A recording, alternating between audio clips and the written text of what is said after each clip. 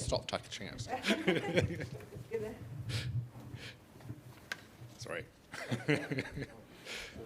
I think it's probably fine, but maybe a bit closer to me might be better for your audio recording. Yep, that sounds good. Yep. It's all positioned adequately?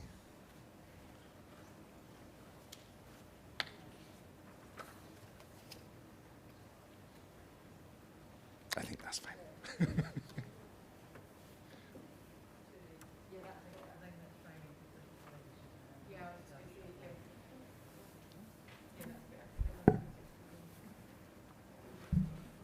I will be holding like that. That looks okay, I guess. World domination is what I always aimed for on my talks. So that's perfect. Thank you. You want to sit on that side, or I'll sit on that? I think maybe here I can because I will need to leave quickly, so maybe here is better. So, Salim? Yeah. Okay. Or no, I don't know. It looks empty.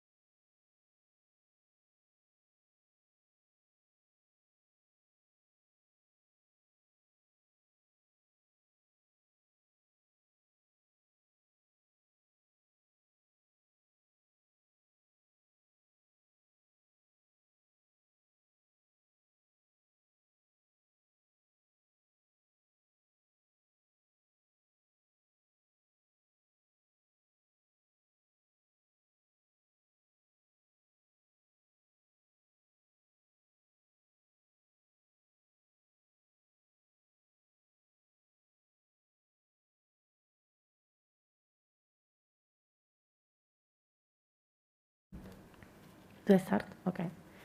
Good morning, everyone, and welcome to the third Capacity Building Hub here in Glasgow. And as you know, the Capacity Building Hub seeks to create a platform and a space for collaboration and exchanges among bodies within and outside the Convention and the Paris Agreement. And over the last year, the PCCB has intensively collaborating with the COP26 presidency through the COP26 Catalyst for Climate Action initiatives and the key events at the Climate Weeks and the PCCB network, of course. And here at the Capacity Building Hub, we will have the chance also to present the work of the action groups of the Catalyst for Climate Action initiative. But now, without further ado, I would like to introduce Mr. Ken O'Flaherty, Ambassador to Asia Pacific and South Asia, to tell us more about the COP26 Catalyst for Climate Action initiative.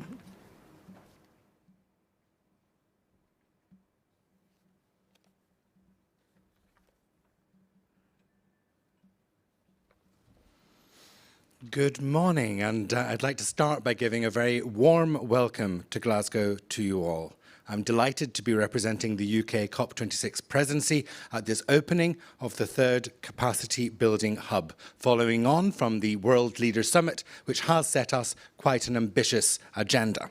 On behalf of the presidency, I'd like to thank the Paris Committee on Capacity Building, or PCCB, for their efforts in bringing the Capacity Building Hub to COP.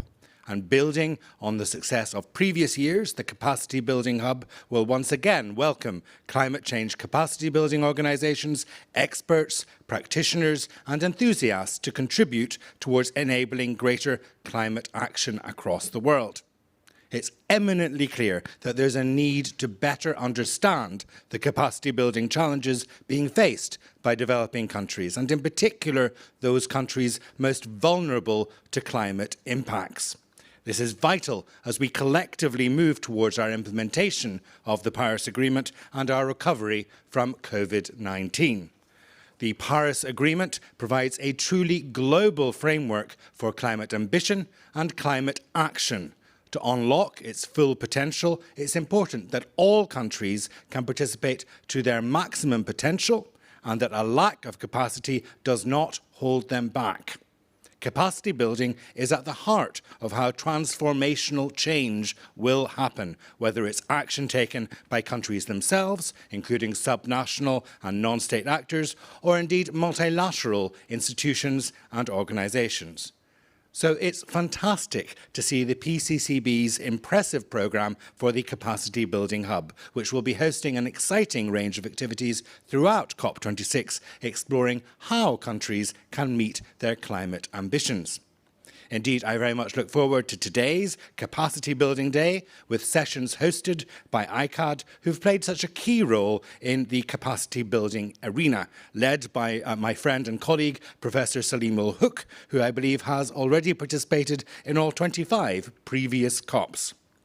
And it's really impressive to see the focus on the role of universities and of research organisations, and that experts on traditional and indigenous knowledge will also play a key role today. So on behalf of the UK government, I'd like to highlight how grateful we are for the strong collaboration with the PCCB and the UNFCCC Secretariat over the past year on the COP26 Catalyst for Climate Action.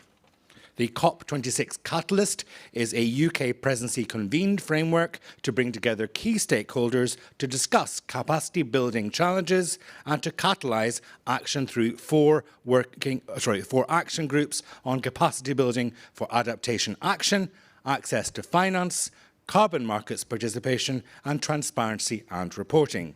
The COP26 Catalyst for Climate Action conducted wider consultation at the UN Regional Climate Weeks in collaboration with the PCCB and the UNFCCC Secretariat's capacity building team. Indeed, I myself was delighted to be able to join the Asia Pacific session. And as part of this collaboration between the UK presidency and the PCCB, I'm delighted that next Tuesday, the 9th of November, the COP26 Catalyst will host a day of activities here at the Capacity Building Hub. Partners from each of the 4 action groups will lead events under the Catalyst themes, which include Adaptation Action, with sessions hosted by ICCCAD, with many thanks to Professors Hook and Khan, and also one hosted by the NAP Global Network. Secondly, around access to finance, with 2 sessions hosted respectively by Germanwatch and the Adaptation Fund. A joint session on carbon market participation hosted by GGGI and Perspectives, and 2 sessions focused on transparency and on reporting hosted by the FAO and TPA and Data for Better Climate Action. The day will end with a discussion and presentation of the COP26 Catalyst Partners recommendations, which have now been published. And we're really looking forward to that session and the accompanying announcements. And finally, do please join us at a concluding session in the UK Pavilion on Thursday the 11th with a call to action for transformational capacity building. Thank you very much once again to the PCCB for hosting and for supporting this COP26 Catalyst activity. And I'd like to end by extending my thanks once again on behalf of the UK Presidency to the UNFCCC Secretariat and all event partners for their extensive efforts in organising what I'm sure will be an inspiring week of capacity building events, and to all partners who will be leading the sessions. I'd like to wish you all the very best for a successful rest of COP26. Thank you.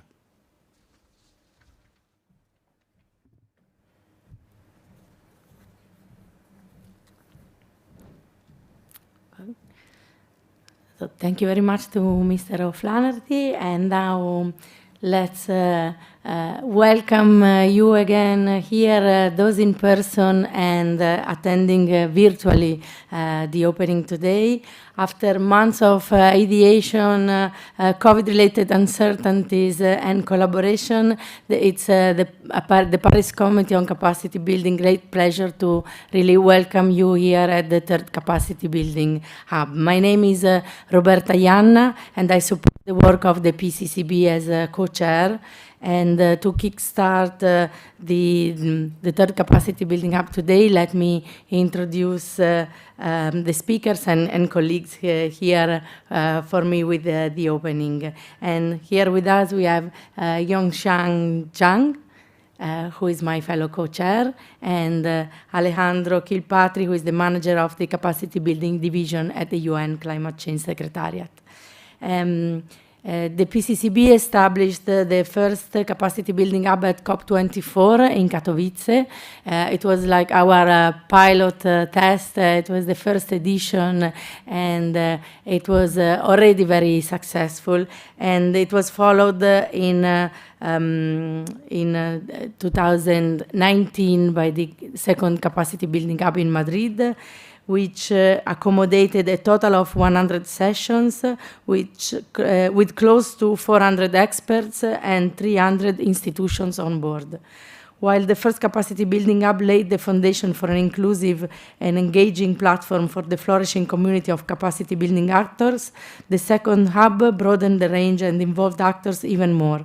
It succeeded in representing the rich diversity of voices, experiences, success stories, and lessons learned on how best to support capacity building in developing countries. The success and significance of the capacity building hubs were acknowledged by a wide array of actors during COP25, placing capacity building in the spotlight of the conference, as parties reviewed the work of the PCCB and agreed on its extension at COP25. They also decided for the hub to become a mandated annual event. Building on the successful experience of previous year, here we are at the 3rd Capacity Building Hub with the aim to continue making the hub a space for sharing experience and solutions and lessons learned, and especially ideas that can enable greater climate action as the world gathers speed towards a climate for sustainable world. 2021 is a defining year, dubbed as the make or break year for climate action. It is time for all the actors involved in addressing climate change to pick up the pace in delivering results that have the capacity to bring lasting and sustainable change and positive impacts for people and the planet in the face of a changing climate. Over the next 6 days, the PCCB hopes to engage a multitude of actors with government actors, international entities, academics, experts from the private sector, representatives from philanthropic organizations and foundations, climate champions, youth representatives, indigenous people and women's organizations, local artists, activists, media figures and influencers, journalists and storytellers, being only some example of that. A call for expression of interest to organize capacity building related events at the third Capacity Building Hub was open from September 1st to September 15 this year, and we received a total of 139 submissions that were carefully reviewed and assessed, and finally we are going to have a total of 41 events here, organized by 38 diverse organizations that we allocated in 6 thematic days. This year, the PCCB also set out on a mission to attempt the mainstreaming of 4 cross-cutting issues, which are gender responsiveness, indigenous people knowledge, youth voices, and human rights, across the program of the third Capacity Building Hub. To this end, the PCCB invited 4 external experts on cross-cutting issues to join the steering committee of the Hub alongside the 4 leads of the PCCB working group and the UNFCCC Secretariat staff members. The third Capacity Building Hub, as you know, will be the space where to share experience and ideas, and we would really like to foster collaboration of bodies under and outside the Convention and the Paris Agreement, and catalyze action across institutions, sectors, and regions to boost collective capacity building efforts, coordinate actions, and build on synergies. Collaborations therefore play a pivotal role at all the stages of every capacity building hub that PCCB hosts. And the space, both physical and virtual, the events it hosts, and the substance and outcomes of the sessions are supported by our lead partners, event organizers, and COP26 hosts.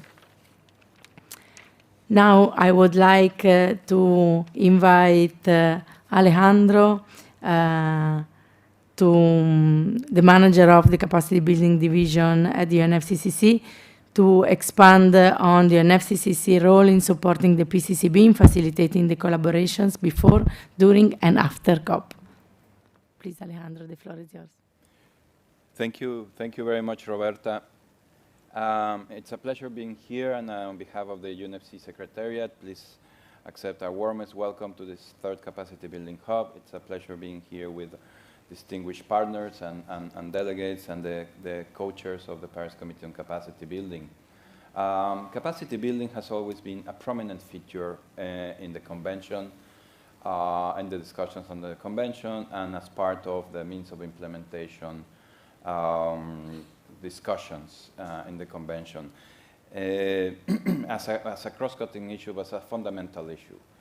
Likewise, the Paris Agreement recognized or emphasized even more the importance of capacity building through a dedicated article, Article 11 of the Paris Agreement, which focuses on the importance of supporting country parties, developing country parties in enhancing their capacities, particularly those countries more affected by climate change or with less capacities, for example, least developed countries and small island developing states.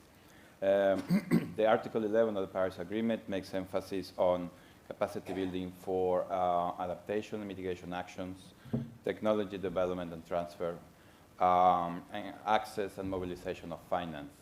All very important aspects that will contribute to reach the goals of the Paris Agreement. As once said by our Executive Secretary, Patricia Espinosa, you cannot have enhanced ambition without capacity building.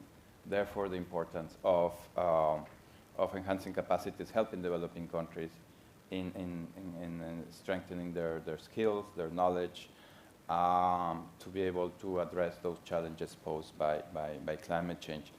The importance of country ownership is there in the Paris Agreement.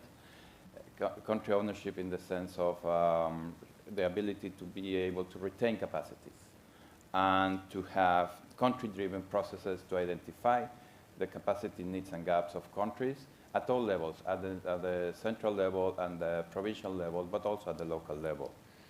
The Article 11 of Paris Agreements also emphasizes on the importance of support to developing countries and collaboration among all parties, but with a special role of developed country parties supporting those more in need, including a strong emphasis on the use of platforms for sharing lessons learned and best practices. All these elements are inherent also in the work of the Paris Committee on Capacity Building, which is, as decided during the last COP in Madrid, the institutional arrangement for the Paris Agreement. So the committee serves the Paris Agreement and therefore has an important role in supporting the implementation of Article 11. Through the various activities of the committee that will be also showcased during this capacity building hub, like the PCCB network, the informal coordination group, and other activities of the PCCB. Our role as Climate Change Secretariat is to facilitate the work of the committee by providing, as required, technical assistance, but also facilitating the engagement of actors and the best use of platforms, for example, like the regional climate weeks, and the connections or interaction with other constituted bodies, for example, the Adaptation Committee, the Standing Committee on Finance, etc. So we're very much looking forward to the discussions here at the Capacity Building Hub, and very pleased to see such a wide range of partners and see how the Capacity Building Hub has evolved. Ambassador from the UK mentioned, for example, our colleague Salim, who has been at all the COPs, but he has also been at all the Capacity Building Hubs. Absolutely. And I hope that will continue. So having said that, I'll hand it back over to you, Roberta. Thank you. Thank you, Alejandro, for setting the context. And I'd like now to invite my colleague Yongchang Zhang, co-chair of the PCCB, to provide our in-person and virtual audience an overview on what to expect on these 6 days of Capacity Building Hub. Please, Yongchang. Thank you, Roberta, and extending a warm welcome, not only behalf me and Roberta and I as the PCCB co-chair, also from 10 other PCCB members and the secretary staff supporting on this event of COP26. Some of them here in person, some virtually, such like our audience. The third Capacity Building Hub will be organized through the thematic days on issues directly linked to capacity building to support enhanced ambitions on climate actions as at all levels. The topic will highlight key areas of capacity building under the Convention and the Paris Agreement. We opened the hub today with the Capacity Building Day in collaboration with our long-term leader partner, International Center of Climate Change and Development. Today, in collaboration with the CDKN Trust, we will host session for Finance and Technology Day. On Friday, our partnership for Adaptation and Resilience Day, clear Environmental and Digital Storytellers, will support us in creating a space to showcase experience, good practice, tools and methodology, and lessons learned from regard to capacity building actions to deliver climate actions focused on climate adaptation and resilient development pathway.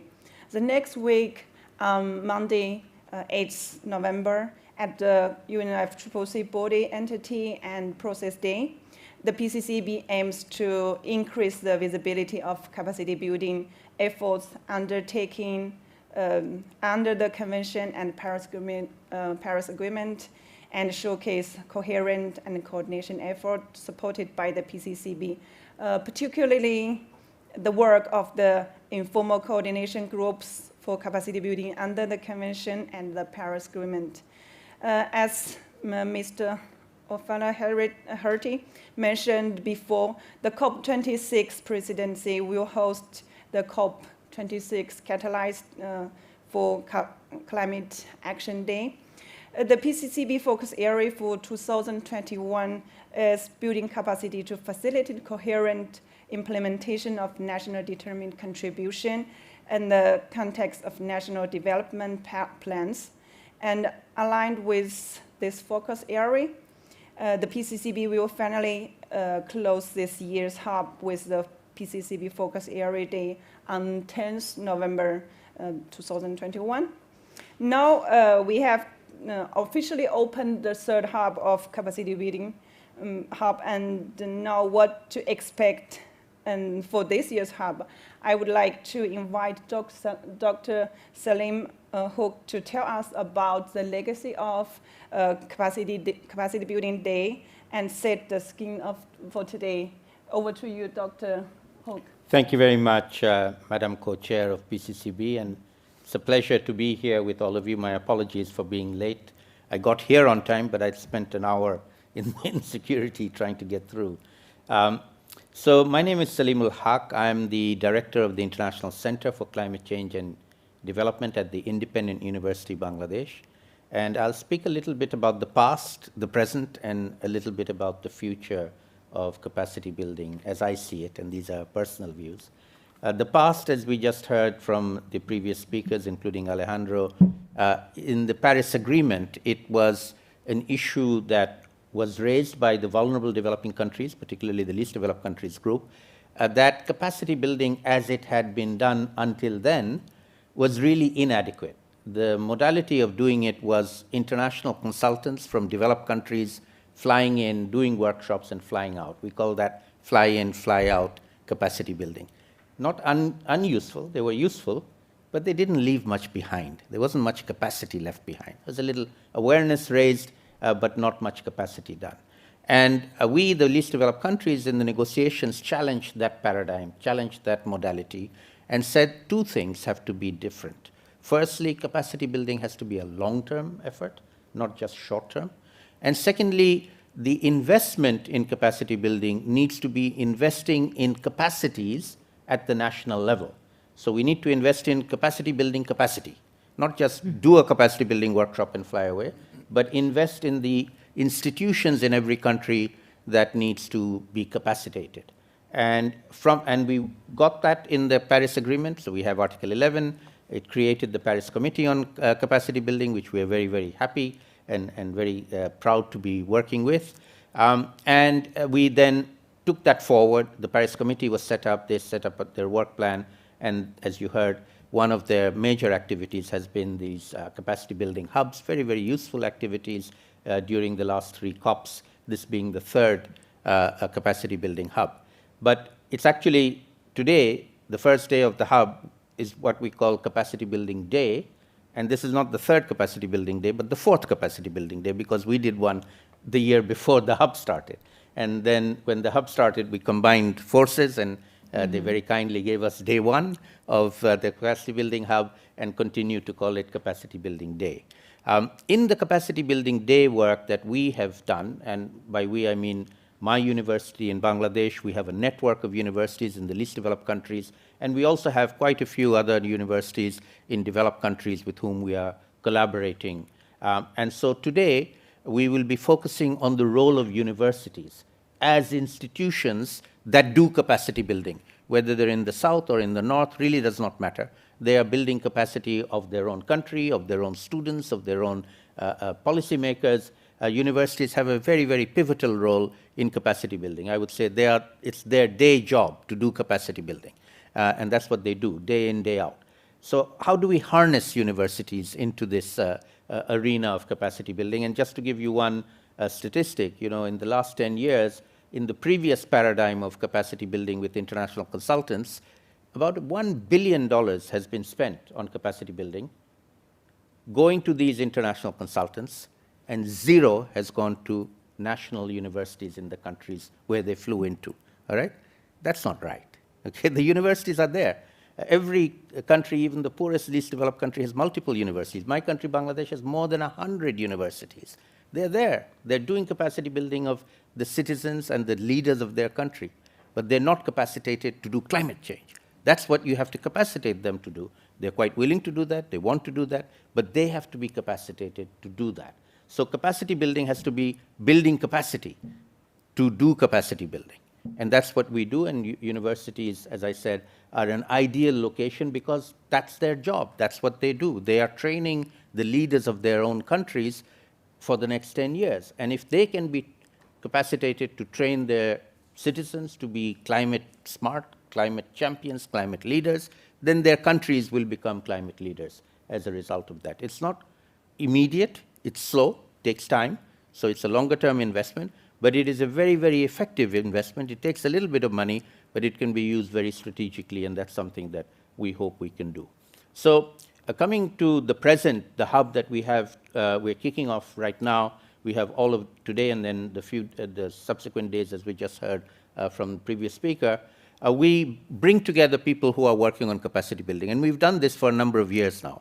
And it's a very, very effective modality of networking, getting to know each other, sharing knowledge and information, getting to know new people who are working in the same space as us, and taking that forward. I often describe the COP as two parallel COPs. One is what's happening inside the negotiations, and that's where the media is focused. They'll talk about that, the politics of it. And then there is things like this, networking, activities, learning, sharing. And to me, this is much more. I spend my time here. I make my office here. I'll be sitting here for the next 6 days, meeting people, listening to the sessions. And this is far more interesting than the negotiations, I can tell you. Negotiations are extremely boring. I'm glad I'm not a negotiator, so I don't have to do negotiations. But I do listen to them sometimes, and I get very, bored with what I hear because it doesn't seem to progress at all. But this time, this place and the people who are here, who are not negotiators, have a lot of knowledge and experience to share. And that's really what we hope the hub will do over the next 6-7 days that we have left. To run these sessions morning till evening. Many people will come through, lot of interactive sessions. We hope that these will be extremely useful. One of the things I'd like to suggest, and very happy to explore further with Alejandro and his team and the PCCB, is how we make more of the story of the hub. Not many people, there's a handful of people here. There'll be more people coming in over the next 6 days, but the vast majority don't know about us, all right? We are tucked up. It's a nice room, by the way, very nice. So congratulations on getting a nice venue. But people are going to walk past downstairs. They'll see the Capacity Building Hub sign. 99% will not bother coming in this room, all right? How do we get our message out to them? How can we be more effective in getting people, not just in Glasgow, but around the world, know more about the work that we are doing here? And I say we, collectively, all of us, all right? We are all in this game together. We need to get our act together on the publicity front better than we have, okay? So I would like us to do some brainstorming around that. And then the final point I'd like to make about the future of capacity building. There used to be a very strong emphasis on capacity building is needed in developing countries. And as Alejandro just mentioned in the Article 11, is a very strong emphasis on supporting developing countries. But I argue against that. Capacity building is needed everywhere. Every country needs capacity building. Even if you're rich, you need capacity building. Mm-hmm. And as it happens, in the last few months, we saw more than 200 people lose their lives from floods in Germany. 50 people in the United States, in New Jersey and New York, lost their lives from floods. In Bangladesh, we don't lose lives anymore. We used to, in the hundreds of thousands. But we have one of the best early warning and evacuation systems in the whole world. We don't leave people behind.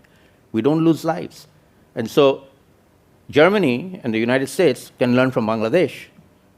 capacity build to adapt to the impacts of climate change because they do not know how to adapt to the impacts of climate change. So this notion that the North knows, the South doesn't know, the North will give capacity to the South is redundant. It's no longer true. Maybe true for emission reduction technologies, but it is not true for adaptation. So as we move forward in the capacity building realm, as we look at adaptation in particular, the knowledge transfer will be South to North.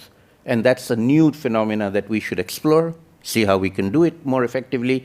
I'm not saying unidirectional, obviously we can learn from each other, but the previous notion of it was the North gives to the South knowledge and money, does not apply for capacity building. We can all learn from each other, and we need to have this new paradigm going forward. And I look forward to the discussions over the next few days here, but then taking them forward beyond here in COP26, and then maybe doing something different or more ambitious in COP27 next year.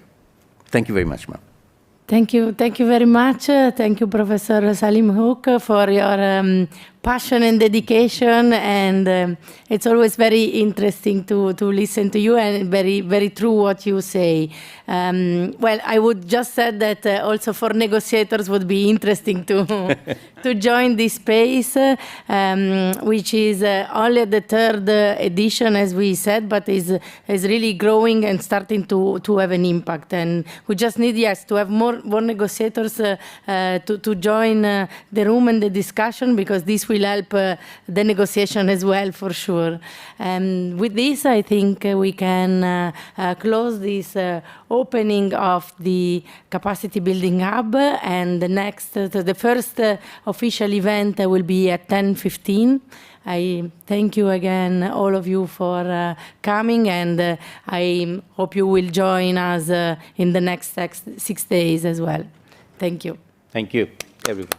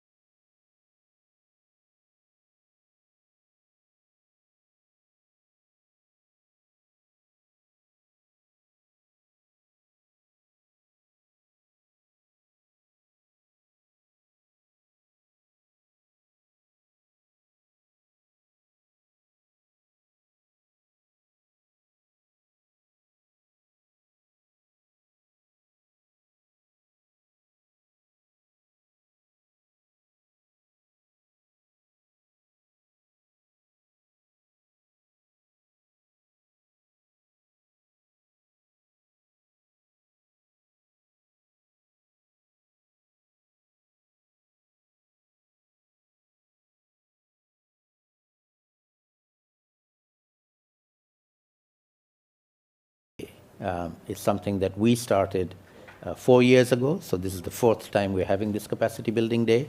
The UNFCCC and the Paris Committee on Capacity Building have been doing the hub for 3 of those 4 years. So when they started the hub, which is a multi-day bringing together people like we are doing here, we agreed to join forces, and we continue to have day 1 of the Capacity Building Hub Day, which is focusing, the work that we focus on is on the role of universities.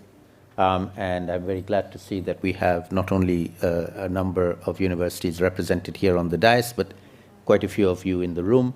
We hope we'll have time to get your inputs and have a conversation about the different actions, activities that are going on, particularly focusing on capacity building and knowledge generation in various universities. And in particular, the opportunity of this hub is a networking opportunity. So getting to know people that you don't know, getting to exchange cards with them, talk to them, and see whether or not there might be potential collaboration to be established going forward.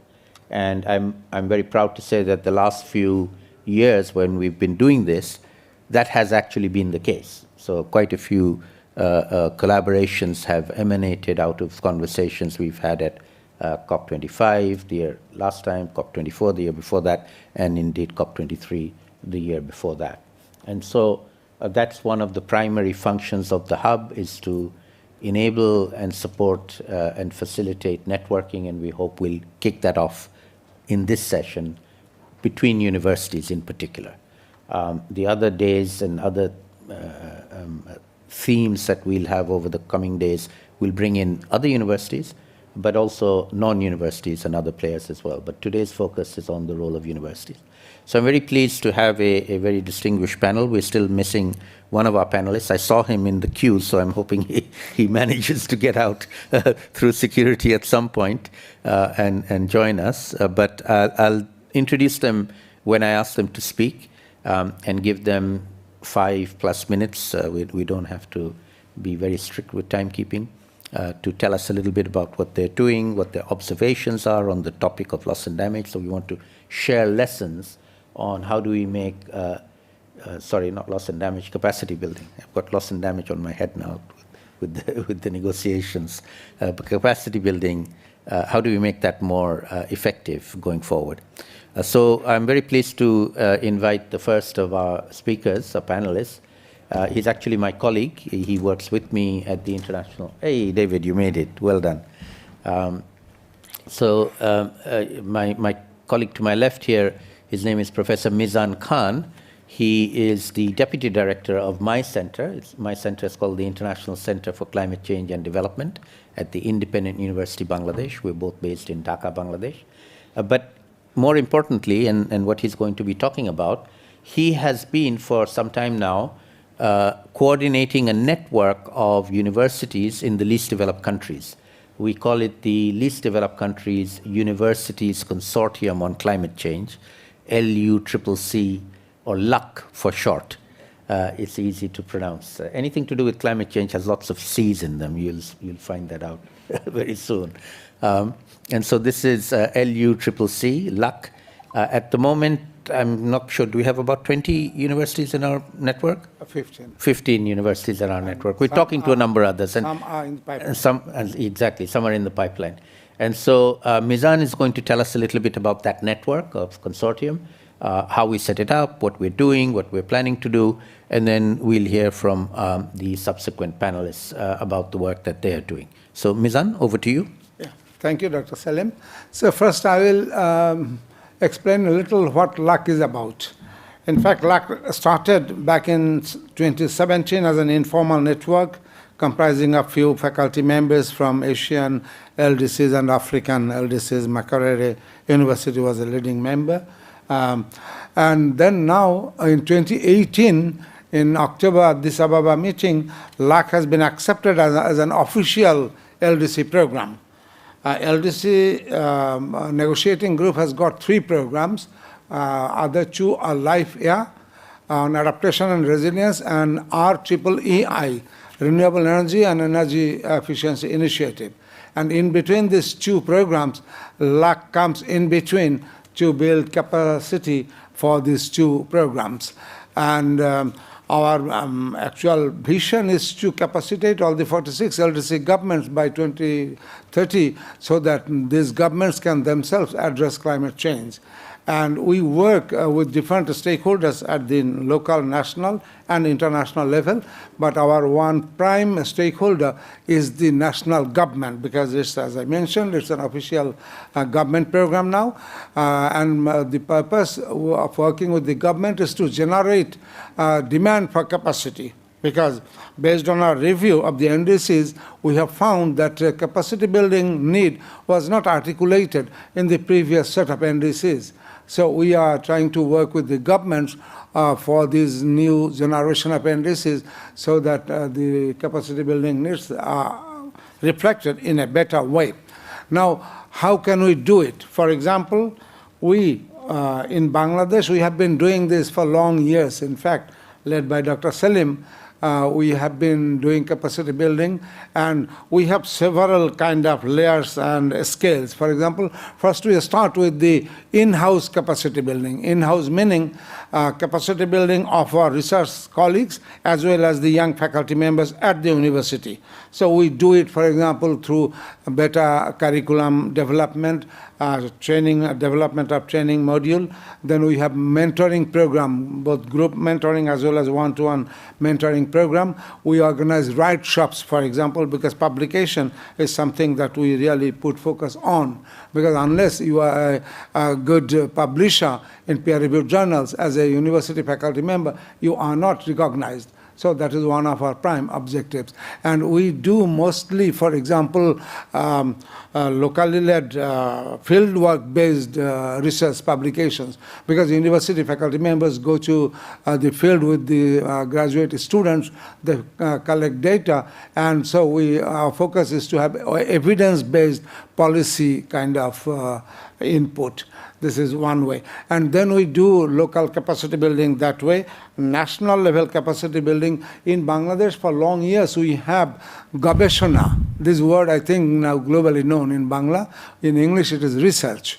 Gabeshona has been established about a decade back, which comprises of the many different stakeholders in Bangladesh, including the universities, NGOs, think tanks, and also the private sector. And we also recommend and urge our LUC members to start with a kind of this national level climate change focused research platform to establish with, because that can buy in many different stakeholders.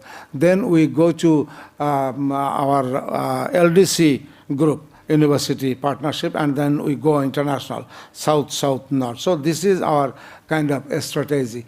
And we had originally 10 founding members. So 10 themes have been allocated to these 10 members. For example, on my left side, David from Makerere, they lead the program on community-based capacity building. We at ICCCAD, we lead loss and damage program. Tanzania, for example, leads the climate finance program, research and all those. Nepal leads about climate diplomacy. So we have divided. And now we have currently 15 members, as Dr. Salim has mentioned, and there are quite a number in the pipeline. And by 2025, we have a plan to cover at least one university from each of the LDCs. And our model is is kind of a hub and a spoke model. One university from each LDCs we take as hub, and that university organizes other universities in that country, in that network under the climate change research platform. So this is kind of our strategy. You know that development partners still are not very keen to fund universities. Dr. Salim in his inaugural speech mentioned about that we are very poor in funding, because development partners prefer to work with the governments. Whatever kind of government, not much matter. to them because it's diplomacy and promotion of national interests. But now gradually the ice is breaking. Development partners are coming to terms that billions of dollars has been spent for the last 30 or 40 years in the name of capacity building, but not much was left behind. So their taxpayers' money, they are now becoming a little keen to fund this kind of university networks, and we are having little progress in having 2-3 projects with little funding, but we expect to be funded in a bigger way because capacity building requires money. So this is what I... Excellent. Thank you very much. Yeah, thank you. Also, just before I invite the second speaker, let me just mention something that Mizan and his team have done. They've been looking at all the NDCs, the nationally determined contributions of all the developing countries.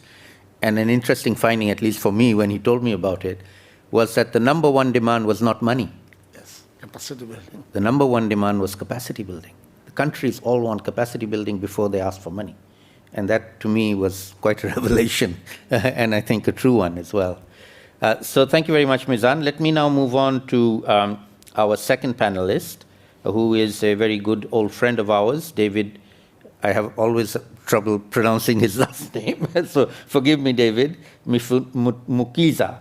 He's from Makerere University, which, for those of you who don't know, is one of the leading universities, not just in Uganda, but in sub-Saharan Africa. And they were also one of the first universities, along with us in Bangladesh, to set up a separate climate change center. It's called the Makerere University for Climate Change Research and Innovation, MUCRI, M-U-C-C-R-I. So, David, over to you. Just share some of your experiences in capacity building so far. Yeah, many thanks, Salim, and good morning, everyone. My apologies. I just arrived yesterday, so I've been running through registration and all the tests. So that's why I'm late. I'm glad I came, though. Thank you very much, Salim. And like he said, my name is David Mfitumukiza. I work with Makerere University, College of Agriculture and Environmental Sciences, and specifically in the Center for Climate Change Research and Innovations. And this center specifically was put in place by the university to serve as a gateway to linking the university to communities in as far as climate change aspects are concerned.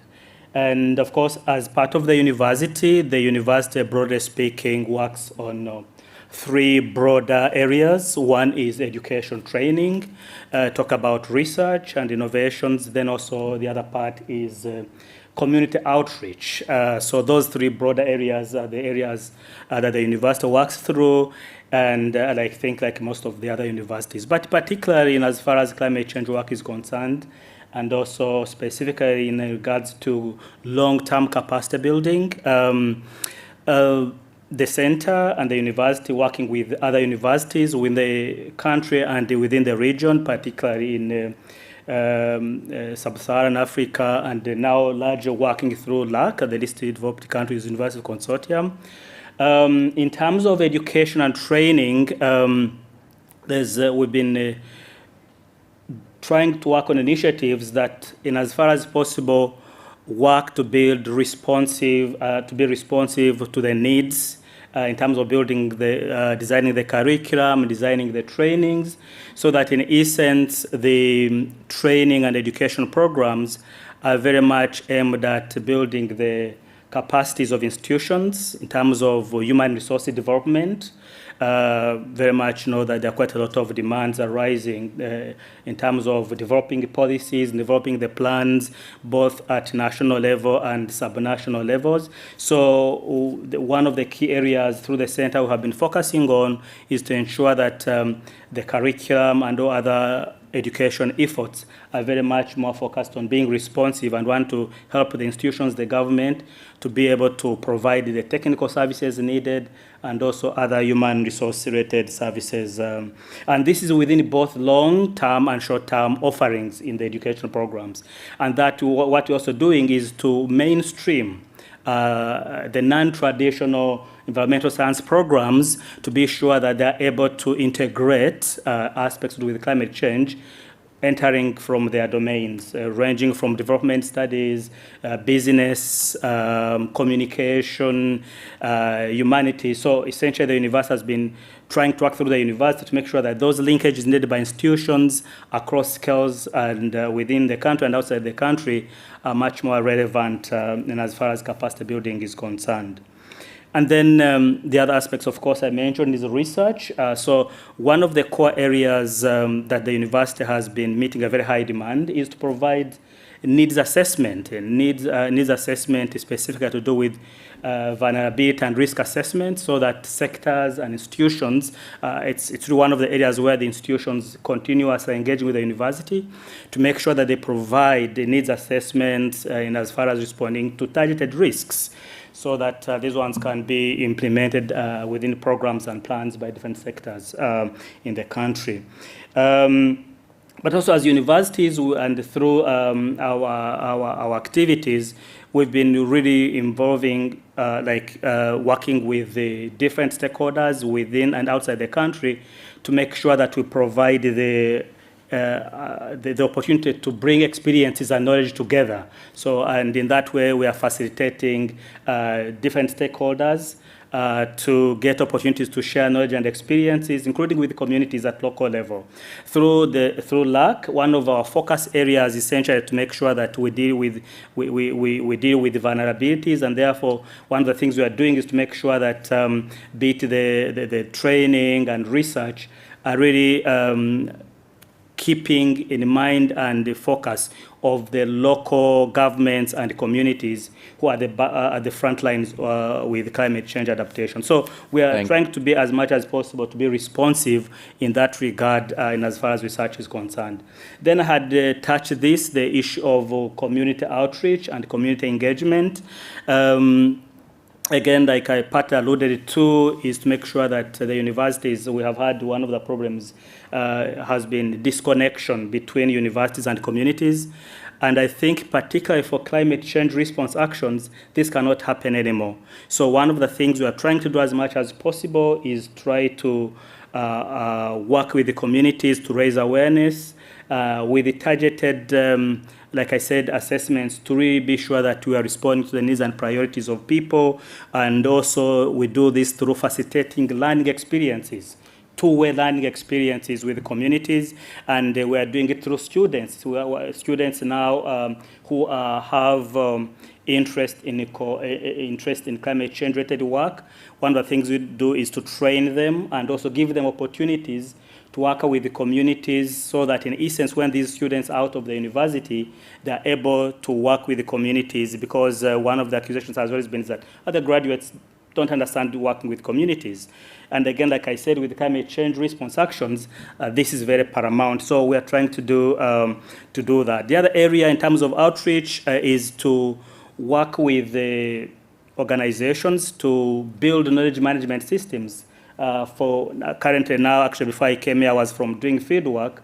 We're working with FAO to develop a knowledge management system for documenting and communicating climate risks, but also to document experiences, because one of the problems we've had in the climate response efforts has been project-based efforts, and in essence, when a project is over, no one knows what happened, no knowledge documented, and so on and so forth. So we're trying to make sure that we provide that role to ensure that we help in managing knowledge and information, so that in essence, we are building the knowledge base that can be able to support future efforts.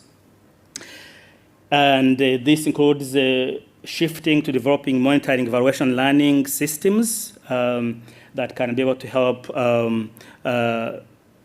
in doing, most specifically, the adaptation that is reinformed by learning, including experiential learning.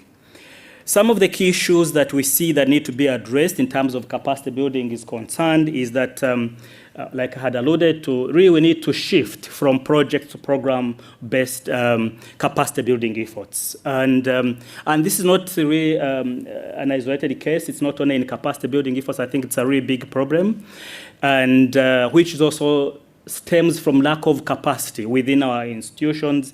For example, you find that if there is a project developed, it's developed by people from outside the institutional systems in a given country. So this causes us to develop capacities to ensure that we have people who can be able to design programs and projects within those programs first, so that we have projects that are really program focused, and that capacity is needed. And this is also a demand for us as universities to be sure that can we have people who can endogenously be able to facilitate program development and project development, and then also be able to manage them, including also be able to bring about, mobilize financing in all spheres that you can talk about. And then also that brings about the issue of capacity building in leadership, governance, climate governance leadership. And this also requires universities to build capacity, institutional capacity to do embedded research and many other areas. And the last bit I wanted to mention is that this will require really a nationally led capacity building efforts, which are hinged on partnerships. It cannot be an individual, it cannot be a university's effort alone. We need to build the capacities with local level institutions, but also international institutions. I'll stop there for now. Thank you. Great. Thank you very much, David, for sharing your experiences at Makerere, who are doing some excellent work. Let me, before I invite the next panelist, say that we have another panelist who is online. I'm going to wait till the end. Hopefully, we'll be able to get him, Andy Large, from Newcastle University. Andy, if you're listening, I'll come to you at the end. I hope you've managed to hook up and will be able to join us. But let me now introduce the next panelist who's here in the room with us, who is Danielle Falzon, who is doing her PhD, or finishing her PhD now, at Brown University. So if any academics here are looking for a bright young faculty, I can recommend her very highly. She did her, although she's at Brown University in the United States, in Rhode Island, she did her master's in Bangladesh with us, and she's now doing her PhD with us in Bangladesh as well. So an example of something I mentioned in the opening session, which is the North can learn from the South as well. And so, Danielle, over to you. Yeah. Can you hear me? Yep, go ahead. Yeah, thank you so much, Salim. So my name is, like Salim said, Danielle Falzon. I have been working with Dr. Huck and Dr. Mizan Khan at the International Center for Climate Change and Development in Bangladesh for about 4 years now, maybe. And I've been really fortunate to learn from the Global South, which is, I think, something that often we assume that all of the knowledge is in the global north, and that's just not true, we know, on climate change. So I want to echo a few things that have already been said. I mean, in terms of building long-term capacity in the global south to do work on climate change, the LUC network, the building of long-term resources in universities that can continue to produce capacity over the long term and train young researchers, young actors who can be leading on climate change is just so important. And I think what we're seeing and why that doesn't exist already is it's not only that capacity needs to be built in countries in the global south, but there's been a hoarding of capacity in the global north until now, not only by global north actors, but also by global institutions. For example, like institutions like UNDP, the Green Climate Fund, they all have these programs to do work in countries to provide resources and support.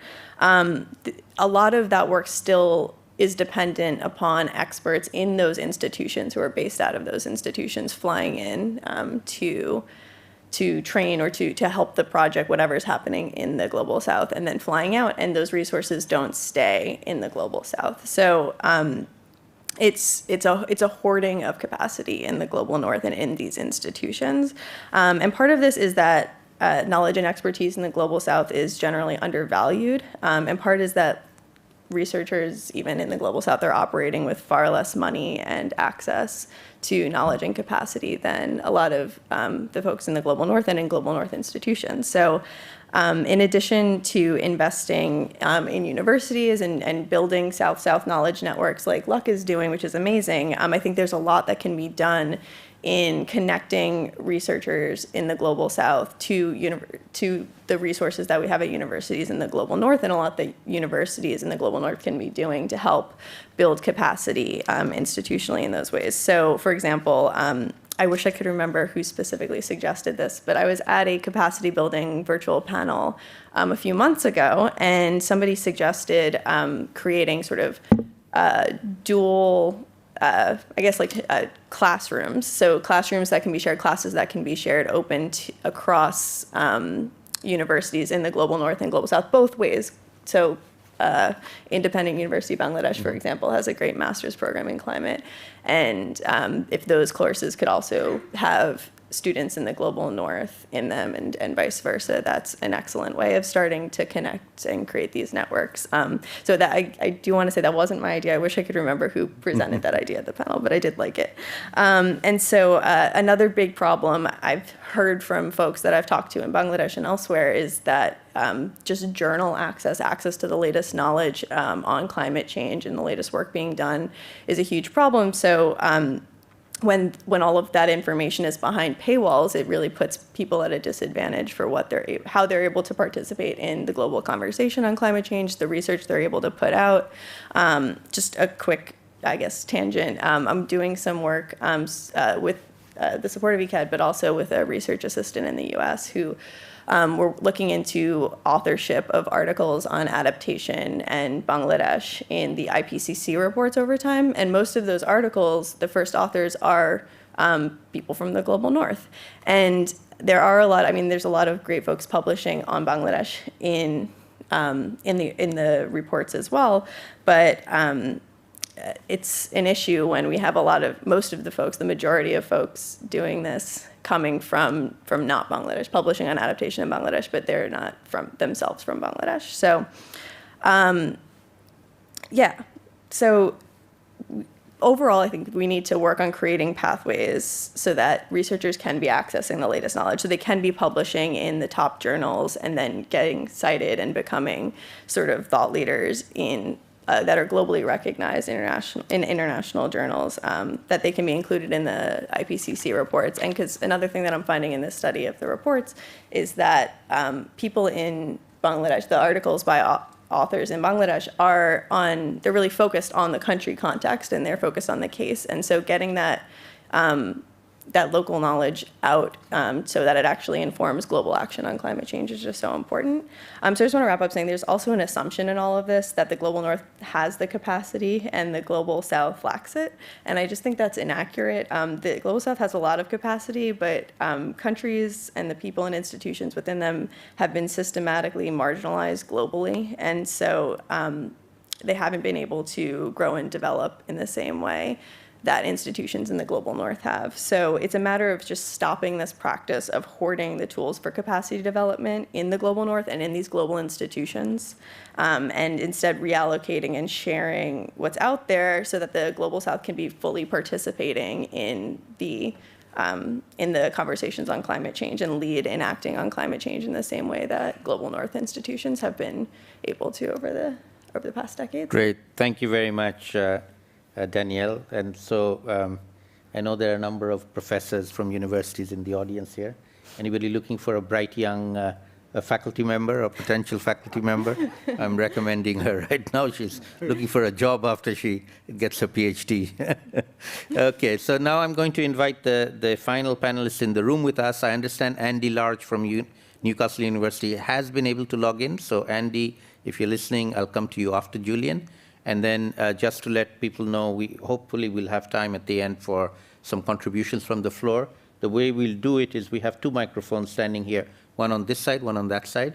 When I open the floor up, I'd invite you to go stand behind one of the microphones, and then I'll give you a few minutes to make your interventions and maybe share some of your activities and knowledge as well. So with that, let me hand over to Julian Williams, who's with the Durham University in the UK, not very far from where we are right now. He and I have been collaborating for a number of years on a number of things and looking at how we do more effective capacity building north-south together, not the north capacity building of the south, but together we join forces and capacitate others, both from the north and the south. Julian, over to you. Thank you very much. So thank you for all the esteemed panelists for giving their views. I just want to echo more or less everything that I've heard so far.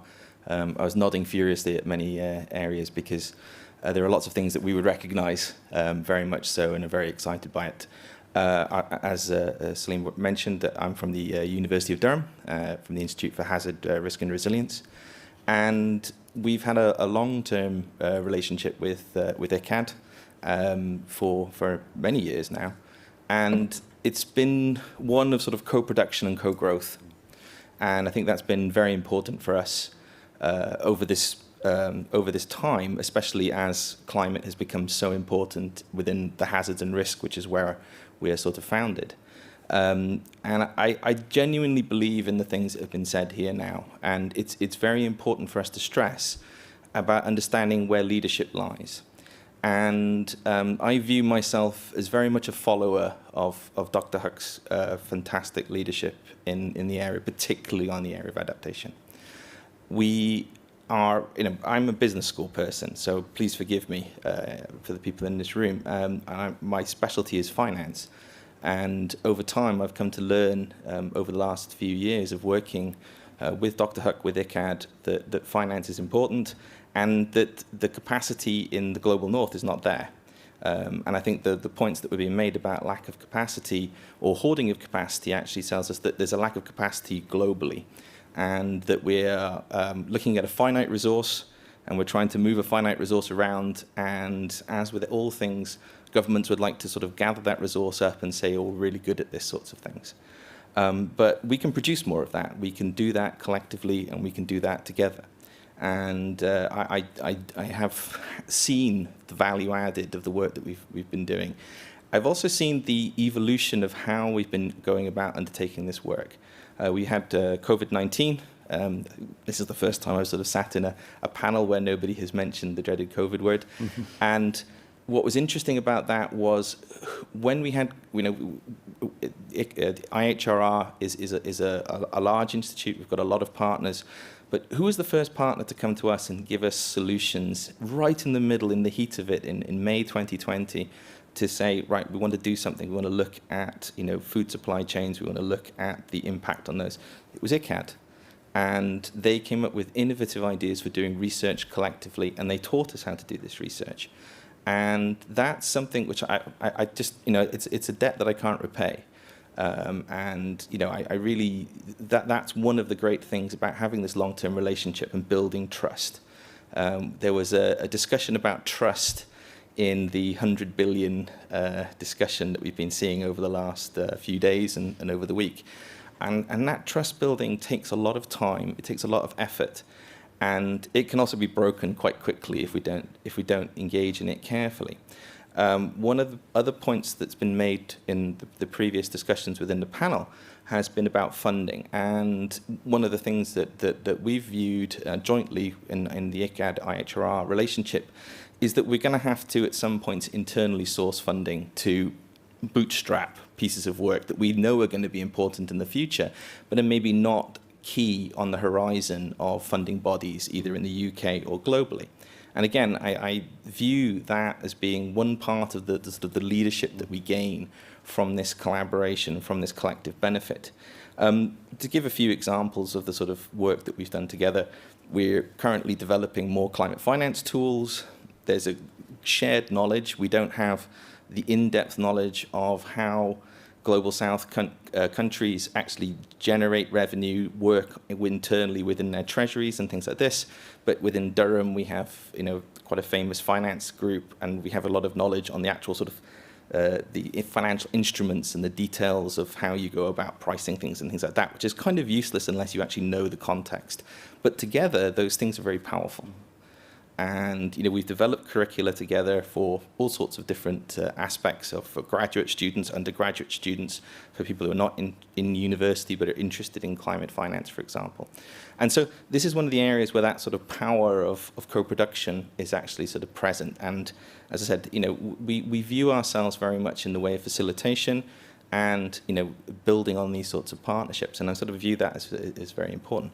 And the next speaker will be Andy Large, who runs a large project which we're all part of and very proud to be part of, called Living Deltas. And that's something where we've been engaging as 55 collaborators across 3 countries, and it's built around the UK's commitment to ODA funding. And so I suppose my last little sort of pleading is to say that that's important, that that's a necessary mechanism for us to do good work, and that's how we build up these partnerships and how we keep that trust together. And with that, I don't feel like I could say more, but I feel that I can sort of... That's great, Julian. Thank you very much for that, sharing your experiences. It's been a pleasure working with you. Before I bring in Andy Large from Newcastle University, let me also mention that one transfer of knowledge activity that we did was he hired one of my bright young researchers as a postdoc. So Dr. Faisal is now working with him rather than with me, or working with both of us, but now based in the UK rather than in Bangladesh. He'll be coming and joining us here at some point. But this fluidity of knowledge exchange is a two-way street, is my point. We are collaborating in genuine partnership here. Andy, are you with us? Can you come in at this point? There you are. Andy, go ahead. Hello, can you hear me? Yes, we can. Salim? Go ahead. Yep. Oh, great. I hear an echo, so I'll try and ignore that. Thank you very much, and can I apologise to all the delegates who are in Glasgow for me not being in Glasgow. I was away on a family arrangement which necessitated my arrival back yesterday, and the intermediate period was grappling with the system to get here. So I'm delighted to be here, and thank you also to Julian for sort of giving me the segue in. I'm based in Newcastle University, and as Julian says, I'm PI of a marvellous project which we do hope can get funding beyond next March. We're due to go to 2025, but as Julian says, we're subject to the current ODA sort of position in the government's deliberations. I just want to, I suppose, I'll mention 4 things briefly, and maybe they'll feed into some of the discussion. Just to reference Julian's comments on trust, we share trust as universities. We share experience, and there's an awful lot we can learn from each other by sharing experiences and understanding our different contexts. And within all of that, there's a need, as we do that, to progress our vocabulary forward, particularly when we talk about climate change adaptation in terms of the equity we're seeking. And so we need, as universities, to move vocabularies on from the traditional discussions of people who are marginalized or poor, and begin to use the self-identifications they propose within their own activism.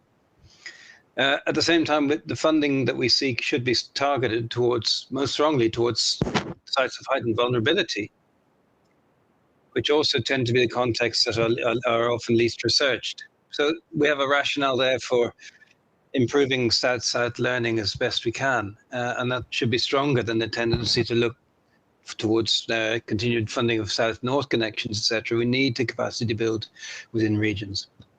Secondly, in terms of our wider role as engaged researchers, we work through methods that align with our values, but often we also at the same time recognize that our work will quite often not overcome deep-seated norms, but we provide tools and methods that can and will be employed locally by actors to their own ends, and there's a lot more we could talk on that. Thirdly, we work in difficult spaces. We work in the difficult space where local actors often meet, and they often reproduce local structures, where researchers are intentionally or working to frame knowledge that can lead to action. We need to know what is it the policymakers or local actors say they want from research. How can we actually engage and deliver early, particularly with climate change, on the challenges faced by policymakers and practitioners? And that sort of level of agreement can come from anywhere, from global agreements to local conversations. And if in that second context, how can we produce work as universities that engages closely with this notion of local knowledge? But also, as we do that, how can we begin to, as universities, share knowledge to address often existing structural inequality within those local knowledge infrastructures? There's a risk in how we work sometimes in terms of how we might elevate certain voices over others, and maybe even entrenched structures. And where people are often deeply marginalized from the civic structures of decision making, and sometimes distrustful, going back to trust of external agencies. Is there a general potential that we as universities can raise communities to be both for this engagement to be both rapid and meaningful? And in that case, what we have to do is work in local languages and highlight local cultural aspects. That's extremely important. And finally, in terms of how universities can help challenge, I suppose, inclusive, urgent, and solutions-oriented adaptation research, there's a range of needs that I think we probably should be trying to highlight. Firstly, we need to share knowledge. We need to create a global knowledge hub. There was a talk firstly from Professor Khan about how we sort of talk about hub and spoke models. How do we share data early for climate change adaptations among policymakers, researchers, and practitioners? And how do we do that using local languages? How can we effectively focus on co-development with the affected people rather than simply reviewing them as research subjects? That's a challenge for us all in universities. How can we get more funding calls, if and when they come about, to be led by the study locations? So not being sort of channeled from the global north to the south, but actually really building the projects within the affected regions, so that the work is immediately relevant. And within that, how do we create a learning and experimental environment for researchers and practitioners to work together effectively to transform current risk adaptation practice? And I'll leave it there, Salim. Thank you very much, Andy. And thank you to all the panelists for some excellent contributions. We have about 20 minutes or so for some open discussion. And the way I'd like to do this is, and I understand we also have some virtual participants who may wish to contribute.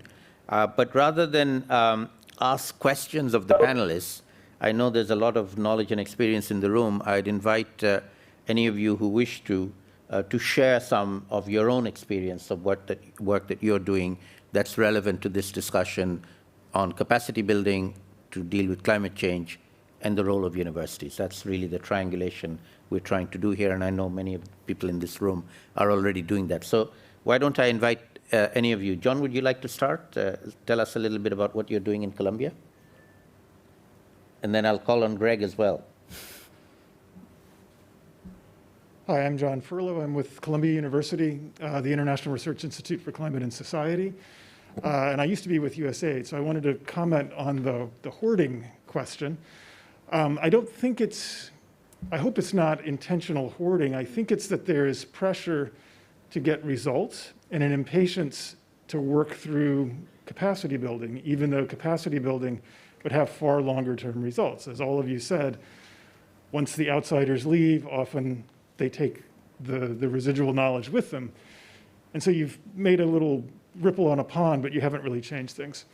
So one of the things that my colleague Melody and I have been working on with Salim, and we want to work more with the LEC network, is what we're calling climate service academies. The idea is that if you're trying to adapt to this global threat, you really need to understand what it is you're adapting to. And that should not come in the form of data from the north, but rather in the form of building the capacity in each country to produce useful climate information out of the Met Department, but also create demand on the user side so that the Met Department with limited resources knows where to focus its efforts on the most valuable information to enable different decisions to be made, to harness the resources or to gather the resources so that farmers, health workers, et cetera, can actually respond to the information. If I tell you there's going to be a drought and you can only do what you do every other year, I haven't helped. And then the key role of universities is that, as Salim says, they last through political regimes, they last through multiple generations, and they are the people who produce the next generation of experts, whether it's policymakers or more researchers or et cetera. And this effort should not be driven by the North. The North should participate, the North should learn from the South, and the South can learn from the North. But it really needs to be a partnership so that the capacity that is built is lasting and is focused on the greatest need in each individual country. And I'll stop there, but thanks, Salim. Great. Thank you very much, John, for sharing that. Greg, would you want to share some of your experiences? Hello, I'm Greg Walker from Oregon State University in the U.S. What I will do is share with you a challenge that I have yet to overcome. And many of you know this, that in 2016 in Marrakesh, Salim led a group of faculty from a number of universities at a half-day workshop on the role of universities. And part of it was the creation of LUC, which Mazan directs so wonderfully. The other was to try to develop a collaboration between universities in the Global South and universities in the Global North around capacity building. And the name was the Universities Network for Climate Capacity. And at that time, Salim's university and my university signed a memorandum of understanding to get this off the ground. And there are a lot of networks of universities, we all know that, around different climate change issues. But can we think of one that truly tries to provide a platform for Global South universities and Global North universities to work together on their shared capacity building interests and address gaps and needs? We haven't gone very far with the UNFCCC. For various reasons, and part of it is just a challenge, and I invite everybody to give me advice on how to overcome the challenge. As Salim knows from the history of this, it should have been off the ground a while ago without blaming people, going into reasons, but we had a change in administration at my university, and the provost who I worked with was a strong advocate. He retired, and for the new provost, it was a different set of priorities. And my university, which has wonderful climate scientists, climate change scientists, we have a bias towards scientific and technical and less toward the social sciences. And so it's been an uphill battle. Now, we still need a Global North University to serve as a co-leadership role with Independent University of Bangladesh and with ICCCAD. If not my university, then we find another university that can play that role. As Salim knows, we put together an excellent steering committee representing really the diversity of the global community. And so the challenge that I say is, how do we persuade our university administrators that capacity building matters? And I've been unsuccessful to do that. I mean, I get some colleagues who pat me on the back. I brought a number of students in on some projects. We developed a little LinkedIn group and a little Facebook group that people sometimes post things on, but it's never gotten the momentum that, say, LUC has done. And I admire LUC's success. So I turn to you and think about the role of universities and all the comments that we've heard from our panelists, and then I pose the question, how do we, in fact, move forward on developing really a strong consortium or network of universities from the Global South and Global North to learn together, to work together, to share experiences much like the ones that we have with many of you in this room. And I'll leave it at that. So it's not so much a success story, but a challenge and an opportunity that still remains on the books. Absolutely. So thank you so much. Thank you very much for sharing that, Greg. One networking opportunity might be to talk to John, who knows a lot of people in USAID because he used to be there, and see whether we can maybe have a coffee with them while we're here and make a pitch. Hi, Please, my name's, if you'd like to introduce yourself. Hi, my name's Beth Button. I'm from the Association of Commonwealth Universities. We're a global network of 500 member institutions covering the 53 of the Commonwealth's member states. And we work a lot on capacity building funded projects and research initiatives with partners all over the world. But one that may be of interest to partners here is we did a climate impacts research capacity leadership enhancement program, which is quite a mouthful. We call it CIRCLE. We've just done an independent evaluation on that program and particularly looking to share the learnings from that to support the future capacity development programs elsewhere. And we've also developed a high-level communique looking at equitable partnerships, which we did in partnership with the Africa Research Universities Association and others. And so I've got cards and would be happy to share some of this with people present. Excellent. That'd be very nice. Thank you very much. We'd be very interested in finding ways to collaborate with the Commonwealth universities. Yes, please. Go ahead. Use the microphone.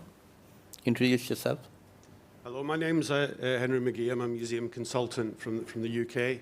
And I wanted to share an example of what we think is capacity building in action. Building on like the event of the COP as a catalyst. So, of course, within the Framework Convention, it has an aspect on the importance of education and training and awareness and public participation. And so last year, with my colleague Rodney, we launched a design competition, international, open to anyone. And the aim is partly to raise awareness of the elements of action for climate empowerment so that people can understand, the framework. Got 264 responses from 48 countries. And what we aim to do, so we have a website that gathers together a lot of these ideas. It's called Reimagining Museums for Climate Action. How can we involve people in reimagining the actual institutions so that they can provide them with effective services, And so we have an exhibition across the road in Glasgow Science Centre. We have the website and various other resources available. And so we think that this is like, how can we involve more people like in the COP process, but in a very informal way? And so building on academic research. So thank you. Excellent. Thank you very much. I think, you bring up a very good point in that, although we focus on universities, it isn't confined to universities.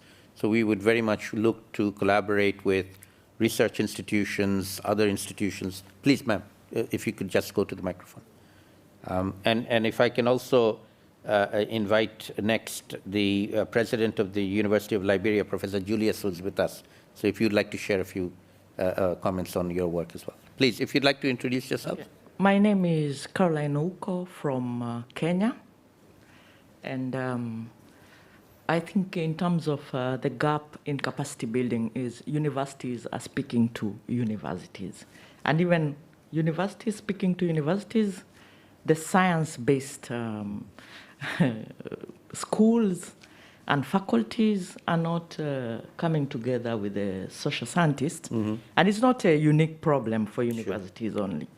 We are also facing it because I'm a researcher, I'm not from a university, but when we get very good results, how to translate them into action is becoming very difficult because unless you get a very good communication person to repackage the findings so that you communicate to the various audiences in a way they can capture the issues, then you end up with good findings. So I think if we can crack how do we address that particular problem, then we can have more efforts and also have a very positive capacity building done. Thank you. Excellent. Very, very good point. In fact, President Julius, if you'd like to take the mic. So one of the things, we did a bit of research with a number of universities, North and South together, led by Professor David Lewis at the London School of Economics. And we looked at incentives for faculty members to do this exact thing, collaborate beyond their narrow silo of specialization. And there isn't a lot of incentive to do that. The incentive is stick to your work, publish, and that's it. Don't talk to other people. Don't talk to non-university people. No, you're going to get no credit for doing that. And so we need to revisit the incentives that those of us who are in universities have to do the work that we do. President Julius, please. Thank you very much, and we are happy to be here with you today. You were looking for the university. I'm looking for a smart person. I will be happy to receive her in Monrovia. There you are. We're in partnership with the United Nations Next system stop, Liberia. and the Environmental Protection Agency in Liberia. We have been able in the past 2 years to establish an undergraduate and graduate program in environmental science, biodiversity, and climate change at the University of Liberia. And since that time, the interests of young people into the whole program have taken it from just 50 students to over 300 students for now. And so the issue of capacity building has become a major thrust for us. At the graduate level, we are anticipating building more capacity of our faculty so that we will have those who have done their doctoral work to be faculty members for the graduate programs, and at the same time see how best we can engage our faculty in research on the whole issue of climate change and environmental science in Liberia. We're just starting, and therefore we hope that research will be a major thrust of the work we do in Liberia, and we will be happy to partner or collaborate with these different institutions. I'm happy to hear the program at Macquarie that David is involved in, and we see how we can explore that possibility for such a program working in the University of Liberia. Our undergraduate environmental science program is lodged in our College of Science and Technology, and the graduate program support that arm of students who are interested. And so we came to this COP26 exploring possibility for partnership, collaboration with academic people, researchers, to see how we can improve the capacity of our faculty in the area of research, but also collaborate in different programs from around the world. Thank you so much, and we are exploring as we go forward. Thank you very much, President Julius. Please, ma'am, if you'd like to go to the mic, and then you can follow her. Hi. My name is Alicia Perez-Porro. I'm the Deputy Director of our research center in Spain, CREAF, that focuses on ecology of climate change and biodiversity. And I wanted to, following up to the delegate from Kenya, the thing that we found out that it was useful for us to connect the knowledge that our researchers are creating with policymakers and decision makers was to do partnerships with intergovernmental organizations to create capacity building on environmental diplomacy and climate diplomacy. So we recently partnered with the Union for the Mediterranean, which gave us access to the north of the Mediterranean and the south of the Mediterranean. And we created this 3-day workshop for both diplomats and researchers in environmental and climate diplomacy. I have to say that it was partially a success because some of the problems that we were having is that like we were commenting right now, to get researchers, PIs, to participate in these workshops was difficult because they were not interested. PhD students, postdocs, they were highly interested. But once the researchers were established, they didn't have the time and we didn't have the incentives to make them participate. So we got only a couple of them. But I have to say that overall, the diplomats were super happy to be able to interact directly with the people producing the knowledge and that they were understanding the science behind the knowledge way better than just by reading a paper. And I think that for the researchers was a way to understand that they needed training to transfer this knowledge and that we need spaces, and that's my whole point. We need also, as universities and research centers, we can also create spaces where these both communities that need to interact together can talk and can learn both languages. Thank you. Absolutely. Thank you very much. Very, very good lessons. Yes, please, go ahead. Hi, I'm Samira Karash from Université Côte d'Azur in France. And I want to share with you the experience we have on this topic. We've launched a socially sustainable innovation program, and we are working with the co-creation process and design thinking approaches, which are based on human-centered based, and we try to identify challenges within companies or NGOs or any kind of challenge, and we create multidisciplinary teams that co-create with the stakeholders, and we launch like that. We try to contaminate both students and managers and people from the companies and the civil people. And for instance, we've launched a very nice project in Mediterranean. We have identified 5 villages with eco, responsibility, development, etc. challenges, and we sent their students, and they worked with local people, and they worked together, North and South people, and they came out with very nice innovation. And we are trying now to scale up this model because, of course, it concerns a few students, but we try to scale up this kind of approach. Thank you very much. That's very, very interesting. There are lots of innovations going on around the world in terms of universities becoming more proactive in engaging with young people, with policymakers, with local communities. And in my view, that it should be encouraged, should be enabled, should be incentivized, and that's where we will be able to tackle climate change in my side of the equation, which is about adapting to the impacts of climate change, which is now universal. All countries are going to have to adapt, whether we like it or not. But universities, I think, need to step up our game in terms of using information more effectively. Just publishing in peer-reviewed journals, which used to be the one and only criteria for successful career in academia, simply is not good enough anymore. We need to be able to broaden our horizons, broaden our incentives. Before we end, can I ask if there's anything online? Fahad, do we have anything online? Any questions from the virtual audience? No, okay.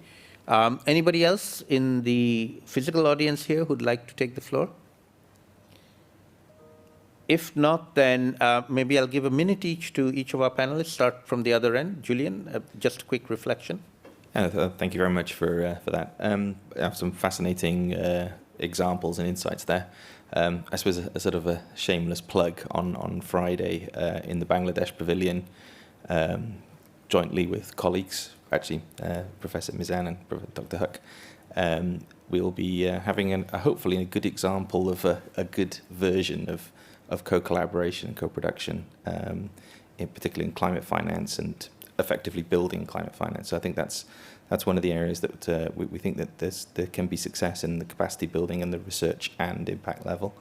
But just to sort of reflect on the points that were made earlier on about how to sell this to university administrators, it's difficult, and we have to be brave. I think that's one of the lessons that I've learned from numerous events like this, and particularly this one, is that being brave is important, and we have to stand up and be brave in this way. And it can be difficult to face down people and say, this is important, we have to do it. And effectively, the financial side may not be the most important thing that's there. We need to be able to show leadership, and the leadership has value as well. And so I think that bit there as a takeaway, so a bit of bravery is important.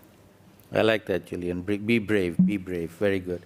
And I think, the corollary of that is that one of the reasons why it is difficult to get things to change is because business as usual is so entrenched. Challenging it is not easy.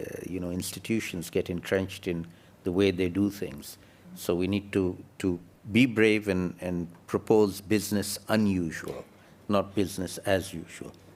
That's right. Danielle, what's your takeaway message? Yeah, I mean, that's really exactly what I was just going to say. I think drawing together a lot of the comments that we heard is that John, I believe, mentioned earlier with regard to my comment about capacity hoarding, that it's maybe not intentional, but it is the way that a lot of these institutions have been set up. And we're all in institutions at universities and elsewhere. And so if we really take a moment to examine sort of the structural, I should mention I'm a sociologist, so I'm obligated to bring up social and institutional structures here.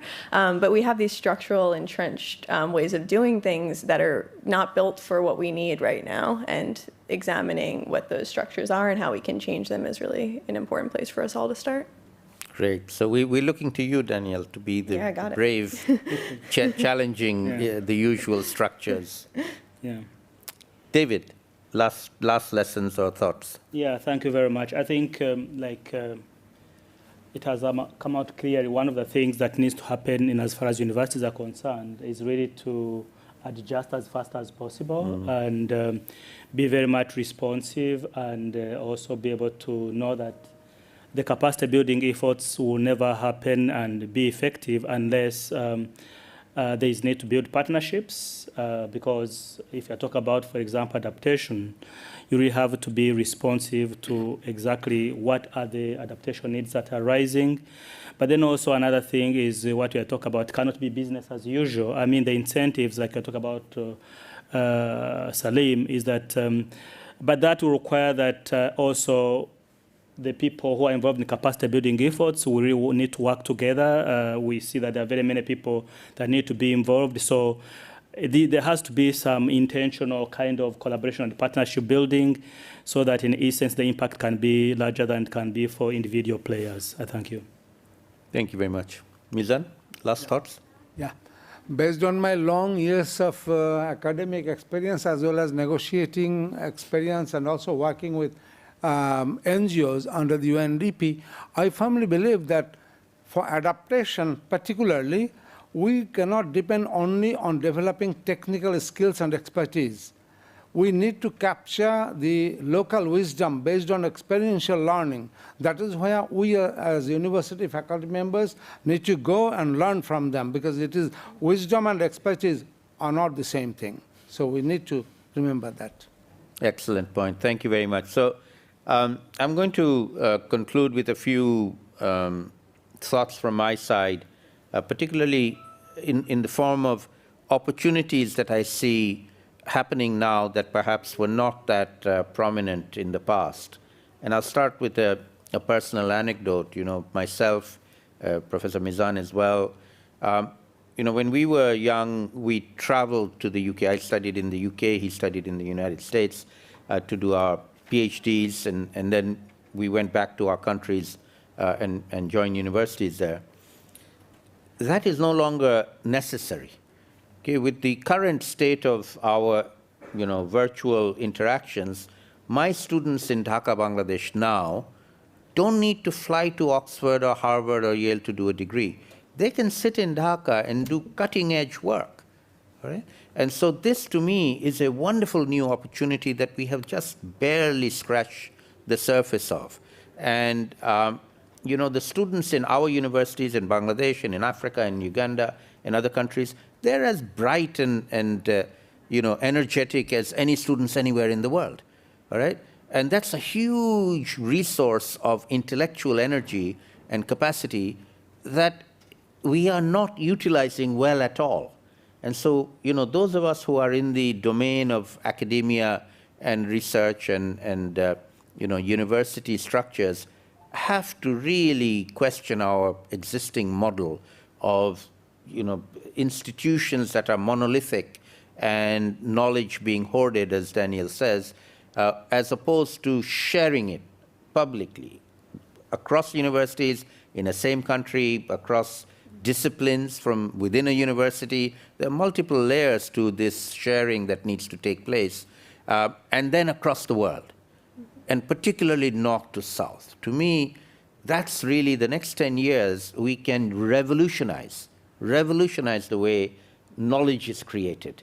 We can make it a global knowledge co-production between South and North at the academic level, but people more generally at the people level.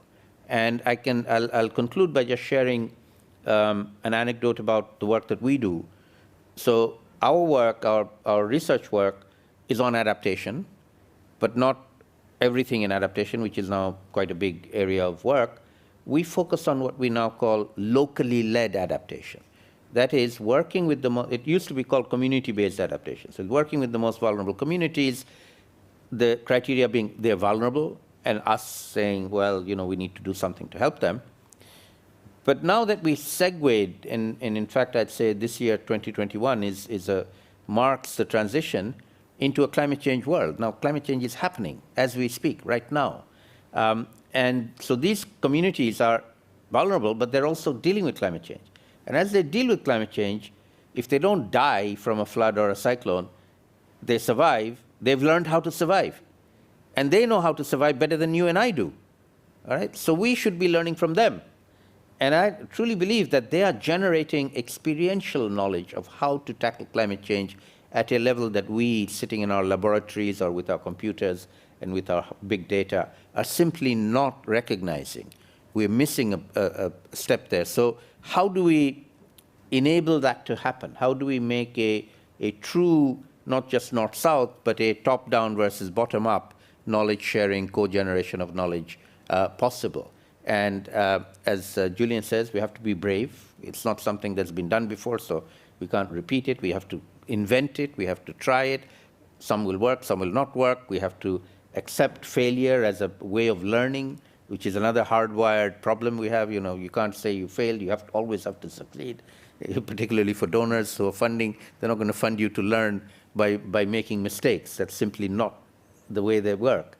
And so we have to challenge the business as usual in many different arenas: funding, academic institutions, working within silos of disciplines.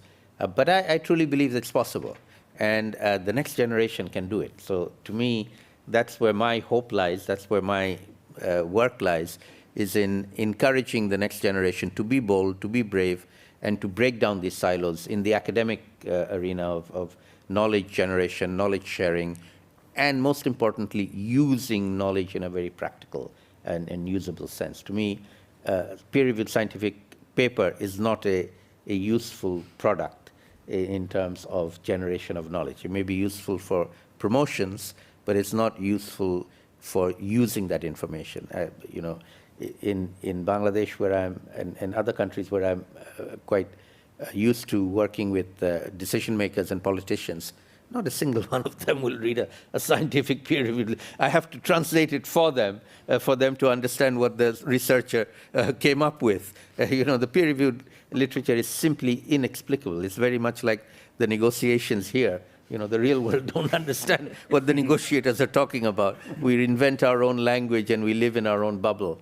We have to break that up, and we have to be able to cut across these different bubbles. So thank you very much to our panelists. Thank you for being with us. Let's give our panelists a hand. And thank you for all of you who contributed, all of you who stayed with us. I hope you'll come back to future sessions that we'll be holding here over the course of the next few days. Those of you who have not been to these hubs before, I recommend them very highly. They're good places. You meet interesting people, and it's a great place to network. So thank you very much. I think hand over to the organizers. What time is the next one? 45 minutes. Okay, so we have a 45-minute break. Thank you.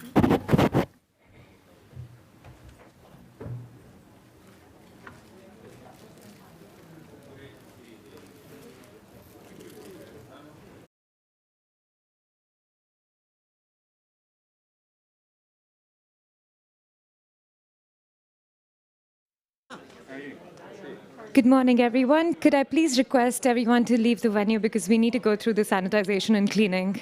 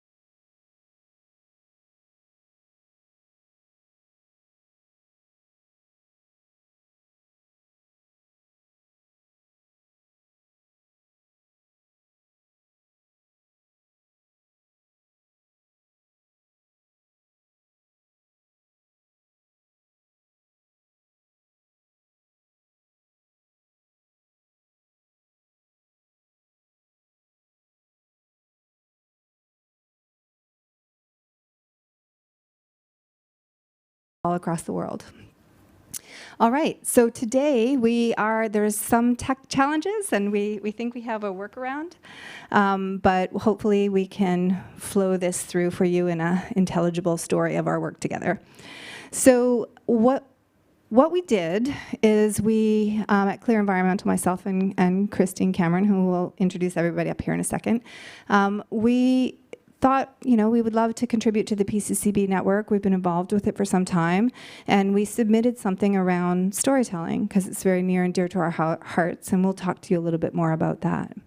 So when we did that, the PCCB network came back to us and said, we'd love you to do this. Could you do it in collaboration with these other folks, Digital Storytelling in Australia? We didn't know them at all. So we made new friends, and we created the Climate Storytellers Collective together. And that's an ongoing project, an ever-expanding project, and we'll talk to you a little bit more about that as well.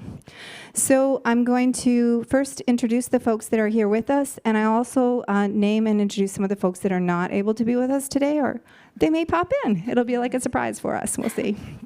So Chris, if you want to go ahead first. Sure. Hi. I'm Christine Cameron, and I'm a scientist and activist at Clear Environmental. And so with Deb, we created the Climate Storytellers Collective, as well in collaboration with Digital Storytellers.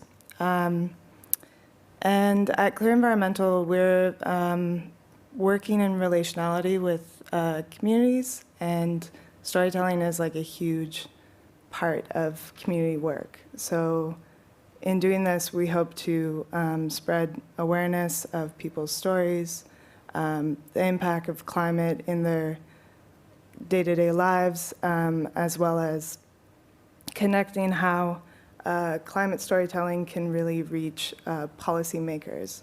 And that's by bridging that communication connection. Thanks. Thank you. All right. Go ahead and introduce yourself.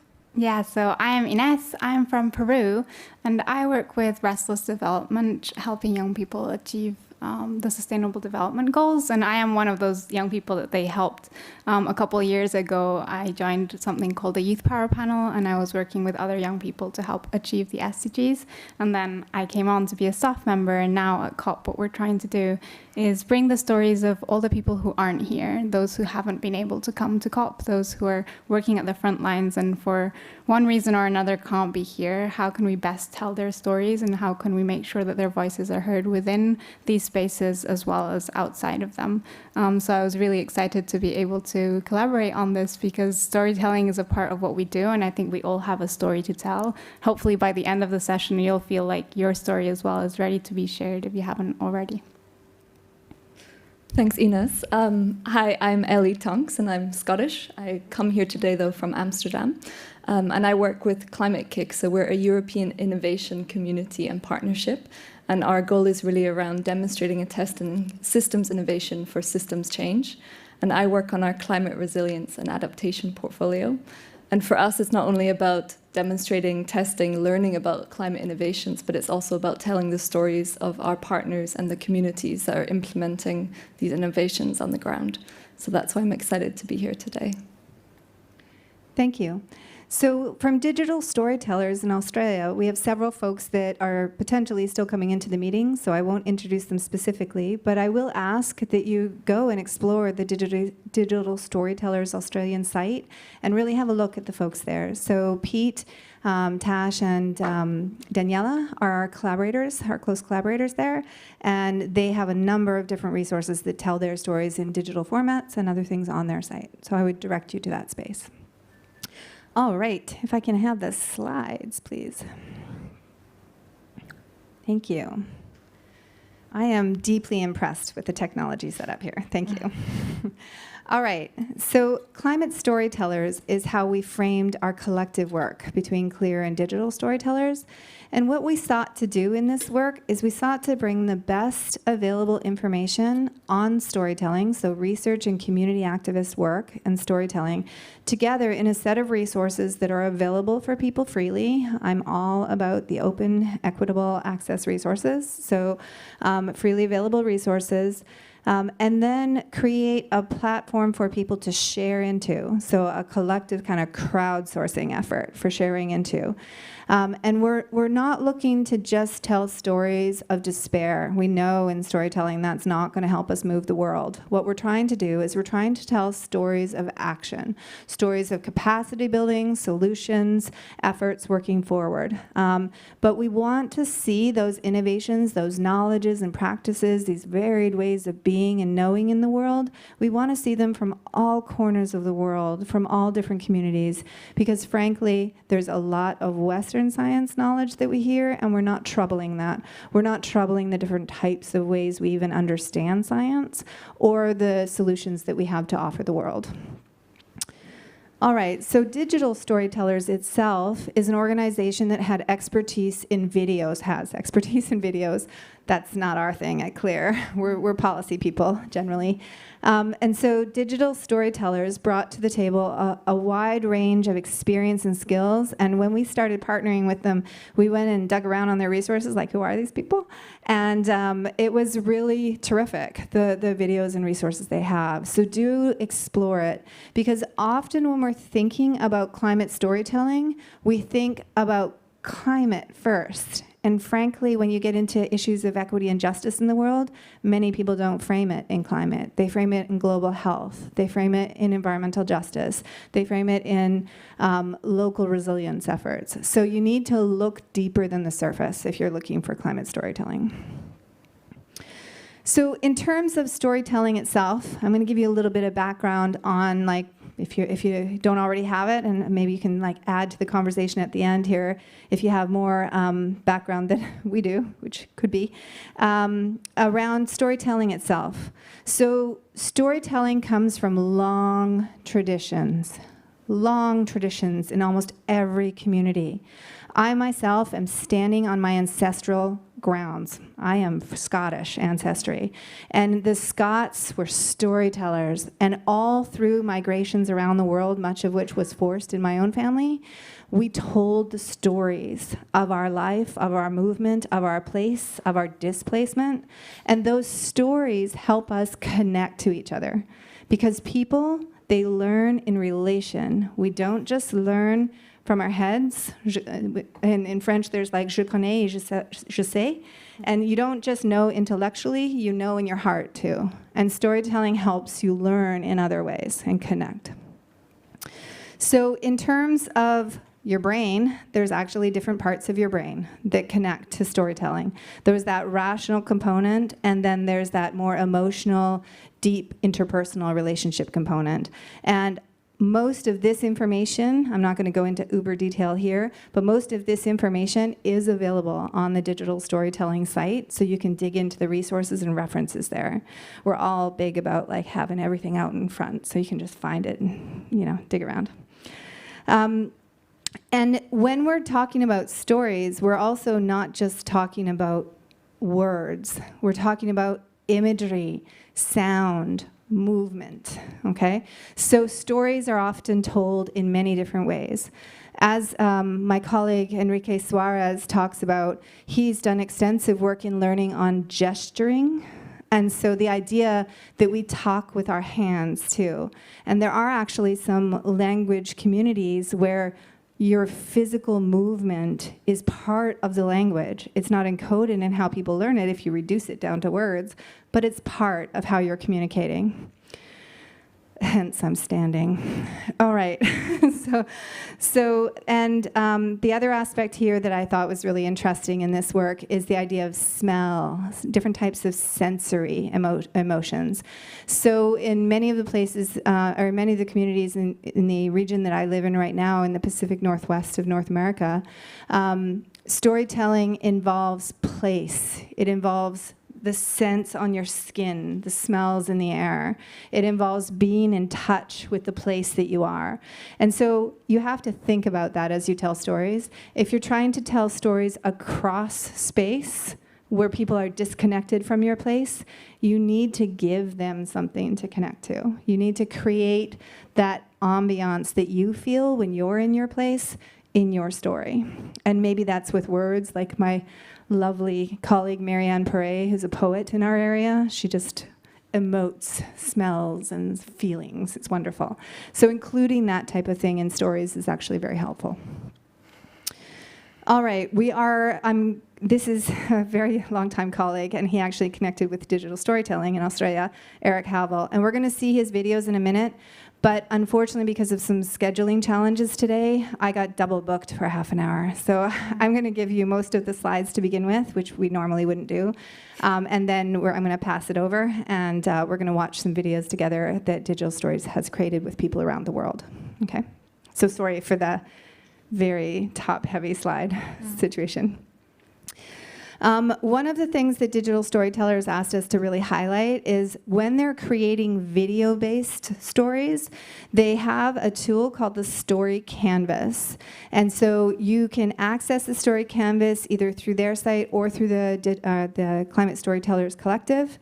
And it gives you a way to kind of think and break your story into smaller pieces so that you can create a message. So in climate storytelling, often we're trying to speak to a very specific group of people, right? We're trying to speak with policymakers, maybe community members. It could be each other, like around the world. Maybe like I'm an educator and I work largely in Washington State and British Columbia. I actually want to tell my stories to other educators in other places so they can see what we're doing. And so you have to think carefully about who that is. And I think of it not quite as audience, I think of it as community. Who's the other community, people in the community of work that we're doing together that I want to communicate with. So there's some instructions that go with the Story Canvas, and it's a really helpful tool to just be able to step through and create. We're all about resourcing you. All right. Yeah, so this is their instructions. Just dig in, basically. So start anywhere where you feel comfortable. You don't have to start at the beginning. You know, maybe you have the message really core, like we tend to be very message folks. So you have the message really core, you start there. And then figure out how to build the story around it. Or maybe you have a particular image or story in the world that you want to focus on, and then you have to think, what's the message that's communicating? All right. Yeah, not written in stone. I love that. I'm also a design-based researcher. Nothing is ever done in my world, so that's all good. It's really important when you're creating stories that you are connecting to a bigger narrative. So James G. talks about this as social conversations. There are these social conversations that are going on. You cannot ignore them because the language in the social conversations is what's going to make sure that not only are you able to tell your story, but that others hear your story, okay? So you need to be able to connect to this larger conversation that's going on. So for instance, if I'm talking to you, we just had a situation in North America, and I think it's probably very much around the world, where in climate education, people are really nervous about the idea of climate justice, right? Like, because should we be talking about justice in schools? I mean, schools, isn't that indoctrination if we're talking about justice in schools? I was like, I'm a critical race scholar. Yeah, we're talking about justice in school, okay? And so how we talk about justice in school gets us into the conversation in school, okay? So maybe we start by talking about gender justice, and then we look at data and we intersectionalize it with like racial justice, and we kind of get into that, but we find a starting point, a way into the conversation, and to do that we need to be listening. We need to be listening, reading the other things that people in our community that we want to communicate with are reading and listening to. So if you're trying to talk to a new audience, say business, Chris and I are starting to think about the business community more deeply. If you're starting to think about a new community that you're working with, read the Financial Times in our case, read the whatever it is, right? Because we need to understand the language of that community to be able to bridge it. All right, and then really thinking about why you're telling your story, right? What is it that what's the one or two messages that you're like, this is what somebody has got to walk away with, all right? And really thinking that through. So the canvas goes through all of these pieces and really helps people kind of step through. One of the things that people often forget to do when creating stories is try to understand how impactful your story is being. So measuring or finding some indicator of how your story is moving in the world is actually really important, because sometimes your stories can be used for sharing out in a way that helps you provide resources back into your effort, right? Like many of us tell our stories because we want some policy to change in the world. Let's be frank, we're all climate activists. We probably want some more money, like on the problem wouldn't hurt. And to be able to do that, you often need to convince people that your story is impactful, all right? And so you need to think, as you launch your story, you need to think about how you are measuring where it's moving and how impactful it might be. Now, I'm not a fan of sheer numbers, okay? Numbers is actually not always impact. Impact can be the Prime Minister read it, right? Like that could be impact. It could be impact that you got a phone call from somebody in the governor's office, you know, like that's impact. And so you need to think about what is the impact that you want and how are you going to measure that back, all right? Maybe the impact in your community from your story is that, you know, 100 other people started doing a similar thing. So how are you going to measure that, right? And how are you going to trace that back to your story as a motivator? All right. Yeah, we don't want to just talk to one audience. If we're going to make a story and spend the time, we want to actually customize and tweak it and like move it in lots of different ways. So think about the idea that you're doing an initial story, your initial audience target, but that you're also thinking deeply about how you could use it in other ways. A good example of this is I'm on the leadership for the Washington State Climb Time effort, climbtime.org. And we have something that we created, the primary purpose of which was to communicate with our legislators last year when our program went up for refunding. And so we spent a year wandering around through our effort all across the state, getting people to tell their stories. And we did a textually based and photo-based storytelling, and we created them in one-page kind of briefs that were nice and easy to hand to legislators, right?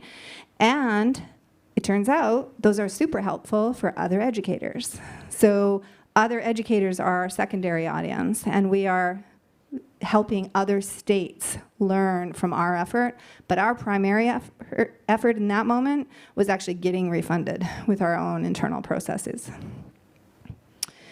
All right. And ironically, there's probably a tertiary and onward, because now many people around the world, as I've started working with the Smithsonian, are starting to see those stories too. So it's kind of interesting. Age and influencers. So very wise person once told me that you should always work with people 10 years younger than you, and they should work with people 10 years younger than you, and so on, right? So I haven't quite built that capacity, but Chris is like brilliant at managing a lot of the audience and influencers and interests, and just like thinking holistically about like how our messages are moving. And so, and different forms that they can take. And so we're actually presenting in a session on Friday. We're hosting the PCCB Network Hub on Friday. And so we will be here on Friday and share more specifically from a lot of our work and talk about the textual-based pieces and influence all this. Okay, I am going to leave most of the rest of these to the resources that are on the Digital Storytellers Canvas space. They are there for you to dig into, and each one of these ideas is a box on the storytelling canvas, and there are resources for you to dig into and think about. Do take the time to do it. Storytelling may seem intuitive, but there's an art to it, to be able to get a nice, clear message that can be heard and acted on. Perhaps in terms of the messages, we've spent, we've been here for 10 days, I think now. We attended the LCIPP working group, facilitated working groups for 3 days, and we have spent the rest of the time essentially strategizing negotiation text for the Action for Climate Empowerment program. This is about key messages, and we weave this into all of our stories too. People are overloaded with information. Don't tell everything to everyone. Tell the thing to the person that you're talking to that they can act on. and then tell the other thing to the other person that they can act on. And that's how change happens in the world. Not everybody does everything. All right, this is going to be another story that we're going to hear in a second. And then the idea of compelling. So this is, I like this idea, this way they frame it. And we've actually seen this with the climate school from Kite Insight has a similar kind of framing. And this is about communication strategy, okay? It's not just about storytelling, it's about how we communicate as humans, all right? So the idea that we do have this intellectual space that we like to process and share information, but that is only a very small component of how we actually move in social movement and change what we're going to do. A lot of it is about heart. And back to Chris's point earlier, many actually of the points you all made, is that when we're connecting to heart, we're actually often doing it in trusted relationships. We've seen this in Ed Maybeck's research out of George Mason University, and Tony Leisowitz has done some work on that too. And thinking about if I'm connecting to you on my story, then it's going to be easier if you know me or have some relationship with me, if you know my community in some way. And so finding ways that people start to get to know you through your story is going to be important. And it's okay. It's okay to share. It's okay to name the things that are important to you. And that helps people really attach. Hands is that key messaging piece. Do not tell your story and leave it at that. What do people do with that? They don't know what to do. Hands is about action, right? If you need somebody to do something, tell them very clearly and frequently in all forms you can possibly do. Get your friends to tell them, okay? So everything that you can do to make that message clear and straightforward. All right, so this is going to be Eric's, and I think I am going to pause there, and I'm going to pass, and we'll start some of the videos. I do want to just name, as we sort of pass off the session here, that I know our folks from Australia are deeply sad that they can't be here, so we'll likely put some of their other resources up on the Climate Storytelling Collective site so that they'll produce some little videos of other things they would want to share with you today so that you can grab them from there, all right? And so yeah, I'm going to pass over and we'll start with the videos, all right? Deb, thank you very much. Oh, excellent. Okay. Oh, yeah. I do apologize again for the double booking. Everything shifted, so I apologize for not being able to be here till the end. Okay. Thank you very much, and good luck on your next session as well. So now what we're going to jump into is a bit more of an interactive conversation discussion. We're going to watch 3 videos that have been produced using the storytelling canvas, and we also have printouts of these as well available for afterwards. And really what we're going to go through here is think about, how this heads, hands, and hearts approach has been incorporated into these videos. We'll watch each of them and then have a bit of a Q&A to hear about how is that related to you? Has it inspired anything from you? Has it opened up any stories that you've also thought of telling? And I think with that, we'll jump into the first one then.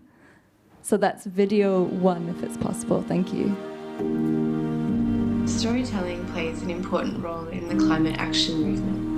Storytelling humanises the real-world impacts of climate change beyond the data, statistics and graphs. It puts a human face to the bushfires, floods, droughts, variable weather, and the people, communities and ecosystems that they affect. Telling, hearing and sharing stories of people's lived experiences with climate change allows us to emotionally engage, to feel, connect and respond to each other more deeply.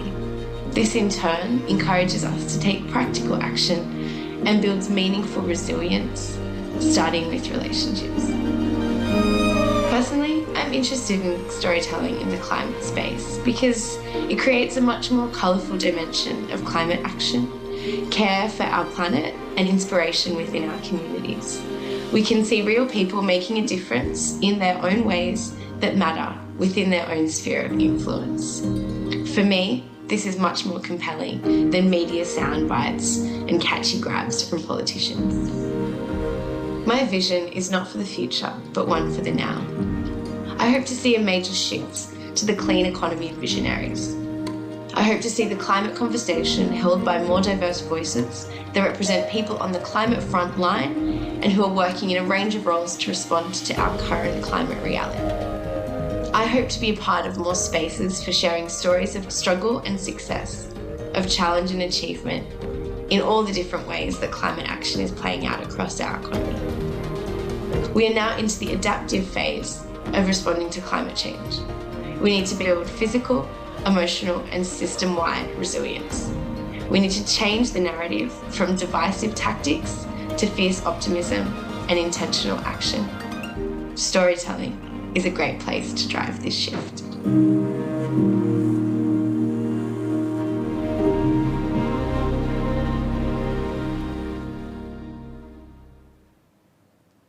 Okay, thank you. So this was Jacqueline Fletcher, who was the founder of Bright Sparks. And here she was sharing a bit around what she sees as the potential and the value of storytelling. And I think before, when we were discussing this session, we also wanted to hear from the audience and you guys around what do you think the challenges, but also the possibility and potential is of climate storytelling. And I wonder if there's anyone that wants to share.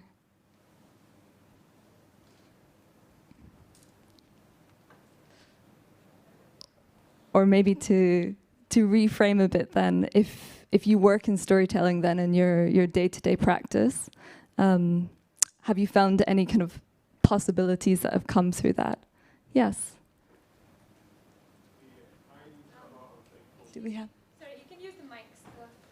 You just have to come up with your... Oh, over here. Thank you.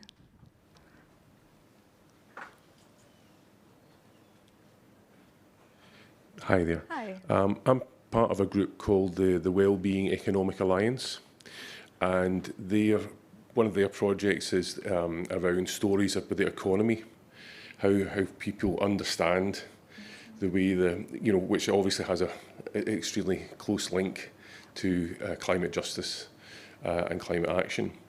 So I think that storytelling. I'm a lecturer, but I've done a lot in family learning. So from the point of view of parents telling stories to their children and about how we bring hope into settings, but also have deeper understandings. But I think one of the things that interests me is I feel we're being told a story at the moment about net zero. And I was really, I'm here observing for an organisation called MedAct, and they are one of the signatories of an open letter around Real Zero that was launched on the 1st November. Yeah. And for me, that's really interesting how the storytelling community can engage to talk about and challenge mainstream narratives that I think are potentially really damaging. So I've learned a lot today, so thank you very much. Thank you. No, I think it's a really powerful perspective just to think how as individuals are we better to able share kind of our reactions and viewpoints as well on mainstream narratives. So thank you. Is there anyone else that wants to share? Maybe also from a perspective of the challenges that we see. Do you want to jump up? Hi, I'm Hannah. I think one thing that comes to my mind is just gaining the trust within certain communities who've never engaged in a certain topic. So for me, it's more about the oceans. That's what my organisation is all on. And it's knowing who those gatekeepers are within the communities. And as someone who works in academia, I don't know who those people always are and stuff. So it's kind of, that's just a challenge, really, is knowing who is the best person to segue into this community without being that person from a university who's coming in, wanting to do stuff and then leaves and everyone's just kind of gone, right, okay. So yeah, gaining the trust is something that I've encountered as a challenge. Can I ask in response to that as well? I'm curious then, when you've gone in to gain trust, have you got any personal examples or stories of this? So working in a university, the public engagement team who we have at our university were hands down the best people to get in contact with. They've already been working a lot with folk. So I went into a prison in Scotland. It's called Cell Block Science. It's really cool. It's an initiative. And the public engagement team, they already had these relations with the prison and stuff. And so I went in and we basically just talked about things that you could find on the shore. So using, the resources within my own university was really helpful because I was totally overwhelmed and had no idea where to begin. And they already knew the links, so that was really helpful. Excellent. Thank you, Hannah. I know that you had your hand up next. Hello, I work in theatre, so I'm not from this side of kind of trying to make stories. We're in the business of making stories, but trying to figure out how to make stories about climate crisis and climate change. And one thing I was just thinking when I was listening to the presentations was often when we're making pieces of theatre, it's not really about, slightly in contrast to what was being said in terms of like the key message. Like often we're trying to ask a question, not convey like one message. Like to make a gripping piece of theatre, it's about the kind of question that's being posed and asking people to kind of emotionally relate to that, which I think that can be tricky. So I don't know if anyone has any thoughts about, question versus like message or I hope that's clear. Yeah, no, absolutely. And I think it is worth reflecting back on also the presentation today and the storytelling canvas that we'll share. It is really around how to frame, it doesn't need to be a digital video story, but it's looking at how to tell a climate story that has a core message, that has an action or call to action at the end. And I think that's worth framing. And we were even having a discussion about actually with social media, for example, the length of attention span that you get for a story these days is very limited. But it's interesting to think about other storytelling types like playwright and poetry writing. So thank you. Okay, we'll take one more before the next video, but welcome to the floor. So my name's Tom Pinheiro-Shields from the University of Massachusetts Lowell, and I teach about social problems every semester. And one of the things that social problems, when we think about experts, is that experts very often have a very difficult time communicating to the broader public. And I think about right now, here we are at the COP26. We're located in the SCC here in Glasgow, sponsored by the UNFCCC. Last week, I guess it was the COP26, and when I look at all of these acronyms, I think, who's going to understand this? And so the gift of storytelling is really being able to set that context to appeal to the heart. And I'm very excited about this session, so I'm grateful that you're here and presenting this. Thank you for coming, and thank you for sharing that perspective as well. I have to admit, I think we need a whole different dictionary or kind of translation app for these acronyms. Okay, we're going to jump forward as well with time, and then afterwards I think we'll open up to this floor for questions. But can we jump forward to video 2 as well? Earth's climate is changing due to human activity, and it's impacting all life on our planet. At the same time, many people are taking action to help solve the climate crisis. My name is Eric, and this is my climate story. I'm a climate science educator. My interest in the environment dates back to my childhood. I was raised and live in Oakland, California, one of the most culturally diverse cities in the United States. My dad was a high school science teacher. My mom was an environmentalist. They shared a passion for nature. I grew up home gardening, recycling, and taking annual camping trips to the Redwood Forest, where I gained a deep appreciation for nature. There were 2 pivotal experiences during college that sparked my interest in climate change. The first was Al Gore's work in the late 1980s and early 1990s to address ozone depletion and climate change. The second experience was in a geography class. I learned that I live in a Mediterranean climate zone, characterized by cool, wet winters and warm, dry summers, and that there are 4 other regions around the world that are like mine. I think of them as our climate brothers and sisters. Both of these experiences raised my awareness for how Earth is being impacted at the global scale by human actions and inspired me to explore new questions. What is climate change and how are humans contributing to it? How will our 5 regions be impacted? What can we do about it? Students at one Oakland Public High School are taking action.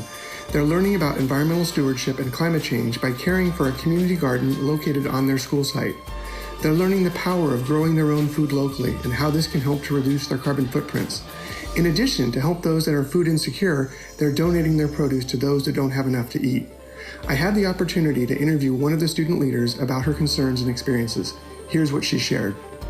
Obviously, a small-scale garden on its own is not going to be necessarily making a huge impact on the climate, but collectively, if, every school has a garden, that can definitely make a difference. And I think that just students kind of an earlier age getting experience with gardening can really be helpful in terms of shaping their future careers and what they prioritize in their lives. In California, we're in the middle of our worst drought in the past 100 years. Our freshwater reservoirs are at all-time lows, like those of our climate brothers in Cape Town, South Africa, and central Chile.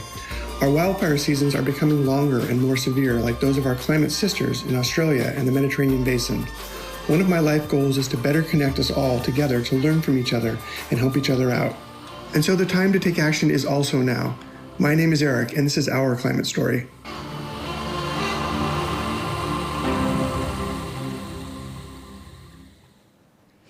Okay, so this was a bit different to the first one, but this was from Eric, a climate educator.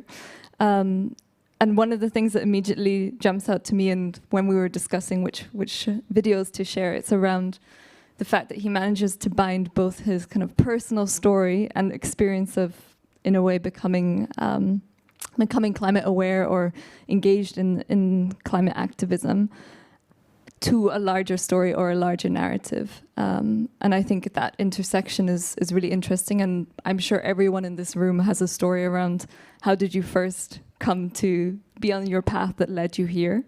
And so I'm just curious to hear then from the group around how do you see the intersection of this personal story with the larger climate crisis? Does bringing these two things together, did it resonate with you? Do you think it was a powerful story, or are there other ways that you would potentially share this? Equally, if anyone has a personal story of how they ended up in this room, that's also really nice to hear. Yeah. And I think we'll use this one over here just now.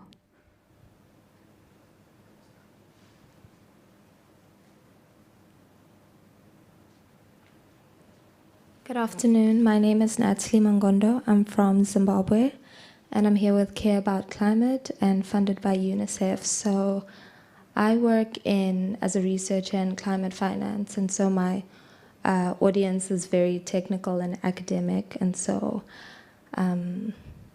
that's my type of storytelling. But due to financial inequity, vaccine inequity, there's been a lot of African youth who haven't been able to come to this conference. So I found myself in this position of having to share their stories and share their narrative. So it's not an area I expected to be in, which is what led me to come to this room, to learn how to do it better, to share their stories and unlock finance towards them so that we can have increased representation for the most vulnerable people. Thank you. Thank you. I'm wondering, Ines, do you maybe want to say a few words as well around an event you're putting on later this week? No? Do you want to use this? This, okay. Thank you. Oh, thank you. We're getting there. What you said really resonated with me, because the campaign that we're doing with Restless is called The Missing Majority, and it's precisely that. the majority isn't here. They're not being heard. And that's for a series of reasons. Of course, COVID made that worse, but all COPs aren't inclusive. And even us who are here aren't necessarily invited into the right spaces. So how do we make sure that we share those stories?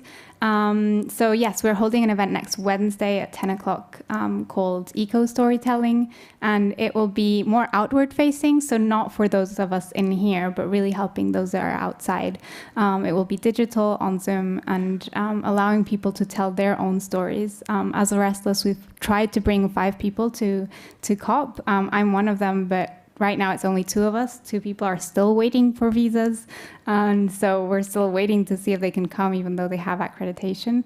So it is a very closed space, and I'm so glad that you're here. And I hope that we can hear more of your story as well.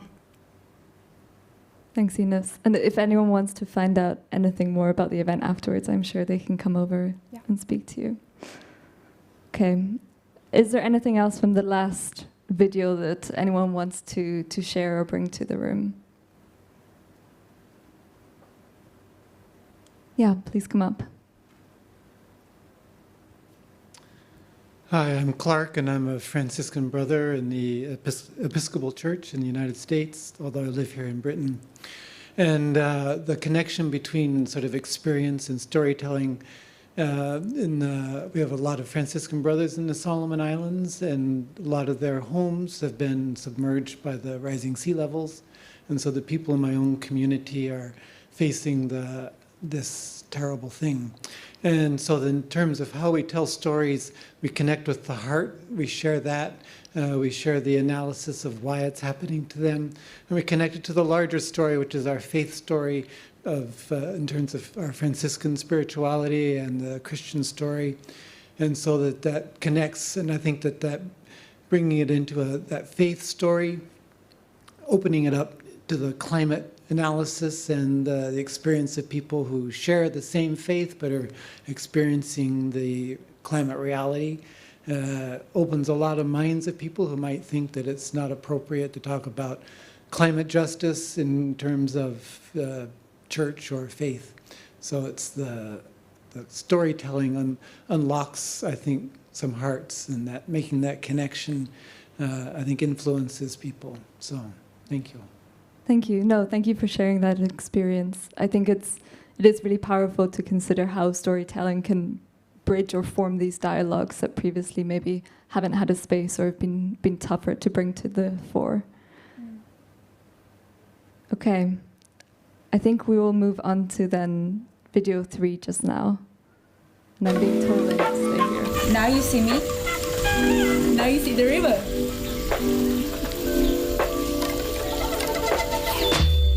The idea for the Alliance of River Tree came about because a government-run program didn't produce the intended outcomes. And then it hit me that there are actually 3 elements that we could use: the amenities, communities, and economy. And it builds a cycle that amplifies the impacts and the actions that can be taken by community. So that's how River 3, the River CPR program, was born. Community essential to River CPR. Art has successfully demonstrated how to rehabilitate the river and the surrounding environment with a little to no money, but with increasing community awareness and efforts. When we started with 1, 2, 3 people, now we have more than 3,000 people in our community. The kind of activities and initiatives that we run involve people learning by doing. Because when you dirty your hands, it triggers something in your brain that engages you. It triggers the journey to becoming more aware, or ultimately self-aware and self-regulating individuals, which is actually the real cure for all human problems. The magic moment is when we transform the land from a place where garbage was thrown, there was a lot of debris. Now it becomes a heaven, where you see butterflies, bees, dragonflies, and many, many animals that you come across exploring the space. It's all about the friendship, You hang out, you chill, and then you enjoy the scenery with your friends. At the same time, you learn about taking care of the rivers and all. It's like a stress reliever for me. My vision for the future is Malaysia would be the country to go to for the healthiest biodiversity, and river is the cleanest in the world, instead of the current top 10 dirtiest in the world.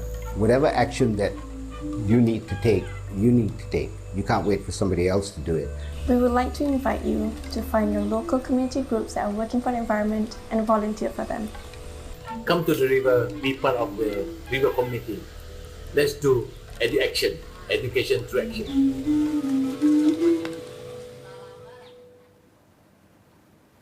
Okay, this was a slightly different type of story to the others that we've heard. So it was from ART, the Alliance of River 3, and this is from an organizational perspective, really, and they were looking here at how to bridge and kind of bring the community closer to the environment.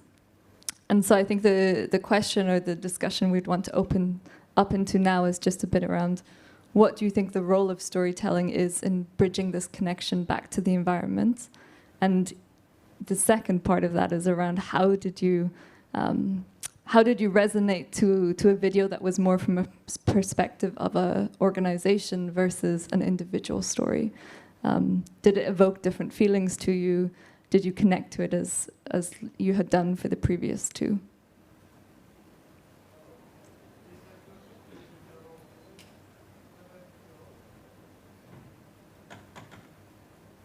Yeah, you can jump up again. Yeah, I think so.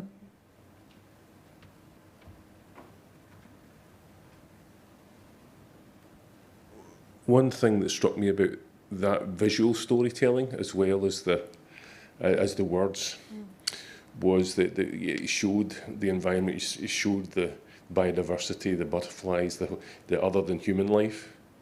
So there was a focus which wasn't just about the people, but it's about how the people interact with the other living species around us. So I thought it was a really clever blend of the images and the words, and there's a real warmth in the way that people communicated, so they kind of expressed the passion that they had, you know, and I thought it was beautiful. Yeah. Thank you. Thanks for that reflection. Does anyone else have any? Yeah, jump up.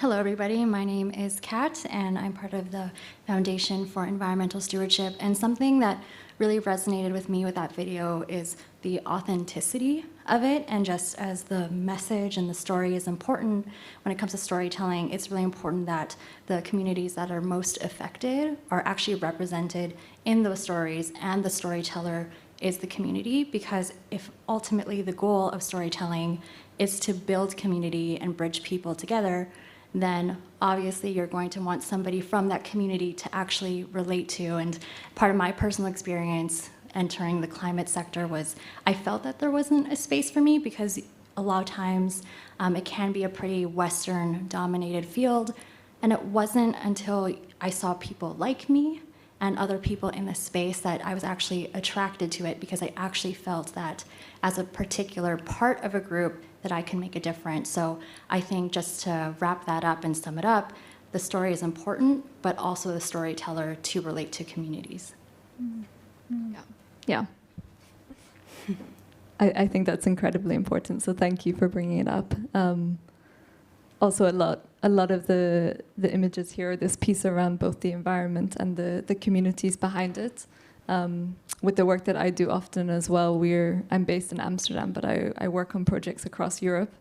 And there, when we're thinking about storytelling, it's really around the communities that we're working with. Well, one example is in the Dolomites. There was a storm 2 years ago, and since then we've been looking at reforestation and kind of forestry to improve the resilience of the forest. And there, with the storytelling, it's very much around the local community living there. And hearing from those people versus, hearing from someone in Amsterdam. So thank you very much for raising it. Is there anyone else that wants to reflect back on this third video?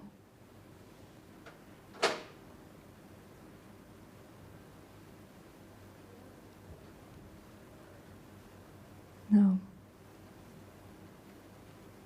Okay, I will pose then the other question that we had discussed around this one. So looking at it then from a perspective of reconnecting back to the environment, and I think this is from a viewpoint of actually telling the stories of nature, of biodiversity, of the world around us. Have you seen any powerful examples of this, or what do you think the role of storytelling is in connecting back to our environment?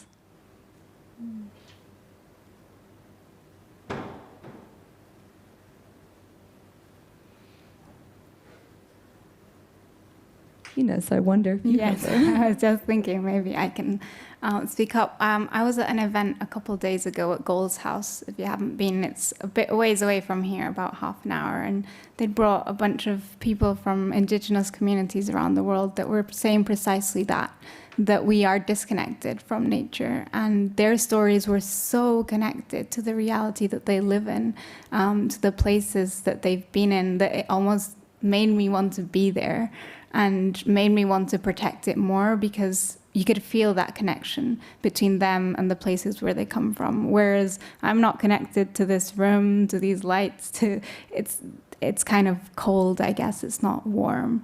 And so storytelling made me want to leave the conference room and go and walk around in nature. And I think that's the power of storytelling, and the power of reconnecting as well with nature and the story that it has to tell. What story does a tree have to tell? What story does an insect that we see have to tell? And reconnecting with that can also help us share our stories better and share the stories of what we're connected to better as well. So that I think David Attenborough does that beautifully, and he was here a couple of days ago. And when we see things that he sees, we want to protect them as well. So storytelling is essential to do that.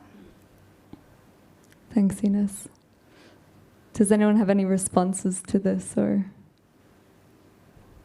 if not, then I think we'll maybe move into our final kind of question or space for the day. And as Ines said at the beginning, we were hoping that everyone in this room has a story to tell in some form or another. And so we have these storytelling canvases as well that we did print out to hopefully help you tell those stories. But in the final 10 minutes, we wanted to see, is there anyone in this room that wants to take the floor and think a bit around what might the next story be? Or have you been inspired to think about how you would craft a story? What is the why, and what's the heart and head behind that story? Yes.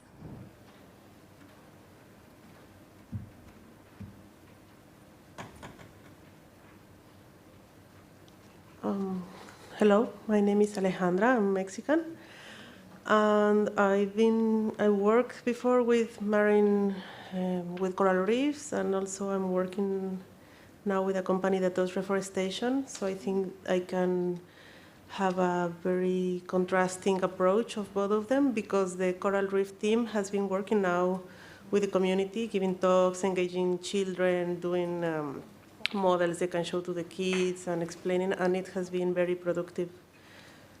We have seen the change in the kids' interest and attitudes toward the reef. And on the other side, what in the company I work with reforestation is just the company doing the reforestation. So my job there is to write articles for LinkedIn to get the people know the company, and I don't have a lot of response on them because I just write about what the company does, and I think no one cares about it because I just write it in a very technical, like public-friendly but technical way, like theory, like this is ecology, this is the trees, this is climate change, and I think no one cares about it. So now, after thinking about this that you have been talking about, I think I will switch the approach and talk more like this is why we do reforestation, this is the people doing the reforestation, this is the people getting benefited from it, and I think it's very helpful what we have seen today. Thank you. Nice, thank you. I hope as well the canvas is a useful resource for you. When I went down to think about an idea, it does flow out of you really with this structure. Is there anyone else? I think we can also use this room as a sounding board if you have a story you're thinking about but unsure how to frame it.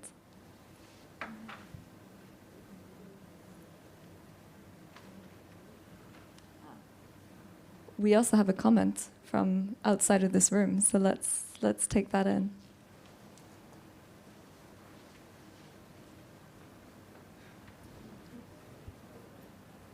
Hello. Hello. I'm just Hi. outside the room, so technically someone could come to the door and give me the microphone, because I'm just outside the door. Can we do this? I don't know what's easier. Yeah? Ah, yes, Okay. you can come in. Okay, sure. Okay. This is what COVID makes happen. I love it.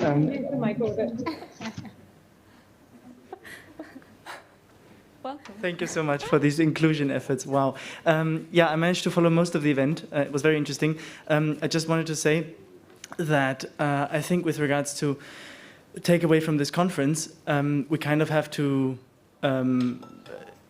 make people that can't be here feel more included. And obviously, you know, we received an email last night. We know the issues that happen, but kind of trying to organize inclusive events like this, where people that can't travel to this event can feel part of it anyway. And in a wider perspective, with regards to storytelling, making sure that we kind of also change the narrative going from COP to COP, I think is really important, because at least for me, this kind of phrase, let's stop talking and start acting, is kind of washing out at this point, you know? And if you have like 195 country speeches which say that, then you think like, well, be the change you want to see, no? And yeah, this is something that I kind of felt that if we want to engage more and more people, we kind of have to change the narrative, not every month or so, but maybe every year, at least every COP, and we kind of have to invent new spins to the story. And I don't really have a concrete idea, but I guess something that could work is, for example, looking into pitching certain innovations that have happened in that year, because there is a lot of, I mean, just outside, there is a lot of science taking place, a lot of technological development and so on. And this solution-focused approach, I think, might work quite well. But we definitely have to move away from the standard constant narrative of climate activists pushing politicians to do something, and we kind of have to diversify our strategy a little bit, I think.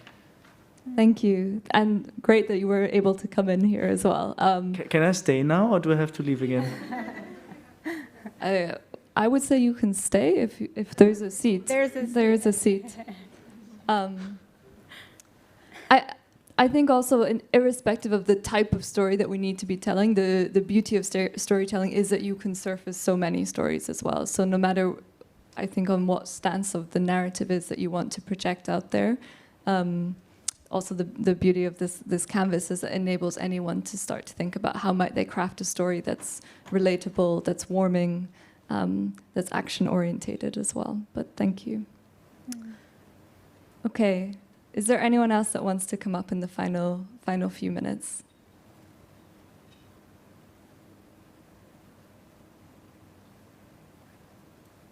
No. Okay. I don't want to close too early in case there is someone that's sitting with something in their stomach, but... Yeah. Okay. Well, thank you very much, everyone, for joining today. And Ines and myself will be here for the next few minutes as well. So we're more than happy to talk a bit around the climate storytelling canvas further, or any of our respective events as well. We do have a follow-up conversation to this, and I know that Deb did mention that earlier on. So on Friday at 1:30 till 2:30 in this exact room as well, there'll be a bit larger of a panel discussion, so it won't be showing and reflecting on stories or videos, but actually a discussion around the process from different stakeholders that have gone through that and looking at this bridge into policy from storytelling. But thank you very much, and thank you for everyone that came to the floor and kind of shared your perspectives on this as well. We wanted to create a space that enabled as many conversations. Wishing you a great afternoon as well. Thank you.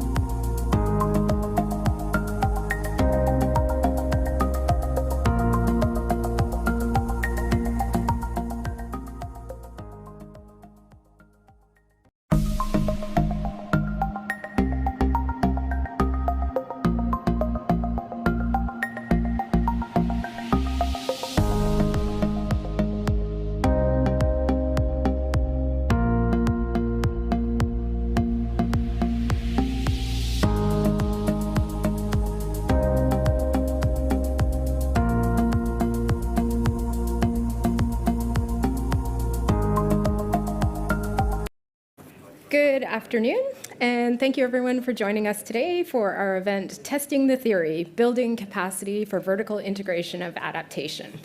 My name is Angie Daze, and I'm a Senior Policy Advisor and the Gender Equality Lead with the International Institute for Sustainable Development's Resilience team. I'm also a member of the National Adaptation Plan, or NAP, Global Network Secretariat. Today, we're going to talk about some of the challenges associated with vertical integration in NAP processes. And we have an amazing panel of speakers who are going to share experiences and lessons from different countries that can inform vertical integration efforts going forward. We have a third speaker who hasn't arrived yet. She's a government representative, so I'm guessing she's probably caught up in negotiations, but I'm hoping she'll be able to join us at some point.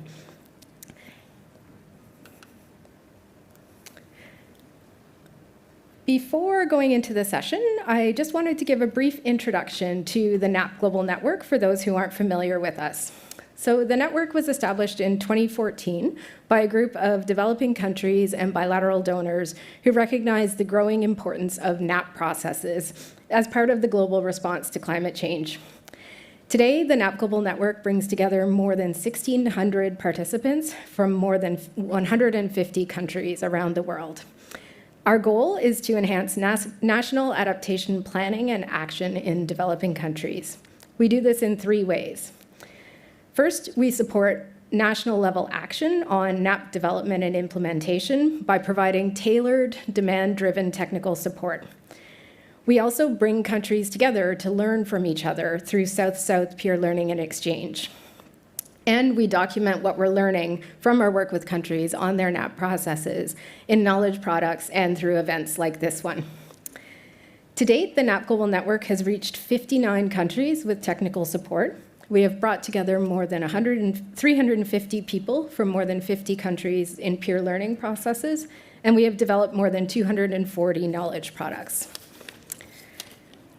Before going into the panel, we have a brief video presentation today from my colleague Daniel Morshin, who unfortunately can't be with us in person today.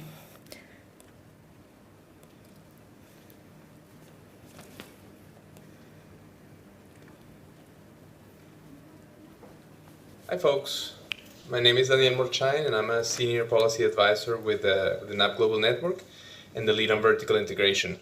I hope you've all made it nice and safely to Glasgow and without too much hassle in getting there. I have the pleasure to introduce the context for the session, and I'd like to start by saying that when we're thinking about vertical integration, let's think in the context of 4 enabling factors. The first one is around the importance of institutional arrangements in the whole adaptation process. The second one is around the importance of financing as well. You need the money in order to make things happen, right? The third one is around capacity building, and overall a holistic concept of capacity building, which I'll get more into in a little bit, to facilitate vertical integration processes in the long term. And certainly a fourth one around information sharing across institutions, state, non-state, and across levels of governance. So when we're thinking in this session, and when our distinguished panelists will speak in a few moments, let's also try to, when we think about vertical integration, how do they connect to these 4 enabling factors and where there may be gaps so that we can more structurally understand how to take things forward. I don't want to focus on the why of vertical integration. I think, well, first of all, that's really not the point of the session here. I think we want to take it a little bit further, but I'll just mention that when subnational actors can navigate this governance, this climate governance spaces, then they will have more ownerships, and adaptation responses as a result will be more effective, more representative. They will be more targeted to the needs at local levels, as well as to the overall strategies at the national level, because they will be more connected, they will be more meaningful. So let me mention 3 kind of quick challenges that also are the result of what we have produced recently in a publication. One is around the type of engagement that is necessary for subnational actors, both state and non-state. So everybody will say that, of course, it's very important to have engagement from these actors in adaptation, everybody will say that, nobody will deny it and say, no, it has to be a top-down exercise exclusively. But the importance is how meaningful, how much influence these actors get. They have to have a space, they have to have a mandate in order to really achieve their goals and be, let's say, equal partners in the soil adaptation process. I think our distinguished speaker from Peru might be interesting to hear her comment around how the indigenous climate platform in that country is, contributing to this thing that we're talking about here, the importance of, in this case, civil society organizations having a stronger say in national adaptation plans and policies. Another thing I wanted to talk about is decentralization. It's of course a key factor to advance adaptation efforts globally, but it is important that in thinking of decentralization, it's not just an effort to basically reduce, let's say, the power of central government without any further plan. It has to be accompanied by an understanding of strengthening institutions at local level. Of course, the immediate reaction will be for these institutions to be the local governments, the subnational or provincial governments, and so on. But this also applies to non-state actors, civil society organizations, NGOs, etc. But it's really important to build the capacities, let's say for example, in local governments, because they have to have a strength in order to, and capacities in order to deal with the responsibilities that have been transferred from national to the subnational levels. And this is particularly important in LDCs and SIDS. And finally, language has to be accessible. Language has to serve to communicate, not to block things. And I think often we sometimes may tend to hide behind the technical language in order to keep, power dynamics as they are and not really be fully representative. So let's keep language very simple. I think it's particularly important when we're when we're trying to promote vertical integration processes. So I'll just close with saying that local authorities, CSOs, need a functional institutional setup, they need stronger mandates, and they need a plan for long-term capacity building. And finally, that strengthened communication between national and subnational levels can help overcome a big challenge around adaptation, which is the projectization, the piecemeal approaches.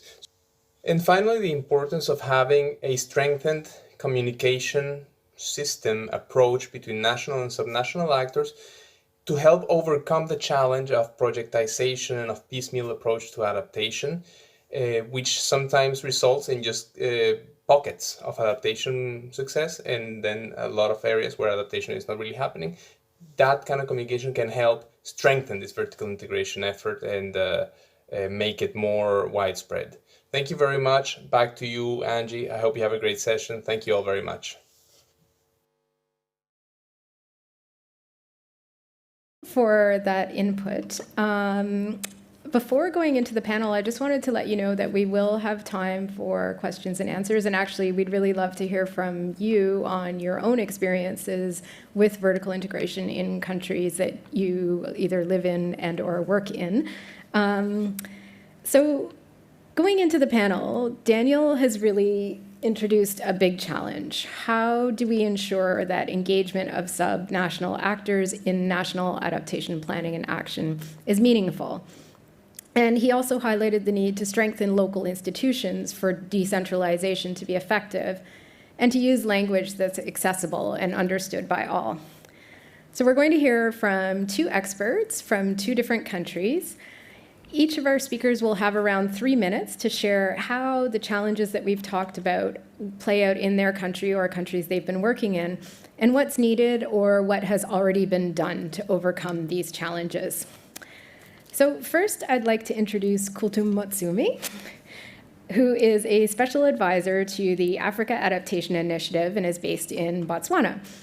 Kultum has extensive experience in climate change adaptation, gender mainstreaming, ecosystem-based adaptation, agriculture and food systems in the African context.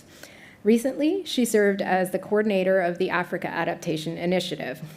Her extensive experience in climate adaptation has led Ms. Matsumi to being appointed as a member of the Adaptation Committee of the UNFCCC, representing 54 African states.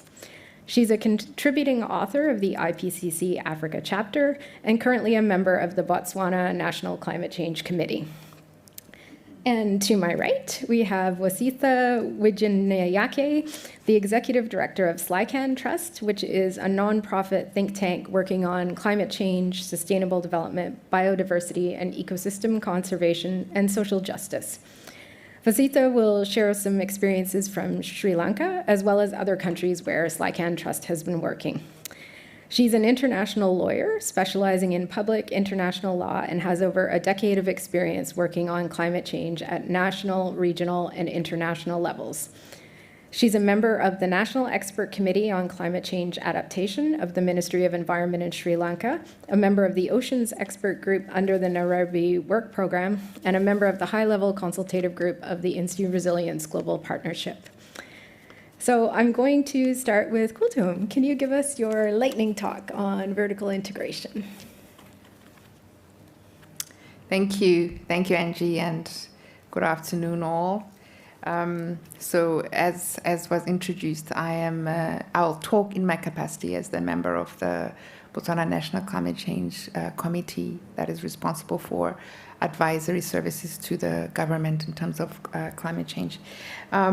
So very interesting discussion here, and just to emphasize the point that was raised around the role of subnational actors. I think these actors have in the mainstream been undermined in terms of the important role, the crucial role that they can play with regards to climate change and how to address climate change, simply because they're closer to the ground and they understand the local context.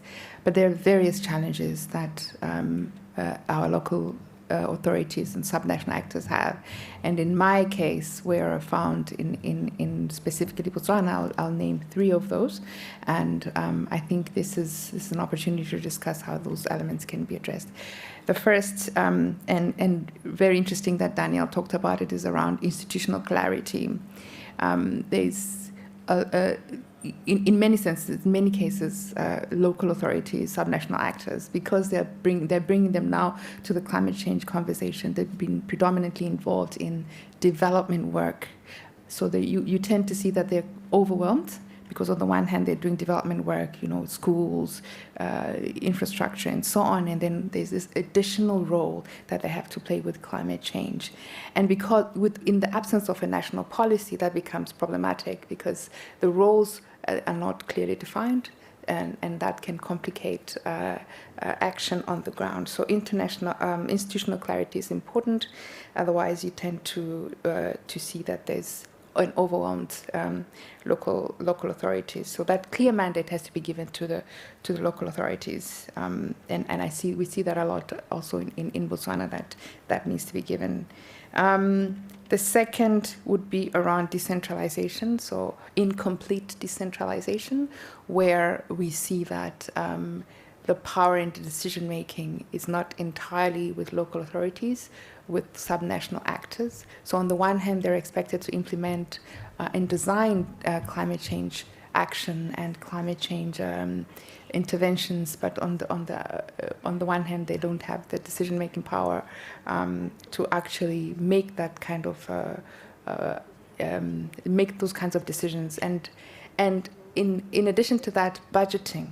Most of our subnational actors, budgets are approved at central government level. So in as much as they would like to implement adaptation action and climate change action, the challenges on the ground make it problematic, because national governments will tell them what the priorities are at a national level as opposed to district level. And we know that climate change affects different ecosystems differently, affects different geographical areas differently, and therefore more targeted, more specific interventions are needed, and subnational actors need to make those kinds of decisions at the subnational level, and that's not always the case in many countries.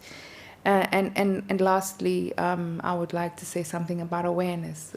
While this is an important issue, and we might undermine the issue around capacity building, individual capacity building, as with regards to awareness, climate change is still a new a new thing for many of our countries. Now it's new because it's termed climate change. Local authorities have been dealing with issues around climate change for years, issues around drought, issues around agriculture and agriculture support programs. All those are interventions that our countries have been able to do, but they were not termed as climate change. So the issue around awareness that this is climate change, the issues around access to data, which most of them do not have, because of this institutional clarity that becomes problematic where they're able to access data from meteorological services and so on. So I'll end here. I don't know if my 3 minutes is over or I have more time, but I'm happy to come back with questions. Thank you. Thank you so much for raising those super interesting issues, and we'll come back to you. I'm very happy to welcome our third speaker, Rosa Morales. I think what I'll do is I'll go first to Vosita, and then I'll come to you, if that's okay, and I'll introduce you after Vosita has spoken.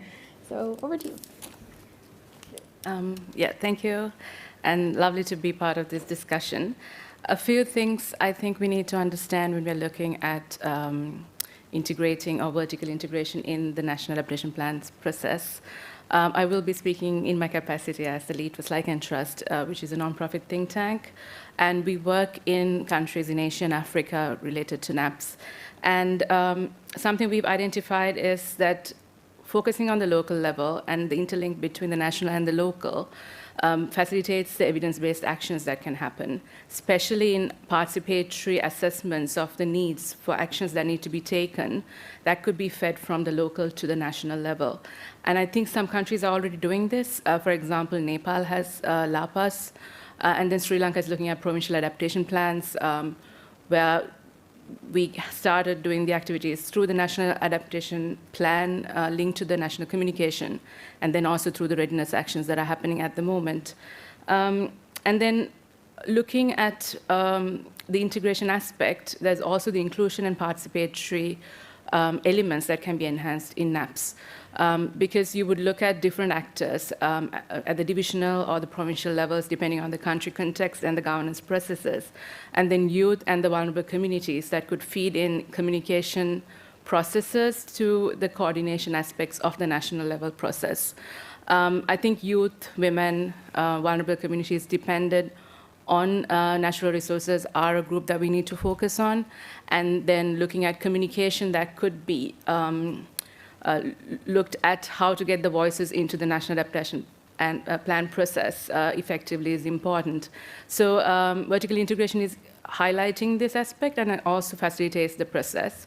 In some of the work that we're doing in Ghana, for example, we're looking at how youth could be engaged in NAPS as a case study, and then we've started some work through youth engagement in Kenya, informal settlements, how their voices could be heard, as well as in Sri Lanka, some of the work that we're doing and at linking the divisional planning process to the national planning process, not necessarily just NAPS, but overall climate change actions. Yeah, so these are a few things I'd like to highlight, but in most countries that we work in, we've done work in 7 countries recently on having NAP profiles developed. This was something that has been highlighted, the coordination aspect, institutional capacity building, as well as evidence-based actions and interventions that need to happen for adaptation and NAP specifically. So I'll get back to examples later. Thank you. Great, thank you so much. So I'd like to introduce Rosa Morales. Rosa is currently the Director General of Climate Change and Desertification at the Ministry of Environment and Associate Professor of the Department of Economics of the Pontifical Catholic University of Peru. She has more than 20 years of experience in climate change management, natural resources, climate financing, nature-based solutions, and sustainable development in public and private institutions. Previously, Rosa was a senior researcher at the Institute of Peruvian Studies and advisor to the Vice Ministry of Strategic Development of Natural Resources of the Ministry of Environment of Peru. Thank you so much for joining us, and I know that you have to run off to another meeting, so it would be great to hear from you first on how the challenge of vertical integration is playing out in Peru and what's needed or what has been done to overcome it, And then we'll go directly into a quick question for you after that. And then if you need to leave, then we'll release you. So thanks very much. Thank you very much. We've been working a lot with the Global NAP network, so you have been very helpful to the work in Peru in terms of adaptation, and specifically to have recently our NAP document. Well, maybe the first thing I want to share with you is something that I've already heard here from my colleagues here, which is the importance of giving the regional government, the subnational governments. In Peru, we have regional governments and local governments to have specific functions regarding climate change. This we made with our law, with our climate change law, and its regulation. After that, we need, of course, to strengthen implementation on climate change. And for this, of course, the vertical integration is very important. And as we all know, climate change is something that does not only or will not only be addressed coming only from the public sector, but it needs to be broadened. So the work with the multi-stakeholder community is very important there. In Peru, we are also very diverse, so the role of indigenous peoples is very important. That is addressed also in our law, and the challenge to implement this is there still. Also, as part of this discussion that we're having here, the link between the different sectors. In Peru, what we have is our NDCs, of course, are sectorial. So, for instance, the Ministry of Energy has, of course, the actions on the measures on energy, transportation, and so forth. But then the local governments are not organized like that. So the link between what would be the policy in energy and how it can land in the regions is a very challenging aspect. And this is something that we are been trying to work with different regional governments, picking specific issues such as agriculture and health, for instance, others also, and trying to make the governments, the regional governments, work directly with the sectors on climate change. Of course, they are used to work together, but not necessarily in climate change, and that is something that we think might help us overcome the challenges. And of course, it comes with also some political discussions, technical and political discussions and coordinations. I would stop there. Thank you so much. So before we open it up to the audience, I'm just going to take the liberty of asking a few questions of our panelists. So I'll start with you, Rosa. What role do you think, Peru has this very exciting initiative of establishing an indigenous climate platform, and I'm just wondering what role you think this platform can play in ensuring that the NAP process is informed by indigenous perspectives? We made, the platform is the outcome of the prior consultation process that we had with the bylaw of the climate change law, and maybe two are the main important features of this platform. One is that it's composed of the 7 national indigenous peoples organizations that are represented in Peru, and we have their coast, highlands, and rainforest communities. So we have these 7 organizations, but also the Ministry of Environment and the Ministry of Culture, which is in charge of all the intercultural aspects.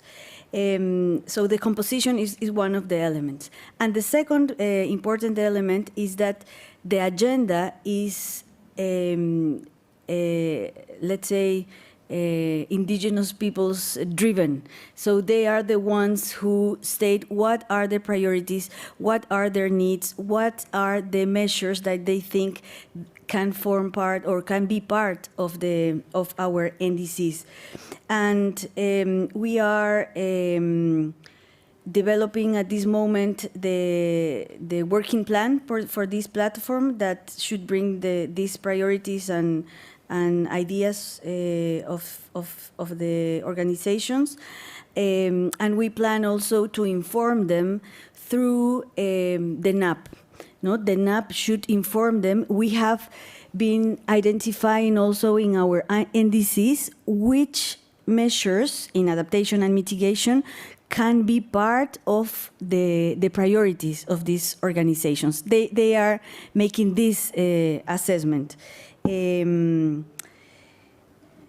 maybe the other important thing, which is, I think, permanent, is the capacity building aspect of it.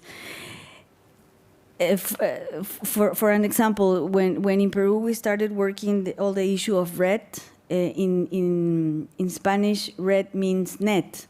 No, you can fish with a RED. So the indigenous people said, why are you bringing us this RED if we already have ours? So the intercultural communication aspect is very important, and all these things are very technical. So we need to be in a good way to communicate things there. Thank you. Thank you so much. And if I can ask you one more quick question before you go. What's the one piece of advice that you would give to another country who is setting out on trying to do a more effective job of vertical integration in their NAP process? I think that in Peru, what we did first was to make our NDCs with a national perspective. But then when we came to the regions, to the subnational governments, the priorities that we had at the national level was not necessarily the priorities that the regions had. So the first thing I think is to ask them which of those priorities or identification of measures in adaptation and mitigation would be useful for them. Because if there is not an appropriation of the measures and the region does not think or the local government does not think that that is going to help to their sustainable development, then you're going to have them in a paper and that's it. For instance, in Cusco, maybe many of you know Cusco, where Machu Picchu is, the first thing that they said was, why is it that in the adaptation measures or sectors we don't have tourism, for instance? No? Thanks. Thank you so much. I'm always so interested to see how remarkably similar the challenges are with vertical integration across radically different country contexts and governance systems. It's very interesting. So thank you so much. And if you need to run, that's okay. Thanks so much for being with us today.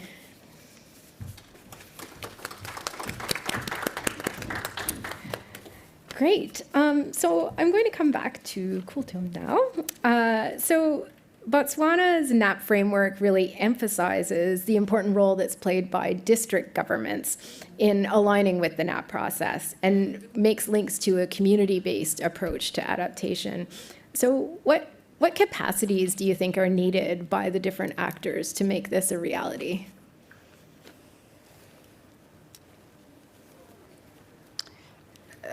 You're right. I've had a look at the NAP framework, and actually it's not just the NAP framework. I suppose all our development related plans have a very strong component of subnational actors. Subnational actors at district level as well as community level institutions are very much recognized, and not only recognized, are part of development processes in the country. Let me start with the community level. We have a very key principle that we call, in Setswana it's called Tirisanyo, which basically means consultative. We use what we call the Quatla system, which is, some of you that might know it, is like a village court. But you don't go there for court, for hearing, you go there for consultation. It's a very central, key part of our culture as well as our development. And it's used for everything. When there's development planning that's taking place, when there's a problem within the community, they're called in this. So local authorities and traditional leadership is extremely key in developing in our country. So even at the village level, through the village development committees, they've established working groups that inform the village development committees, such as your water committees, your farmers associations, and so on, for different sectors. So there is organization that is established at different levels, at the community level, at the district level, as well as at the national level. So it's very much three-tiered level of governance. And I think what is needed is, one, use those existing institutions because they're there. They were there for development, and they can be made to be climate sort of resilient in a way, using those existing institutions because they're tried and tested and not creating new ones. One of the points that I raised earlier is around overwhelmed capacity, and now I'm talking about district level. Overwhelmed capacity, and there's a need to support warm bodies. By that I mean actual people that are actually going to do this work. District officers are extremely overwhelmed. There's a tendency to support a lot of national actors in terms of human resources and human capacity, and district is normally overlooked for many of our countries. And I think supporting warm bodies to be able to implement this work and having a proper exit strategy so that this is not supported for the next, 100 years, and some sustainability aspects embedded in the exit strategy, I think would be important. So strongly support that. I think there's good examples happening in Kenya where there was some support through some organizations for district officers because of this nature of district being overwhelmed by that work. And I guess, I would also say, again, as I mentioned earlier, capacity building with regards to data.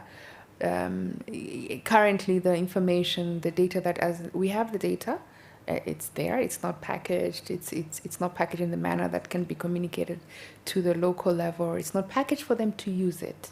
So there is a disconnect in many countries with the information that is coming. So the observed impacts that are seen at the community and the district level versus the projections and the climate kind of science information that is produced at the national level. So that connection between the impacts that are observed versus the climate projections and the climate sort of scenarios that are produced at the national level, that disconnect needs to be addressed. So I think that's for now. Thank you.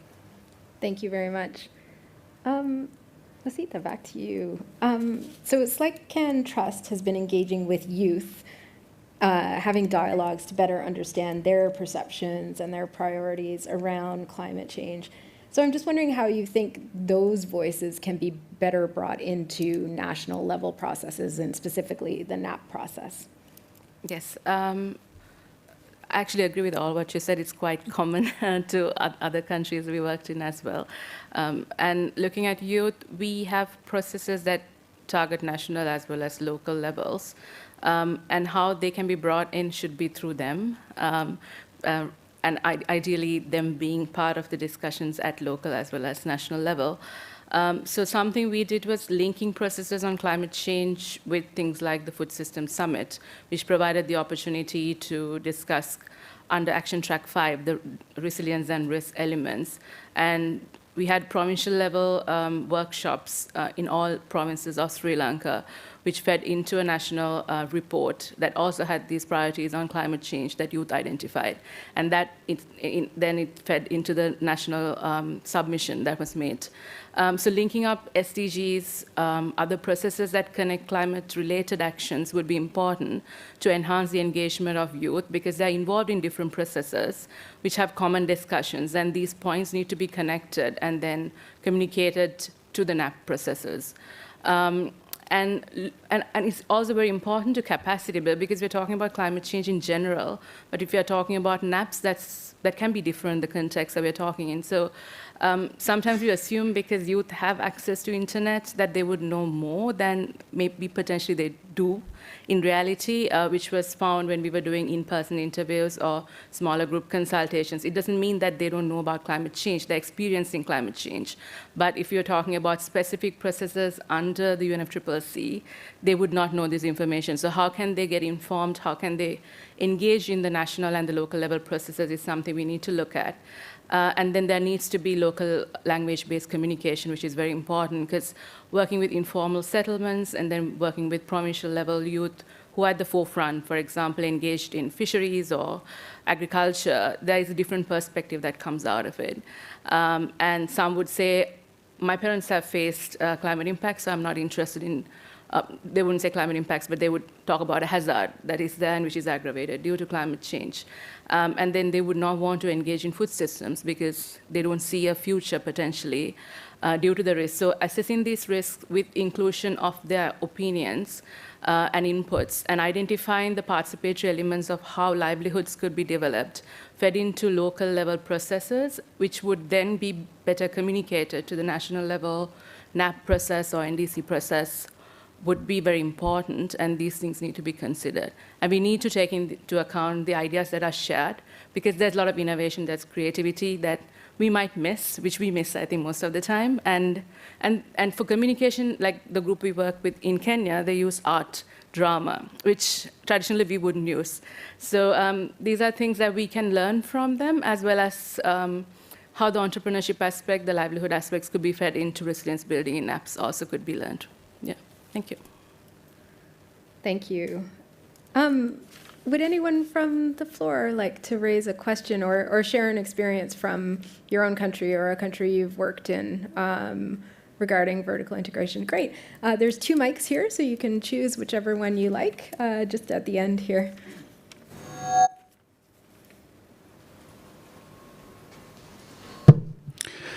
Good afternoon. My name is it working? Yeah. Yeah, my name is Mohan Kumar Mandal. I am working in an NGO in Bangladesh. I know that the Bangladeshis have a good NAPA plan, National Adaptation Plan of Action. We made it 2005, and now recently Bangladesh is developing the NAP, National Adaptation Plan of Action, National Adaptation Plan.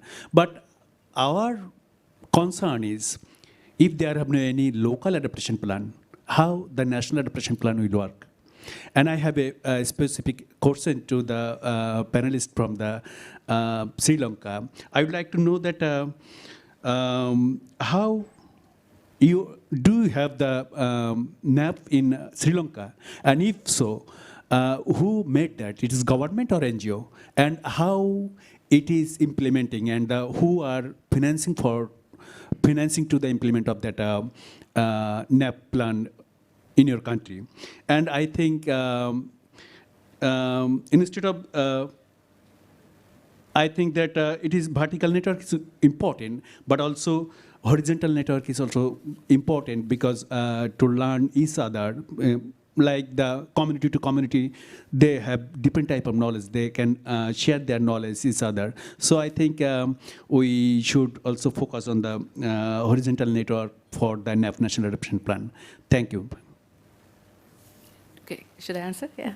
Okay, thank you. It's interesting, we did some work on analyzing synergies between NAPs, NDCs, and other things in Bangladesh as well. Looking at Sri Lanka, so I can't speak on behalf of the government, but I could just give you the examples of how things work. NAP is there since 2016. I think we were one of the first 10 countries to submit our NAP. And then there's also a review process integrated into it, the initial NAP. But we've also accessed the readiness funding. So there's ongoing activities on developing or enhancing the NAP, which was initially submitted. And in the processes, obviously the NAP is led by the government, as how it would be, because it's submitted by a government. But that doesn't mean that it was just only government doing it. So there were consultation processes that were there, participation of civil society organizations, academics, and also like the adaptation committee that I'm part of was very much involved.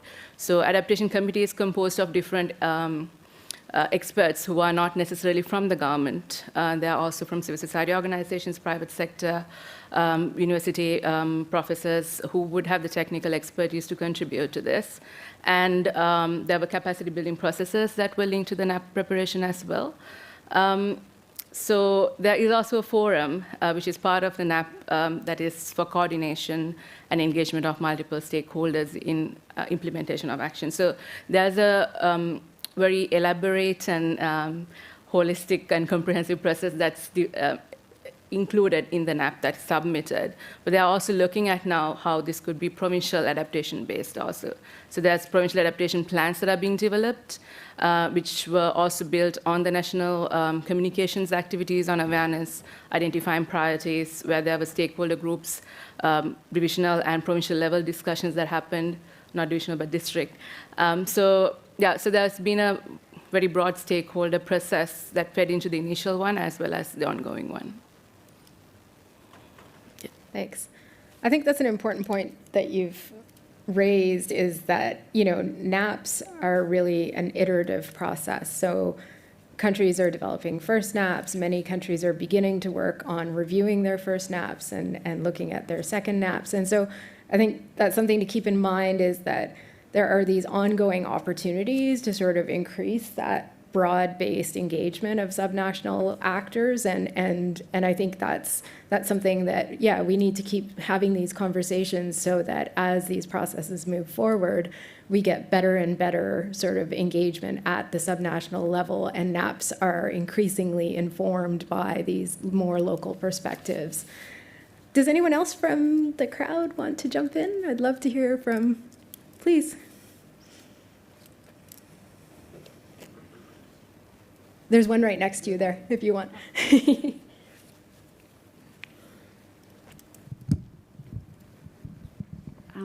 Hello, everybody. My name is Natalia, and I'm a marine scientist, and I've been doing most of my research in South America and Ecuador.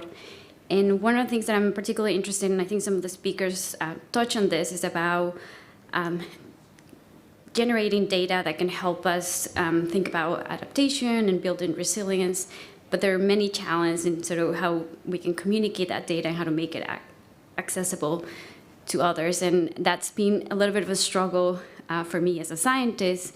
How do we can develop platforms that can be available, especially in very rural areas where there might be no access to technology or internet, and so sort of building platforms that can be that would have equal access for communities.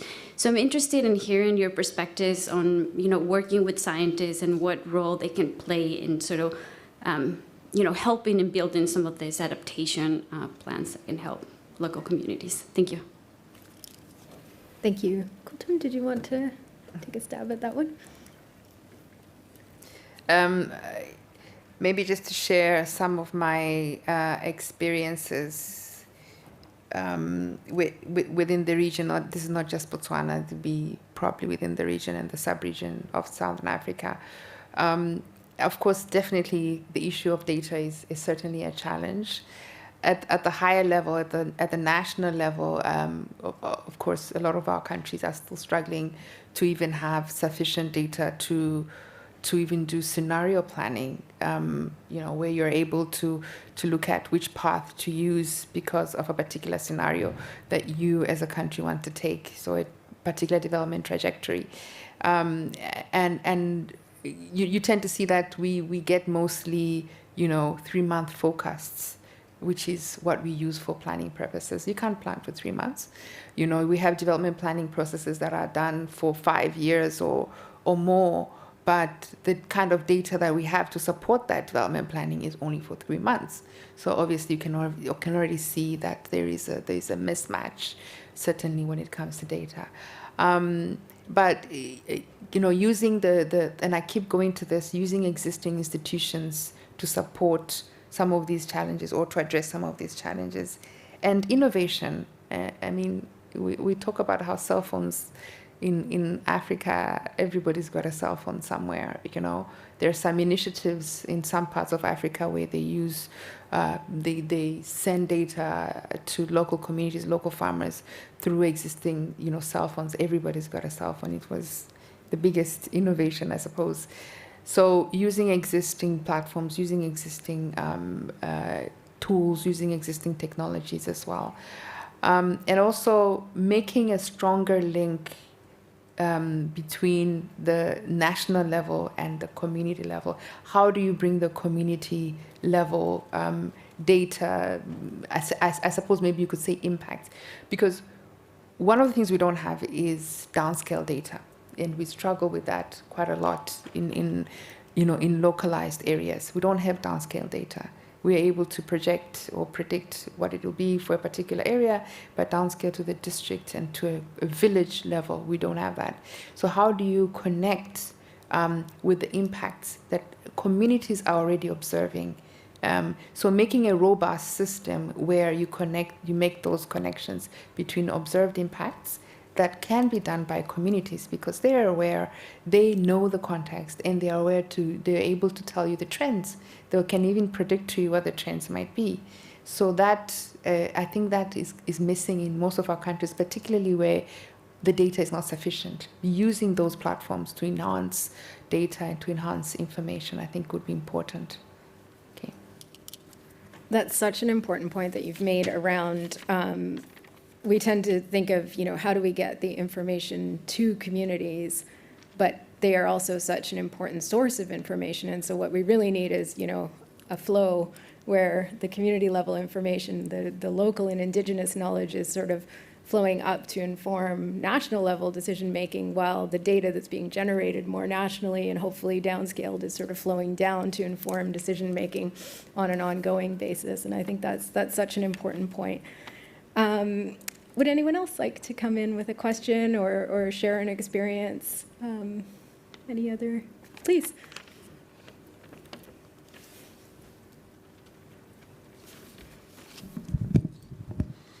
Hi, I'm Laurie Parsons from the University of London. I'd just like to follow on from that previous point, which I think is a really important one about connecting different scales of information, environmental data and adaptation. One of the things that I think is very useful, though, when thinking about this issue is that if we actually think about the other side of the coin to the issue of capacity building and think about the role of institutions in terms of retaining and attempting to maintain control over environmental data information. I'm coming at this very much from a perspective of Cambodia as one of the main sites in which I work. And the experience there is that you have, the Ministry of Environment is particularly interested in maintaining their kind of status as having, control over that environmental information.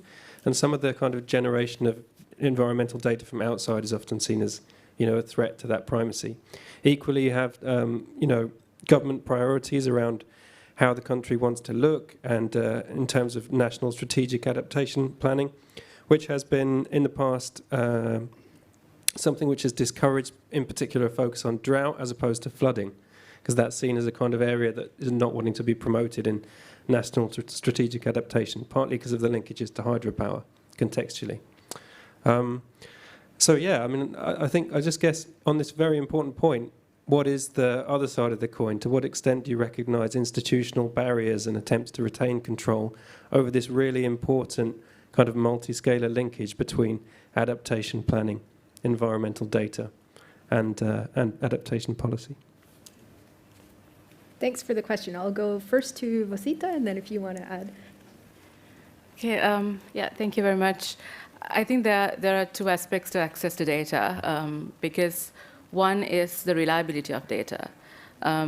Because if you have open source data which is not reliable, then the assessments and the interventions could be misguided. So While I endorse the open access and information sharing and accessibility to data, I think we also need to have the quality of the data as something we look into.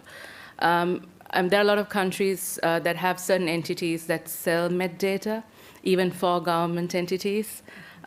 So this is something I think even Sri Lanka is looking at the moment, because there have been certain structures in place related to laws and mandates that could be law that has been passed years ago, which needs to be adapted going forward so that there could be citizens-led actions and participatory actions. But I feel like for monitoring and evaluation, it's important that transparency is there and data is very important, but there needs to be institutional structures that quality data as well as accountable data feeds into platforms and in a validated sense. Because in a world that we have misinformation, it could be misused as well. So being a lawyer, I'm going with that aspect of it, how the other side of the coin would be. But I would be all for having open source data, research, even like if you look at research, in a lot of academic institutes, you have to pay for accessibility, right? So going into processes where we know this research is available and making sure that people who are vulnerable could access this data is important. And equally with this monitoring and evaluation and validation, so that the data we access is used in a way that would not create maladaptation. So thank you. Thank you. Do you want to add? Yeah, and maybe just to add, and maybe I'm not answering your question, but just to add to the conversation is the issue around boundary organizations, or the issues around non-state actors actually being involved and working with governments to be sort of like the middle person to translate that data to local communities, but also to be the interlocutor from between the local communities to the national level. And those don't have to be just civil society or non-state actors. There could also be even extension service and so on. But we tend to overlook the role of these sort of boundary organizations, which would provide a really important sort of gap that we have in our data management and data dissemination system. Yeah. Thank you. I think we're nearing the end of our time, so I'm just going to close with my one question, last question for you. Sorry, I should have told you to keep your mask off. If you were giving one piece of advice to another country on sort of how to do vertical integration or where to start, what would it be? Only one? Okay. Yeah, I would say again, it will be the issue around clarity of roles. I think that to me is what presented a real challenge in our country, where the role of subnational actors were not clearly defined. So they were there in different pieces of policy and different pieces of acts and so on, but it wasn't very clear, and that's where you had mandates that were overlapping and so on. So that became very problematic. So having that clarity, whether it's in a law, in a policy, or whatever it is, it's important first. And having clear roles on who's doing what, I think would be a very good starting point. And I think the rest will follow. Thank you so much. Same question to you. One piece of advice. Okay, I'll take from where Khatum stopped about the mandate and go into inclusion, being included in the mandate. So how different actors could be engaged through clear mandates at different levels would be important, so that we can enhance the inputs that come in and have inclusive and participatory processes, which represents the actual evidence from the ground to the national level process.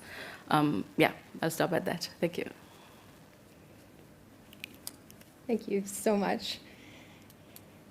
Great. So I think with that, we're going to close up. I would love if you could give our speakers a big hand. They've shared some really amazing perspectives today. Thanks also to those of you who spoke up and contributed questions in your own experiences. We really appreciate that. And also thanks to the UNFCCC for creating this opportunity and this space to have this conversation. It's been really, really interesting, and I'm so glad that you could join us. Thank you so much.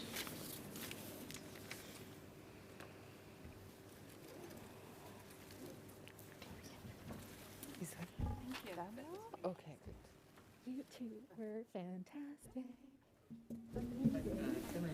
Can I please ask?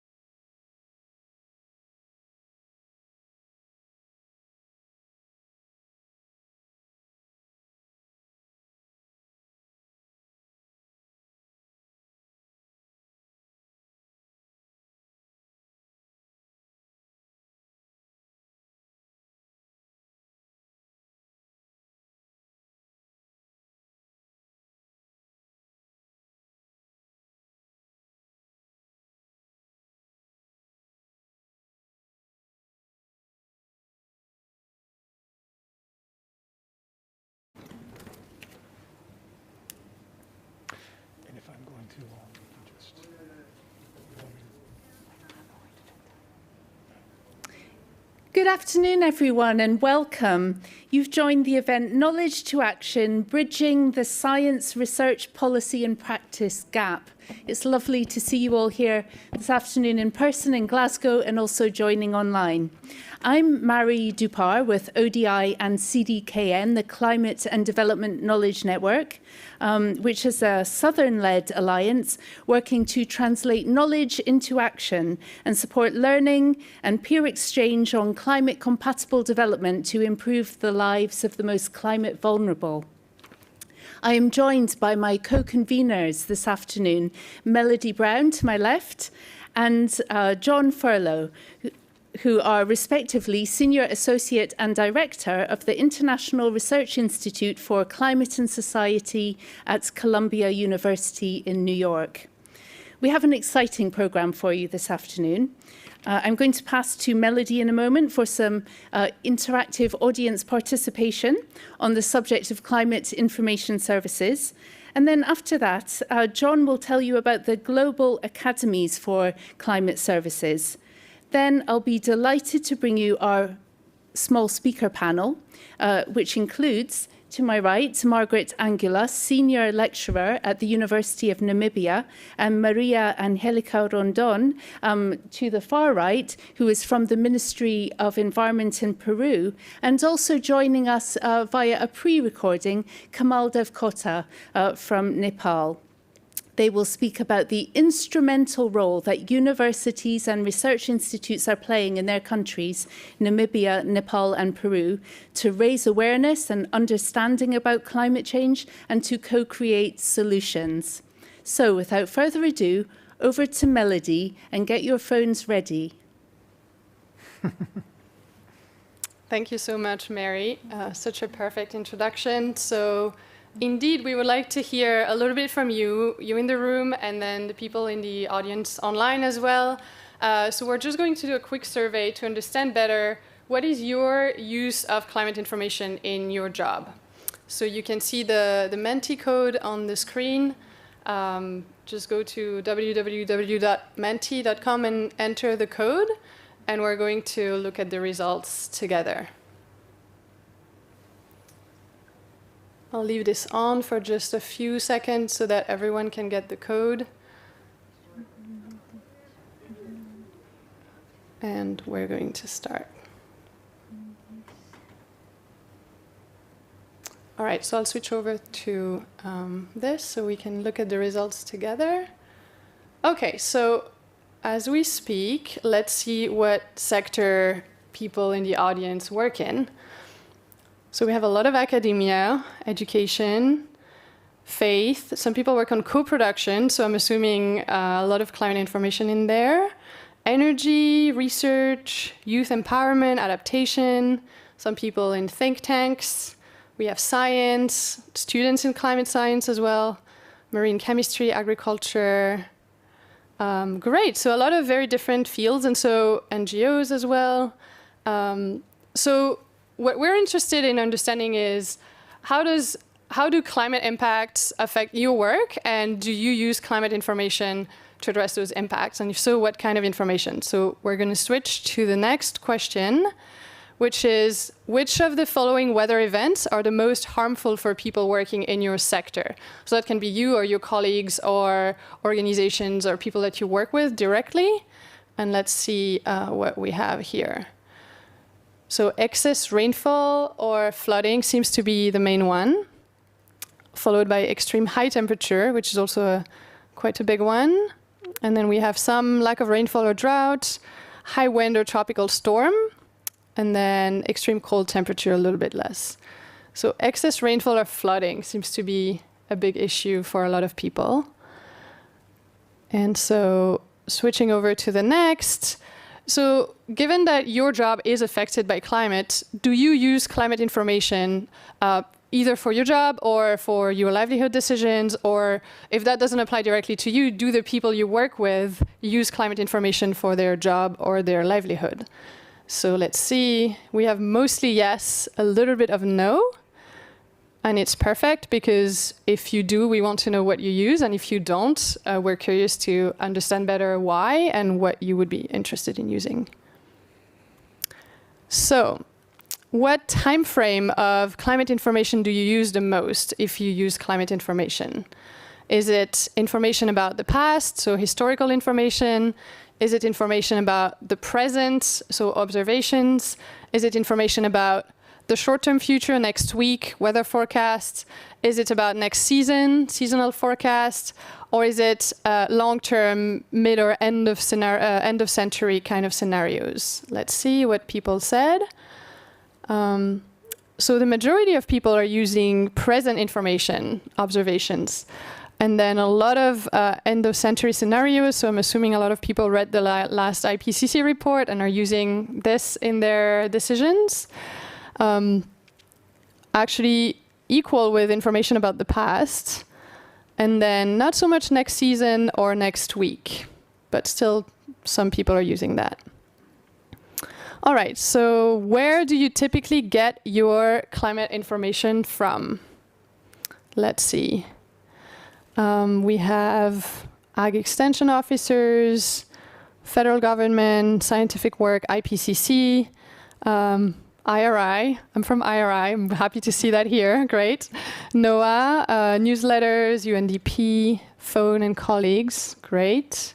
Oh, there's more. Government sources, meteorological organization data. So quite a variety of sources, but we do see IPCC coming back quite a lot. Okay, we'll get back to that. Is there any other type of information that you would use if you could, that you're not currently using for any reason? Okay, country-specific information, region-specific, more access to data in general, what the next season look like, 5 to 10 year forecasts. Okay, so more localized and then maybe different timescales.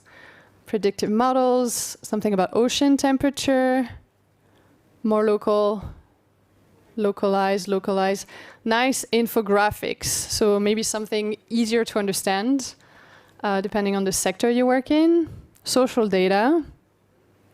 And then a lot of people saying they need something that's more country-specific or more localized or more region-specific. Okay, how strongly do you agree or disagree with the following statements? The first one is, I have all the climate information I need to address the climate impacts that I'm facing.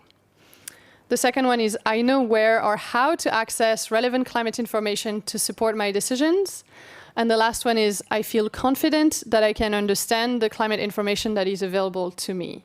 So from strongly disagree to strongly agree, how do you feel about these statements? Let's see.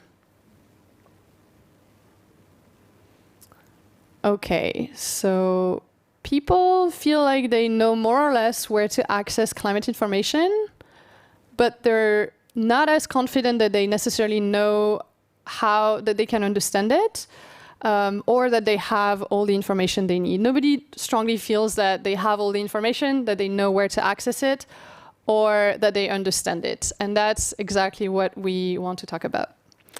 So I'm going to stop here. Thank you so much for all your contributions, and we're going to talk a little bit more about how we can make progress on each of those aspects of accessing and understanding climate information. And so I'll give the floor to my colleague, John Furlow. So we'll stop sharing from this laptop and we'll go back to the PowerPoint.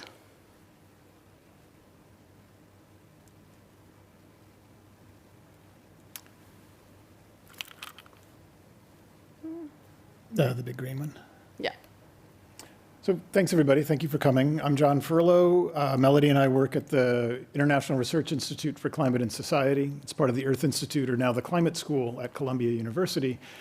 And we specialize in seasonal climate forecasting.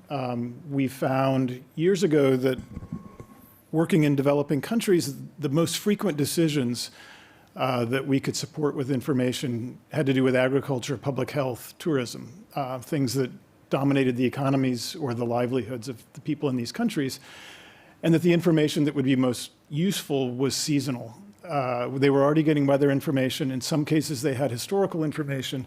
But when we talk to people about long-term change, the types of information you get in the IPCC reports, they just couldn't connect it to their regular decision-making. If you tell somebody that it could be 30% wetter or 20% drier in 80 years, and they're thinking about what to grow in the next season, that doesn't really help them. But if you can tell them there's a 50% probability that the next season is going to be wetter than normal, then they can start thinking, okay, that's going to be a good rainy year. How do I take advantage of that? Or there's a 50% chance that it's going to be drier than normal. They can think, well, what can I do to manage my losses? In a lot of the countries that we've worked in, we found that there was not a good working relationship between the meteorological agencies and the agencies or the ministries supporting decision-making. The Ministry of Agriculture, the Tourism Department, the Health Department or the Health Ministry. And if you want to introduce climate information to support decision-making, we think along the lines of a value chain, or a climate service, we call it. There's the production of climate information, but you also have to make sure that the people who need to use it understand it in the terms they think in, not like a meteorologist. We want to make sure it gets to the people who need it. If you want to get information to a farmer in a remote area that doesn't have access to the internet, putting a forecast on a website doesn't help. So we want to make sure that we're communicating it out in terms and using communication media that are most useful. And then we want to make sure that when the initial work is done, that it becomes a part of standard practice. We want it embedded in everyday use.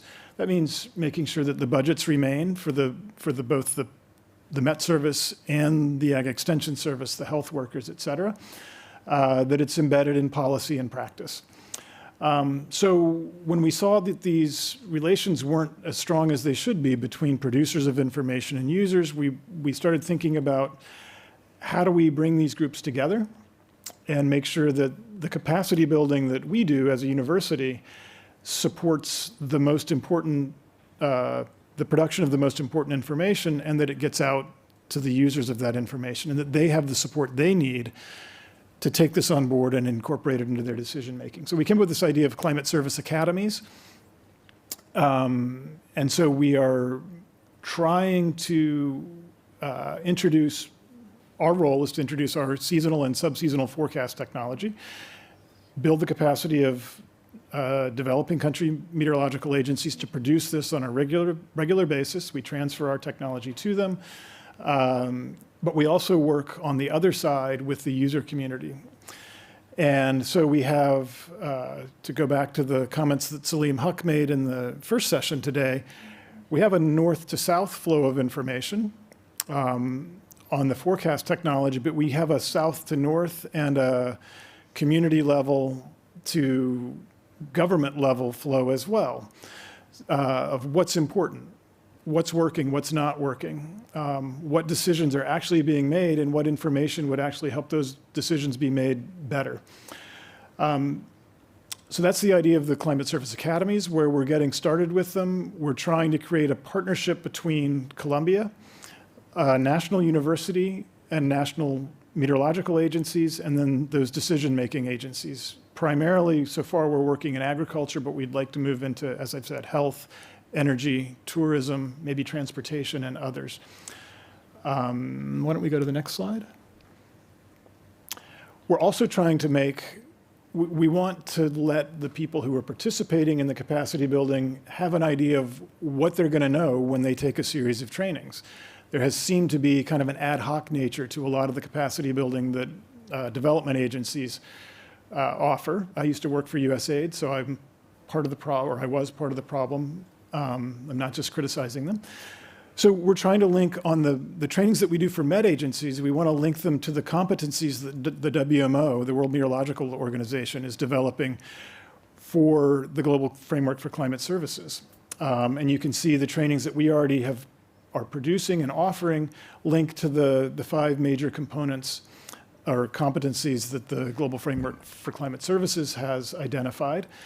And then we want to build out similar competencies on the sectoral side of things. So what would be a set of competencies for agriculture, for vector-borne disease management, particularly mosquito-borne disease management?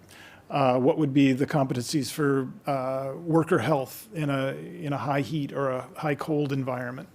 What would be the competencies for thinking about forecasting energy demand and renewable supply? So will there be enough rainfall behind the reservoir for the coming season to meet the energy demand, which can inform when the reservoir manager releases water? Is it released early for energy? Is it released later for irrigation or for drinking? And so on. So that's what I have. I'd be happy to talk to you more during the Q&A, but I don't want to take away time from our speakers. So thank you. Thank you so much, John. That was really illuminating.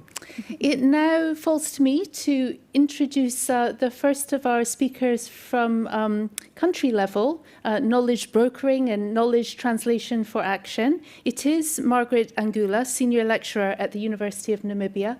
Now, Margaret, you've been working for some years now to co-create knowledge with communities, to raise awareness at all levels of society of the impacts of climate change on Namibia, and to co-create solutions. So why don't you tell us a bit about the work that you've done at the University of Namibia in partnership with CDKN and also with Canada's International Development Research Centre, IDRC, and I am sure that you will inspire us with your stories, and you also will be available for questions and answers afterwards. Over to you, Margaret. Thank you. Good afternoon, everyone. Thank you for having me here. My journey with this kind of work started earlier with when I started working with communities, but in particular with IDRC, it started with a research project which we started in 2014. We were a case study on a big consortium. Now, one of the research gap, what we found as a barrier for adaptation in Namibia, it was poor governance. And then that's where we got funding, and we partnered with CDKN to strengthen climate change governance in Namibia. And later on, we realized let's focus more on adaptation governance. And we did what we call vertical integration and horizontal. I'm going to talk about the vertical integration. Can they see my slide? So yes, is it possible the slides to show the slide? Thank you. So I am also, I represent the University of Namibia in the National Climate Change Committee for Namibia, and I'm familiar with the policy. So because I know the mandate for the University of Namibia is to do capacity building, create awareness, do research, and do training. It's in the policy. And that's where our support from government was very much strong. And how we did this, we put together the approach, how we were going to do this. And we decided that there is a disconnect between the national government climate change unit and what we call subnational. In Namibia, we call it regional level, between the government and the regions, and then to the local level. So we decided, let's build the capacity, let's create awareness, let's use the evidence which is out there. So we had the ASA project did what we call 1.5 and 2.0 global warming. What does it mean for Namibia? So we started with that knowledge, and we partnered with the Ministry of Environment, where they brought in the national communication to UNFCCC. What are the vulnerability hotspots in Namibia? So I would start with the science. What does it mean? What is global warming? And I can even explain that in my local language to the local people on a flip chart, drawing. And then I realized that the local people, we undermine their understanding. So the reaction was like, then why are you keeping that information from us? All these years you tell us about vulnerabilities, how vulnerable we are. We didn't know this thing is that important, and they were more interested in emissions and impacts. The farmers were more interested in that knowledge. And they said, if you withhold information from people, you disempower them. So we used that knowledge, and it created interest. Out of that interest, we were given a platform to discuss how can we now accelerate climate change action, how can we improve things. So that's when we were sent back to the parliament. So we institutionalize climate change governance platform at subnational level and regional level, because we already had disaster risk management committees. So we mainstreamed climate change. This month we are going to finalize the objectives, who should be in that committee, what should the objective be, so that climate change has a platform to be discussed and addressed at subnational level and local level. So we did that as a university, and this is something that academics don't do, but I realize the knowledge that I have and how to explain the scientific knowledge to people, it created interest, it gave me that political platform, And the Ministry of Environment benefited from that. We went as a team, and we have achieved that. And then we went to the parliamentarian committees. In Namibia, we have one on natural resources and the other one on economics. So we put together short courses on that. We put together all the expertise in Namibia. We even brought in IPCC experts from University of Wits and Mark New from University of Cape Town. We gave them topic. It was a whole month and a half. We were given, you know, the parliamentarians have sessions. So we went through the Ministry of Environment and we got some of those sessions dedicated to our short courses. We gave them in presentation, told them about emissions, the politics of climate change, the vulnerability and all that. So we have, and then we took them on field trip to see what adaptation strategy people are doing in the capital city, because that's where we could introduce to them what is happening at local level. We also use tools, participatory tools like a gender walk, just to show them that farmers and communities are not homogeneous when they are making decisions, because to politicians there's only one language, local people. So we assign them identities, yeah, and then we pose questions and adaptation strategy if you are able to participate, and then we discuss that. So we really did both high level and participatory just to capacitate our parliamentarians. So in such a way, I can say that we did short courses with parliamentarians to give political support to the ministry and the subnational level. We institutionalize at subnational level so that there's a platform to enhance climate change action. And we trained local community how to integrate climate change in a gender responsive way into their community level projects and development. So in short, that is some of the work that we did in Namibia. Thank you.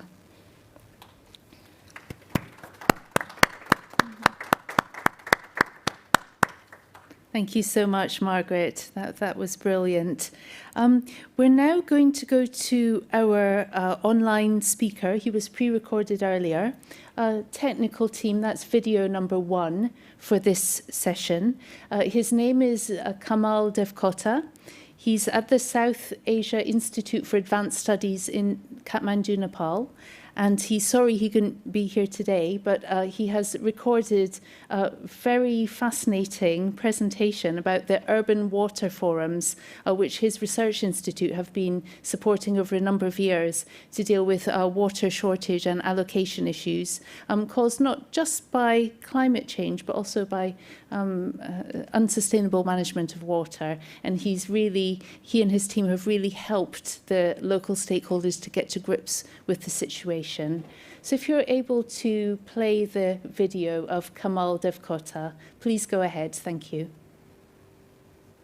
I'm Kamal Devkota from South Asia Institute of Advanced Studies, CIAS. CIAS is a Kathmandu-based research institute, and I have been working for CIAS as a researcher for last 10 years. Today I'm going to briefly present our initiative called Urban Water Forum, typically named as Pani Chautari in Nepali, that aim to contribute to the urban water security in the context of rapid urbanization and climate change. Learning from the series of dialogues with multiple water stakeholders in the cities, we have co-produced the idea of Pani Chautari and applied in 4 of the municipalities of Nepal. Pani Chautari is a complete cycle of policy process towards fostering evidence-informed dialogue and critical policy engagement for addressing city-level water issues. It helps to identify water-related issues, generate credible knowledge, facilitate the formulation of specific policy, and then translate that policy into practice to resolve the issues of water. In total, we hosted 14 Pani Chautari series in 4 cities where water management has become a challenge over the last 10-15 years. In this process, researchers like us, water management authorities like local governments, and stakeholders like water users and communities came together and co-worked to create knowledge and contribute to water security of the town through evidence-informed policy process. Pani Chautari process includes 5 major steps. The first is a rigorous process of identifying issues, then generation of evidence through action research or diagnostic studies, deliberation and deliberation among stakeholders, including local authorities and researchers, identifying solutions and linking solutions to policy and practices, and finally reflecting back through the whole process and strategies for future. During the implementation of this process, we faced several challenges.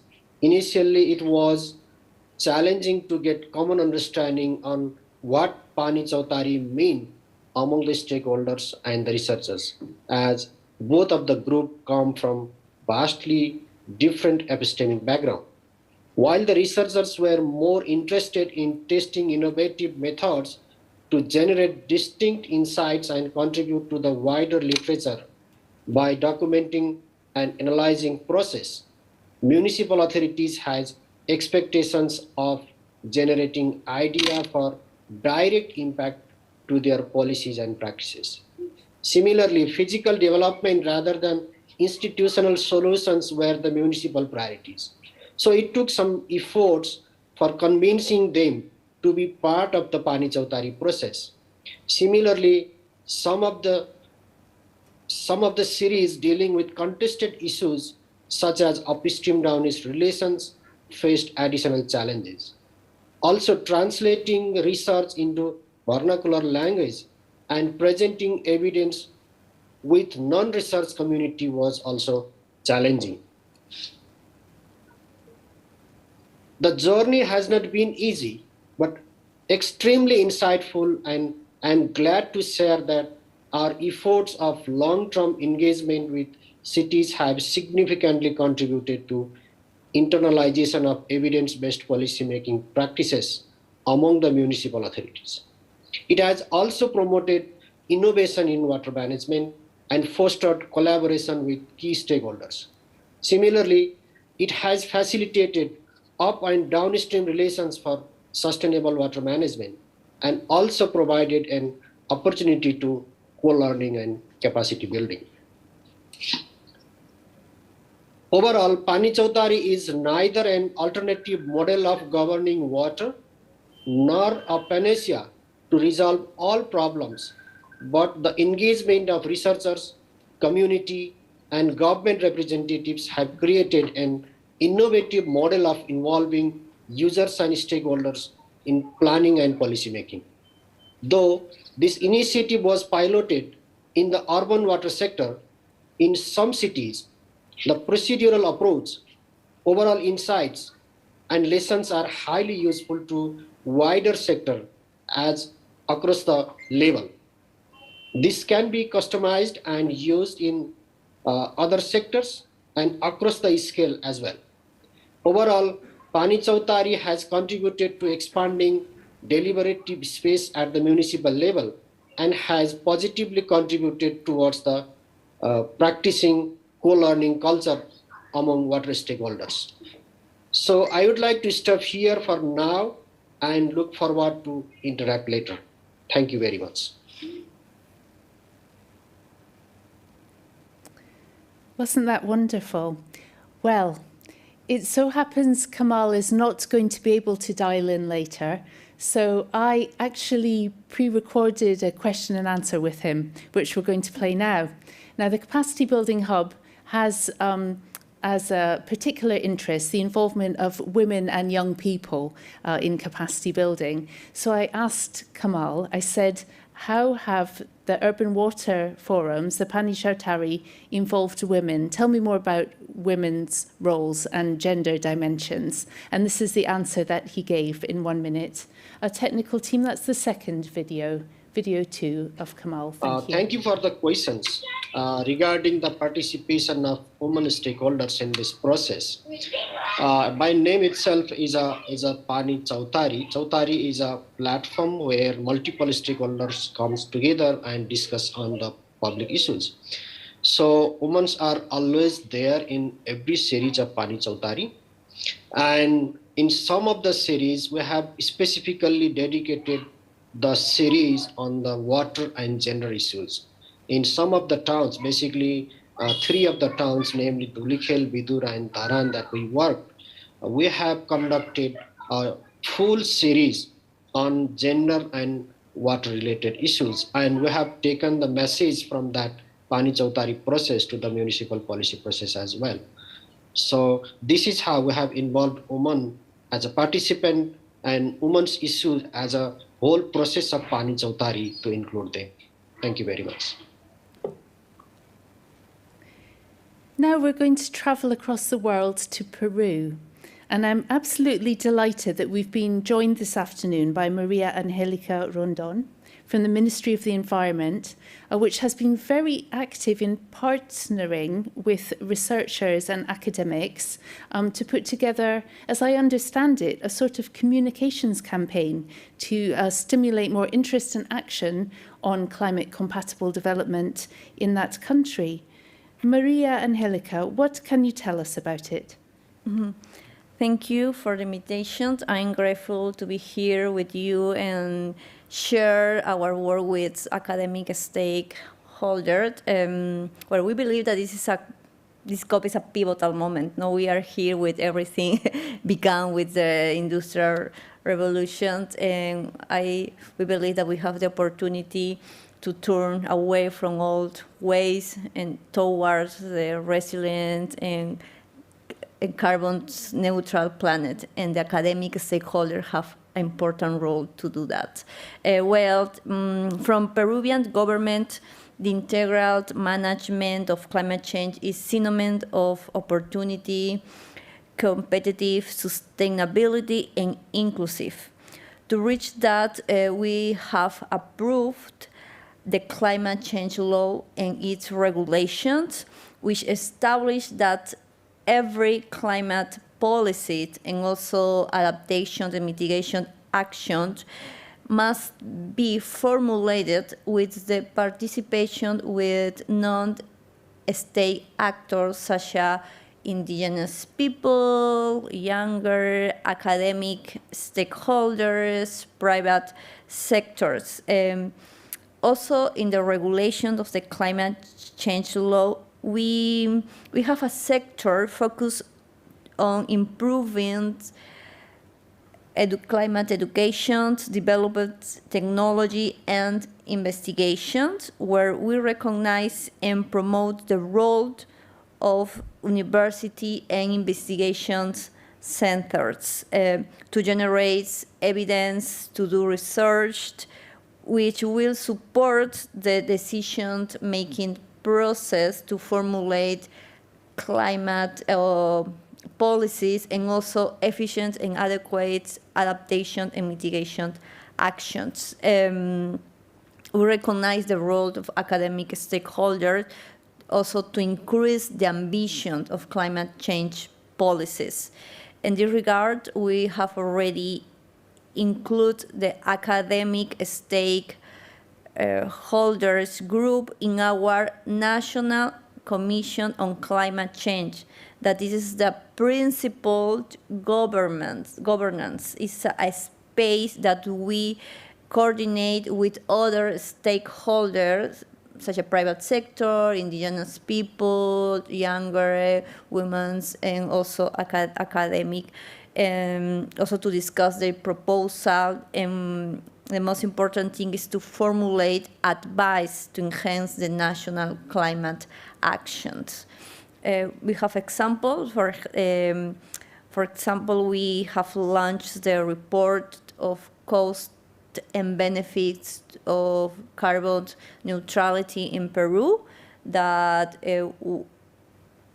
we have the support of the University of Pacific in Peru, also the University of Costa Rica, and we are using this report to formulate our long-term strategy. We also have approved our national adaptation plan. For this process, we use the climate scenario to 2050 that was elaborated for our national meteorological services. For this context, we strongly believe that the academic stakeholders have an important role to generate inclusive governance. In this kind of space, also it's important for us to exchange knowledge and best practice. Thank you.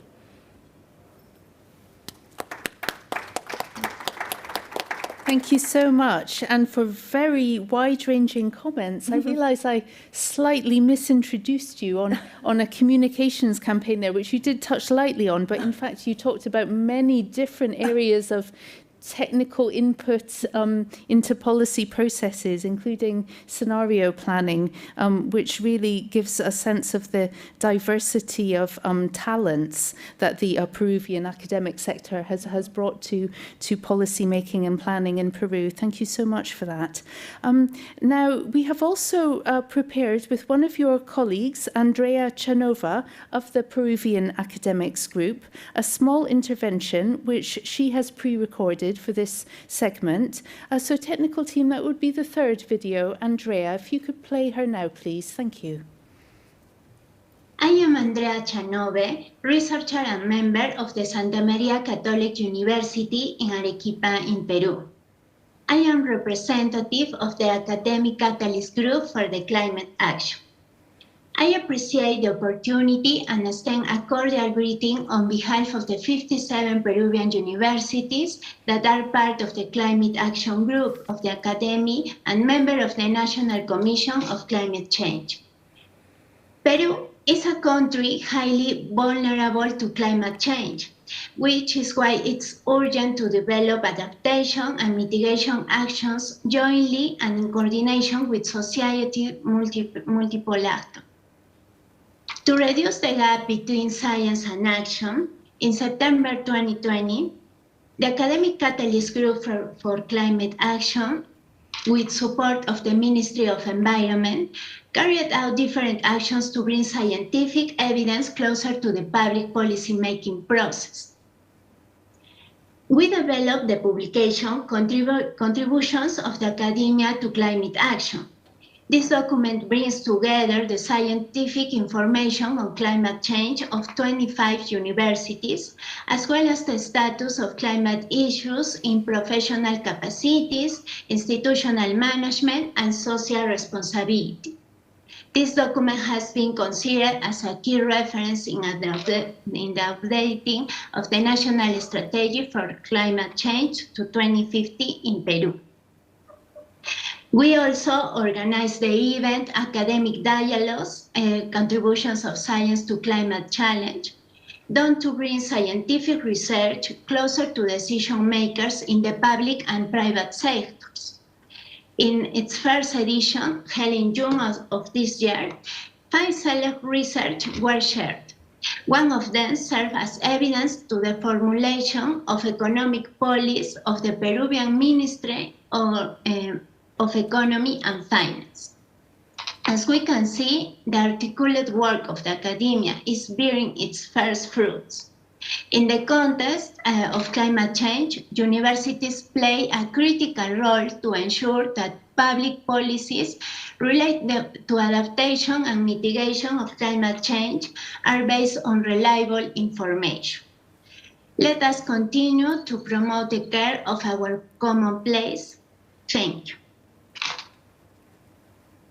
I certainly had the sense from Andrea's intervention there that not only are the academics contributing information, but also driving ambition, as you said, Maria Angelica.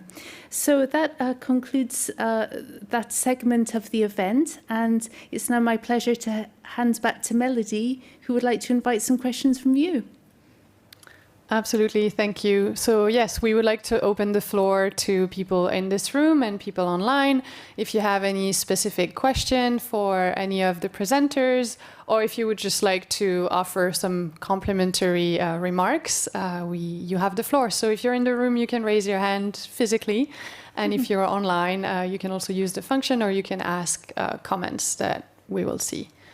So I see a question here, please go ahead. And if you can walk to the microphone and then just maybe introduce yourself just very, very briefly and then ask your question. Hi, my name is Bernadette Kadubitsky. I'm a professor of child psychiatry. In terms of the impacts on mental health, they're absolutely profound, in particular for children and adolescents, but we're just not getting enough traction. And I was just thinking about your work, John, and how important that is for the health sector as well. There's a cartoon out there, I don't know if people have seen the board, and it says that we're not funding anything unless a disaster's actually happened. So in terms of the work you're doing, it'd be so important to join up with the health sector and mental health from my point of view. Because if we could show governments the impact financially that's going to be required in terms of services, our services are at crisis point already, but with the climate crisis, it's going to be absolutely astronomical in terms of the demand for healthcare. And I wondered how far you've got with that, and whether you've had any success yet in terms of putting money into prevention. So, interesting question. We have done work on anticipatory action for physical damages. It's usually called forecast-based finance or early warning, early action. And the idea with that is to take these forecasts and think about moving the money that would be released after disaster to release it before the disaster occurs, so that communities can take action to try to avoid the damages. We have not done anything that I'm aware of on anticipatory action for mental health. I think it's a very interesting thing. Most of the work that we've done with the health community has been on forecasting vector-borne disease. The conditions that are right, are the conditions going to be right for a lot of mosquitoes, or will they be dry, and so we have fewer mosquitoes? And we have dengue and Zika and malaria tools. But we have not, to my knowledge, done any work on mental health. Let's talk afterwards, yeah. Fantastic, thank you for this focus on mental health. Any other question? I don't see any comment online, but if there is any, let us know. And yeah, you have the floor. Thank you very much. My name is Louis Cellier. I'm from the Climate Service Center in Germany. My question goes to Margaret. Thank you very much for a very interesting case study. My question is, if you were to reach every community in Namibia, how would you replicate your work without yourself being a climate leader or an adaptation leader in the process? How would you replicate and take the academic out as the driver of the process? Thank you.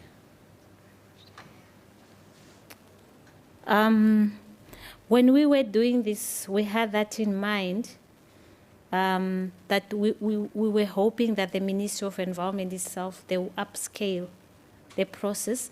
And it's for that reason that when we had an agenda, we did it together with them.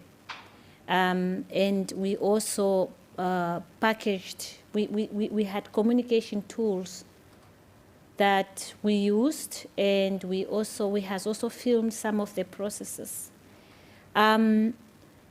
If it was up to me to pull out of the process, really, I would say the Ministry of Environment, through the constituency development committees, that they should drive the process. But I'm a little bit skeptical because Namibia as a nation, they still have that passivity where the confidence level is so low to be self-driven. We have really tried also to capacitate the constituency development committees that we had worked with, and the aim is for the ministry to take it up. But I just have to inform you that there is already a demand, and that the University of Namibia, that we should upscale this, that I should go to all the rest of the regions that I didn't work with, and do this, not the whole same work, because I have learned through the 2 regions that I worked with, 2 out of 14, so that I can do it in a workshop setup to bring them closer to the same level of those 2 regions that I have worked with. There is already that demand. It was my hope really that the Ministry of Environment and the region take it over. But I don't really see it happening. Maybe it's still too soon, because there's that demand that we should help them upscale. And 2.5 million, it's population.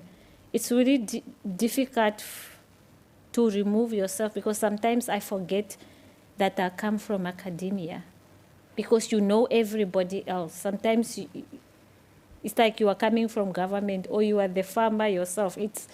The role is quite difficult, and I'm not very much worried if I continue to be a leader, because it's much easier to do that in Namibia. And we continue to strengthen to strengthen the agency, but it is a national problem that we have, that people are passive and they don't really, and it comes from the apartheid system, that people did not really recover from that they still have. It's just part of the Namibian society that they expect. They haven't really recovered from that fully. The younger generation, perhaps we're hoping that they will have a different level of confidence in being self-driven. But so far, yeah, that's where we are. I'm going to take the co-chair's prerogative and ask you a follow-up question, Margaret, if I may. And possibly John and Maria may have some views from their perspective as well. I'd like to ask you, Margaret, how you involve students actually in the stakeholder engagement in the field.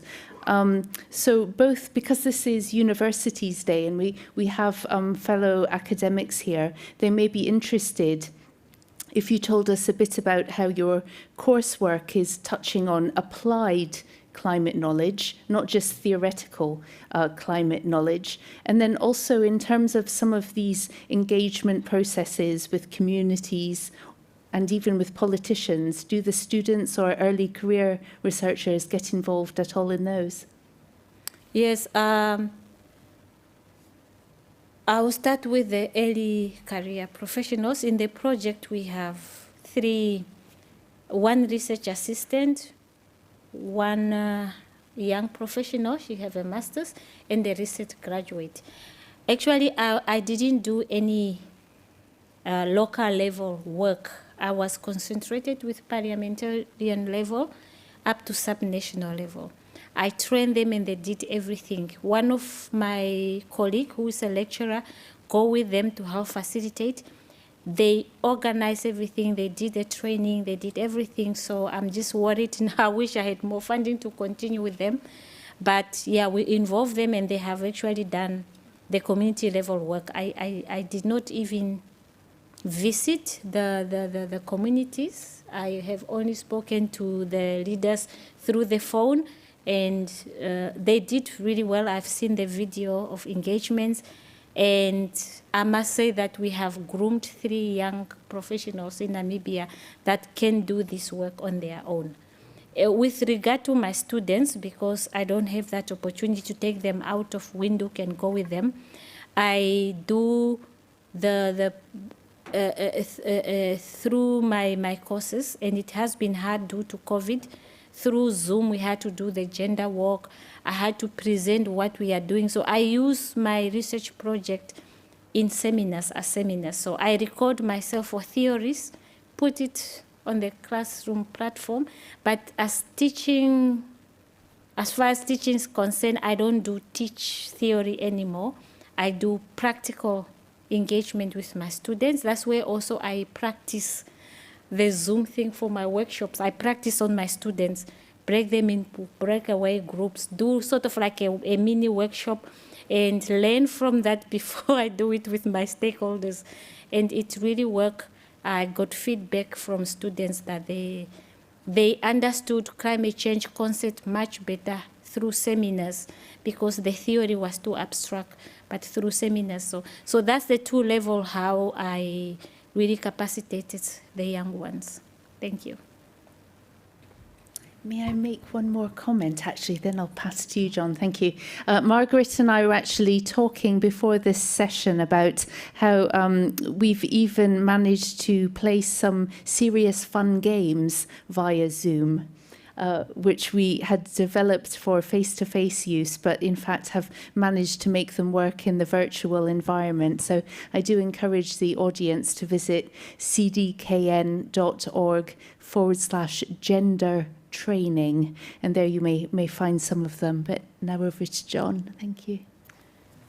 Sure, thank you. And thanks, Margaret. That was a great setup for what I want to say, which is Columbia University has just started a climate school.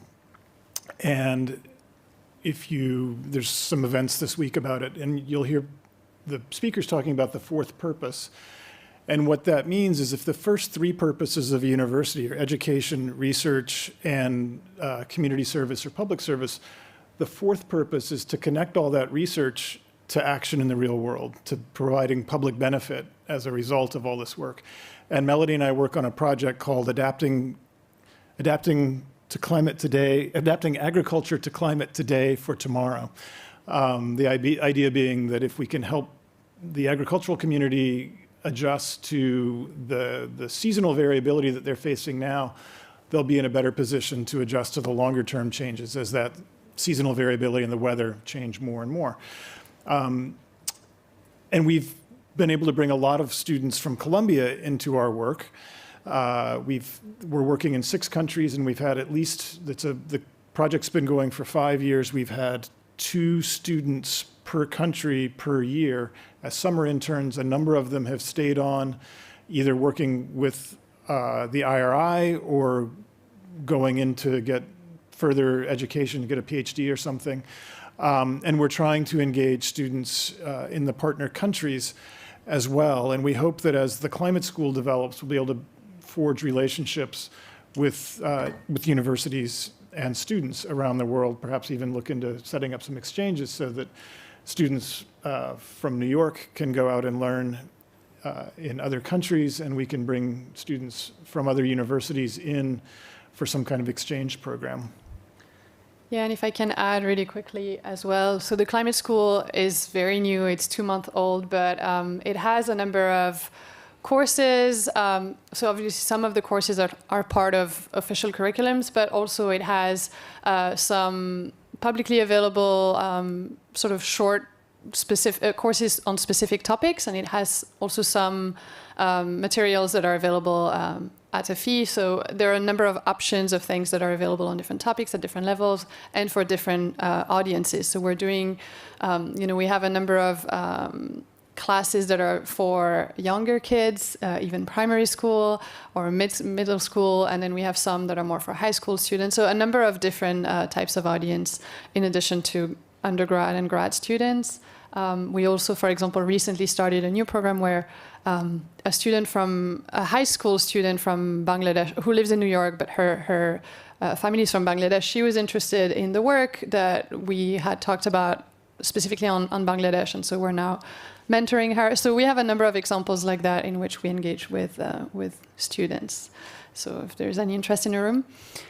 And I know we're probably close to the end, but I wanted to give Maria an opportunity to talk about how you engage with students in your work. And I was also, as a complementary question, interested in understanding the interaction between the different parts of the government. Because in our experience, what we see in a lot of countries is that the meteorological department, so the department that is producing climate information, is very often quite a small department compared to a lot of the other ministries, and not always connected to the other sectors. So they don't necessarily know what information is useful for people in other sectors. So I'm curious to hear if they're connected in Peru, and then again, how you get with students. Thank you. Yeah. Well, as we mentioned, in Peru, we tried to institutionalization these governments of the, as Andrea said, that academic stakeholder group into the national commissions, and we have a regular academic dialogue focused to discuss this advice, or we as a government to collect the comments for the climate policies. That is the space that we have dialogue, academic dialogue, that we arrange regularly in order to enhance these climate policies. But also this discussion with academic for us as a government is useful to reduce the gap of information, because also the academics is for one way and the climate policies made for government is for other way. And now we are trying to articulate the priority size of the Ministry of Agriculture, maybe know how the agriculture impacts on local communities, maybe it's also how the glaciers of all the flood can impact on also in the other kind of stakeholder. Now we are in the ways to establish a national climate agenda on investigations to work with these academic stakeholders, in order to support the making decisions process, because we believe that the evidence and the investigation is the base to support the climate policies and also the ambition. Because how we can do, yes, I can do include 35% of renewable energy into our system, but it's not feasible. It's not feasible at all if you don't have the support, the research, and also the technologies development. I think that, I repeat, we recognize the role of the academic in the ambition climate policies and also this space. Thank you. Thank you very much. Maybe any last question from, oh, I see one. Yeah, sure. Please go ahead. Hi, everyone. My name is Santiago Alba. I'm with the International Development Research Center in Canada. So I will not ask any question to Margaret because I am biased in how fascinating your work is. But I want to go back to Maria Cristina in Peru. What is your experience on the different speeds between research and policy? When IDRC has been funding research and to influence and inform policy for many decades. And one thing that we always face is that sometimes we are too slow to influence that policy. What is the experience in Peru as you are now at the center of all the stakeholders? Thank you so much. Thank you. Well, we also, as a government, we say that this is a lack of evidence and scientific report in Peru as a developing country. I said, I don't know, but now we are in the middle of the process to formulate our long-term strategy, and our national planning entity is very tied to each goal or each action must be supported by evidence. And that is that now is force us to articulate the academic stakeholder, their scientific development to the making decisions process, because our government is also in focus on all to modernize their public management, and this is part. Thank you. Thank you very much. I don't know, do we have time for one more question? One more question. All right. Is there any more question? Oh, yes, please. Yes, thank you very much. I really enjoyed the conversation. I'm Charles Asumana from the University of Liberia in West Africa. Yeah, so we just opened the environmental science program at both the undergraduate and the graduate level, giving degrees in climate change, environmental science, and environmental management. I was just thinking, because to integrate science, research, policy is a difficult task, especially so to get political buy-in and to involve the students in ways that you have the credits to be disseminated into all forms. I was just saying, can we learn from you, for example? Are there ways in which you can collaborate with universities in Africa and see what we can talk further after this discussion? Thank you. Yeah, absolutely. Let's talk.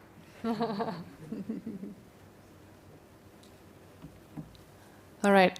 Is there any question online? I believe not. No. Okay, great. So thank you very much, everyone, for coming to our event. If you do want to have a follow-up conversation with any of the speakers, please reach out to us at the end. Thanks again, and wishing you a good rest of the COP. Thank you.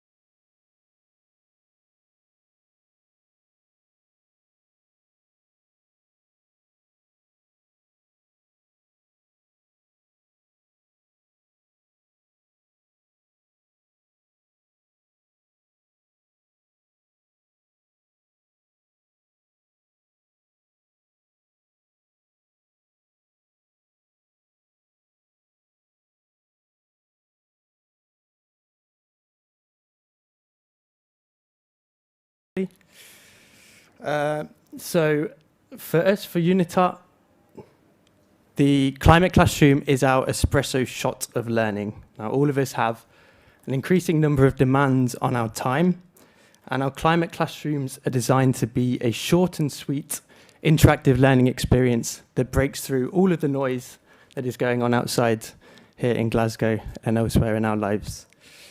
So they are basically designed to help all of those that are attending, so that means all of you here today, all of those that are following online, to get up to speed quickly on a range of different climate change topics. And our topic today, we'll look at the role of the media in kind of pushing forward climate action. So this is now our 8th edition. Typically, our classes in the past have been delivered in person. Most of ours this year are actually online due to the exceptional circumstances at the moment. We are running 4 in-person classes over the course of the 2 weeks, 12 others online. This is the second in-person class that we're running in Glasgow. We are running a couple of others. I'll give you some details on those at the end of the class. So in terms of today's session, it will be 45 minutes long. The class will be 45 minutes long. It will be broken up into 3 parts. The first part will look at the substance of our topic today. The second part will try to bring that substance to life through a couple of case studies and practical examples. And then in the third part, we will hand the floor over to you with an interactive Q&A session. We do want these classes to be interactive. We do want them to be dynamic. So if you could be as actively engaged as possible in the third part, if you have any questions, anything like that, please do join in. We're very much going to be relying on your active participation and engagement. Now, just before we move into the class with Colin, a few ground rules, if I could just share those quickly with you. They're pretty straightforward. First of all, this is supposed to be a classroom. It's not really quite like the classrooms I was in when I was at school. So those of you that have made the decision to join us today, it would be great if you could stay until the end. We don't want anybody skiving off, as we say, as we used to say back home, behind the bike sheds or leaving. So if you could stay to the end, that'd be absolutely great. And we'll have a small memento to give those that have stayed to the end after the class.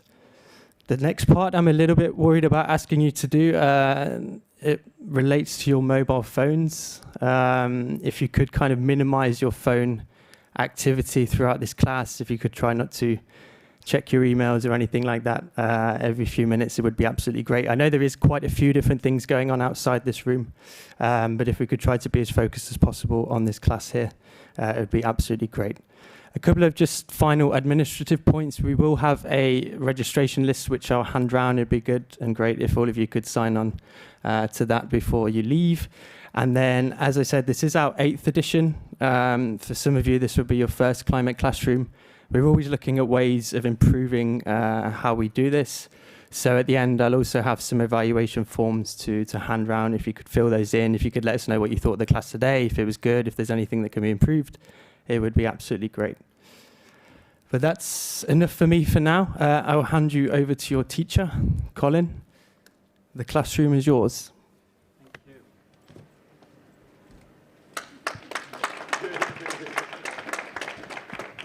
Okay, I'm now going to largely not do what Colin just said. So yeah, thanks very much, Colin. I'm Colin. Oh yes, sorry, I'm on the handheld. Do I need to turn it on? I am. I work in the media. I should be good at this. Testing. There we go. Yes. So you'll tell the difference between Colin and Colin, if by nothing else, the hair. We go to different barbers. That's the only real difference. Yeah, I don't really see this as myself being here as a teacher. I hope I have some interesting experiences and ideas to share. But I'm hoping that you can get a bit of a flavor of the sort of approach that I have in my work through this session. And I think it won't quite be in the exact order of those 3 sections that Colin was talking about. I'd like it to be quite interactive all the way through. However, the easy way to do that, of course, is to interact with those of you who are here in 3 dimensions.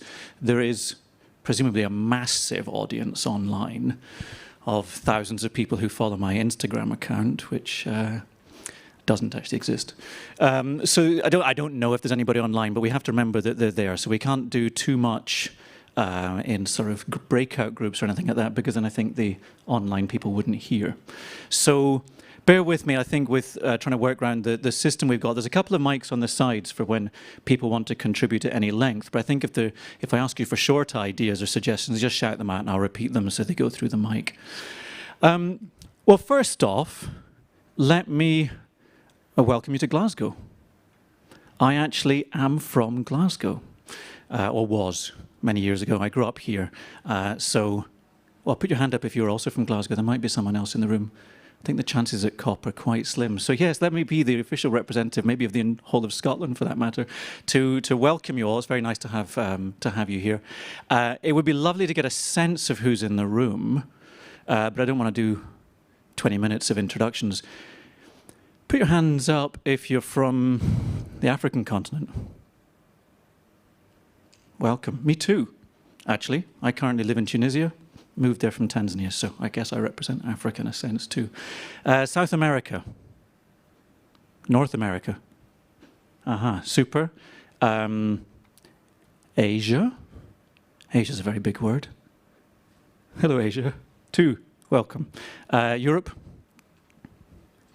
Okay. You're multi-sectoral, I can tell. Lots of different hats. Okay, and with that in mind, also let's say, how many of you are in the commercial sector, private sector? Oh, that's telling, isn't it? Maybe there should be more of them in the room. How many of you are from media? 2, super, and myself. Government? Hi, the government. The government of where? Liberia. Welcome, the government of Liberia. You represent all the world's governments today, so thank you for coming. International organizations. Yeah, keep your hand up if it's NGO. Yeah. Okay, NGOs. Right, okay, maybe oh, sorry, I'm ignoring that side of the room entirely. Hi, everybody. Probably a fairly representative sample, I think, for a COP. Great to have you here.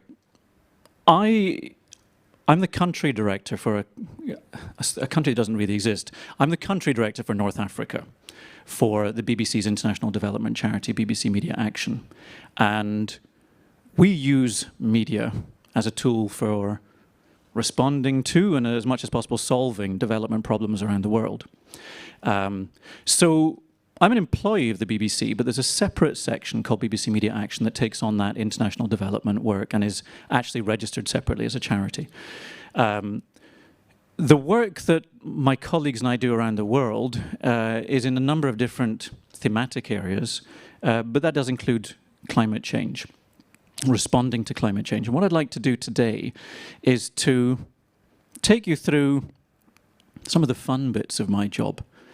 I'm a country director. I have to develop paternity leave policies and calculate tax benefits in the way the US government wants me to for certain budgets and things like that. So there's a lot of stuff that's less exciting. But the fun bit, intellectually, well, they're all intellectually challenging in a way, but the developmentally challenging bit and the fun bit to me is what I'm going to ask you to join with me in today, which is to think through the extent to which media and communication can play a role in dealing with the complex challenges that we face related to climate change. I think it's clear, even from wandering the corridors, the labyrinths of the SEC, that this whole COP is a media event in many ways. The amount of media being produced is absolutely extraordinary. Put your hand up if you haven't taken a selfie at all in this event. Well, maybe, actually, give these people two... Oh, come on, Colin. Is it true? Okay, that's interesting. How many of you have taken a selfie in front of the big spinning globe? Oh, not so many. I thought it was going to be more than that. But there's a lot of cameras out. There's a lot of professional media production. There's a lot of media scrum around certain individuals, but a lot, of course, of self-produced media also going on, and of organizations desperately tweeting away and getting their word out. Generally speaking, I would think that content is aimed at the countries or the populations in countries that are mostly responsible for the challenge we're facing, and to a lesser extent at populations that are primarily affected by the problem that we're facing, or the various problems that we're facing. The work that we do at BBC Media Action is more focused on that second population. It's more about thinking of what media can do to respond to the problem, to assist affected communities, than it is to talk to other communities about it. So let me give you two simple ways of looking at media in this context. One is the media producer, the presenter, the journalist says, I am here standing in front of an event taking place to other people. They're over there. These people are being affected by, I don't know, to give you a dramatic example, there's a ship sinking, right? One element of communication in that situation is that the journalists stand here in the windy cliff in Cornwall or something like that, saying that ship is currently sinking, and isn't this an important news story for all of you who are clearly not on that ship? So I'm telling other people about a problem facing a certain other group of people. On the other hand, on that ship, there's probably communication underway.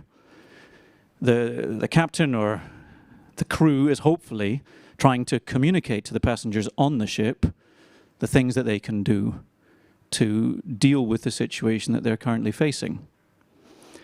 Obviously, the BBC does a lot of this, and hopefully does it well, and hopefully you trust and enjoy that content.